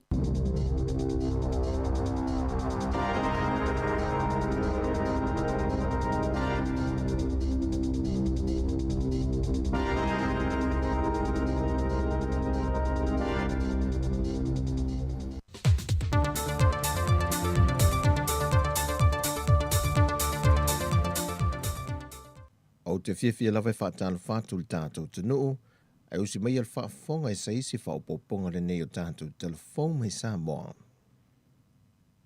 Ua talo sanga le whaipule le tu malo whaala le whango sangangan merlua, maulolo tāvita amosa, a ngā ele minista o tupe maua, pe le ono ala ngā tatau na toe sila to atasi lava i le tūla whono tupe maua, a tono iei se isi teimi tala whea ngai e whaatino i le fuafuanga ua whaataatia. E fuasau noanga le whionga maulolo, e lunga o whaamaumaunga le ofiso o numera, o loo whaamawina ai le paua se le ni maua le masino se te mapo le kuata lea, i le 2.3%, o se le ni paua ia loo maua mai i kompani o loa si atoa, le tasi 10.5%, ai retail o loo pa ua ile se fulma tolu tesi male 5%. Sau noa a mosa, on o loo wha mawina, wa le wha tau le atu no. Na ta ua fo ele fionga maulolo, Le faisi te le tele o le se lenia le atunu olo o alu i le whaatupe i no le whaanofo i sea, o le mamalo le atunu olo to e fo i mai malanga whaapitoa, leo lo tu inatu ye le malo mo le tangata e to atasi i whaltali malo, le eo atu lava i le lua se lau lima se fulta la i tangata e to atasi i le aso e tasi, o lona winga a whai e lua se fultasi aso, e va ai lava le malo i le whaafe i le lima afe e alu i mo le tangata e to atasi, saunoa a mosa a whai e lua se lau le pasese se vaalele, o lona winga o va ai lu tātou malo i le iwa se lau i le anga i le miliona le se le ni whaalu, o le tulafono na fola silu mo le palemene, o tu inatu nei le komiti o tulafono, e lātou te whaatala no ina. O to e tawhi mai al matanga luenga le soifua malo lo ina le mamalo le atu nuu, o loo anga i atu le whaitau se lau o tangata, mo le tui lo na tolu lewa a mata, ona o loo tādia le isi uto tui, ona whato anto e wha au lea. O se whaalinga mai le matanga luenga le soifua malo lo ina, na pau i lantou lo o maua awa noa i tui o loo totoi le teimile nei, o i lantou ele i anga wa al tui mua, ma i lantou o le awha a to le tui lona lua. O sa moa le teimile nei wha maunga, wa iwa se fu malefitu tesi ma le tolu pasene, o i lantou i wa mai ale tui mua, ai valu se furuiva tesi ma le tolu pasene o i lantou ia, wa mai a ato to lantou tui te lua. Wa wha malulu wai le ofisal mtanga ruenga le soifua malulu ina le malu le antunuu, ona o le atu langa. O le vai aso nei na wa mai a le whauntanga le palemene le amtanga le vai aso, na whaatino i lotu winga lo na tolu mo sui fai pulo le mota, manisi o wha ululungo mtanga ruenga le malo, manisi o le au fai ngā ruenga, a le office o le palemene. O lo i ele wha nau nauta inga ma moe mitinga le fai ngā malo, e au sia lo le iwa se fulupasene o i lantou wa mai a tui pui pui, o na ilo lo lea pe wala ngā tatau, o na tatala tua oi, mō whai ngā malanga whaavao malo. O le asolo le ato ilo e le whaamasi nonga mawalunga, ia whaamtalanga tustu sia whaao popo nisi o sui na tau vāle whai ngā pālota lai titi, le na tu e whaatau tei e le aso ana nafi, peitai wato e tolo po mai le so o na se fautuanga mai whaamasino, e awai o na whaao popo se le nei whaamtalanga watu i nātu, e tā uai le ai le o ni whainga whaato sina po o ni whainga whaala tua, mai whaamtalanga umai ai tu e lua. E lua tangi o lo ilo nei e le whaamasinonga i le so, lea o lo tangi e le fionga Fata Ryan Schuster, o le tu malo whaala whanga sa nganga numero lua, whaasanga i le sui manu malo le JPP, maulolo ta vita amosa. Whatese ma le tangi mai le tu malo whalea lili numero lua, na tangi e le ma le whanga Neemia, e whaasanga ia mai a wafui mono tito. Ua mali lia uma i lantou i e ave i tua lantou tangi, ai whaase e le vaa o sa moa ma le pāre mene, e whaatino ana ngā luenga matiu te tau ave mo le manuia o sa moa. O lo iei nisi o whaafita au di o lo tu lai mai pe nisi o le atunuu, le o lo no fo maui atunu i whafo ai o lo tau mawhai pe sa ili se awala, e malanga mai e sa mo nei moni whaalawe lave a inga e mai se lava le tā whaonga. O i lantou i o lo latou umia tu si folau e lua, e seti seni atunu i whafo whapena fo i sa moa. E ui o le malusi ango ai a ingo polo ingo whaalawe lave whafo sei, e meise o fautuanga mofe malanga inga, le sa tau fia i lantou ia ona o le COVID-19 furuiva, peitai o lo ova aia pe le sao mai o nisi, ono ni mafua anga se ma wha ai loa ai le ofisa, e wha mautu ai lo latou awa noa mo le malanga mai po o le malanga ese atu fo i masa moa. O ia tūlanga uma, wa toi wha amanatu ma wha amanino tuto ai le fionga te maitai pandemia, fia mena omi mata afa, o whai ngā malanga i o loo te tala nei, e mō nao i lantou o loo nofo maui sa mo nei. Ma o malanga foi o loo au i nā tuai tātou tangate e au sita lia mani usila, o tangata o loo nofo maui nā atunu, peitai o loo iei nisi whato a maua muli ane, e le nofo maui sa moa po o atunu fo i whawha iei au sita lia mani usila, Ai o loo sao na whia ai mō lātou maliu o whai poiponga maisi fuafuanga whaalea inga. Sau no le whionga le pāle mia, o loo matua sila to toa lava le mālo ma le komiti o whaale ve lave te tupu whaafua sei, ia i lātou e ona toi whaia iei tūlanga whaape le lumanai, ma o loo iei lava ia inga o polo inga, ma whaasalanga o whaatūlanga mo i lātou e a fia ia tūlanga whaapea. E su enga lo whaanga solo nei le pūlenga le manu sa mota i toa fitu, e whaasanga i whaasea anisi o le auta alo o whaalawi loa, na sau no ai le ofisa sida le pūlenga le lakapisa mo ia whale o mawaenga Vincent Fepulai. E whaate ia le lakapisa moa ono le whaasala wina o le tusi, ai le itau lima ina lava se kopi sa o le tusi, po o se tusi moi. O le whaano noanga na whaalia whale o mawaenga, ona o le fatu a maua le lakapisa mo se vaenga o le tusi, e ui ele anto toa uma vaenga o le tusi, ma e le o maua foi le tangata tonu na tusia le tusi, pe to tele tama pe na o se to tasi, pe to lua pe to lima, po le au ato foi.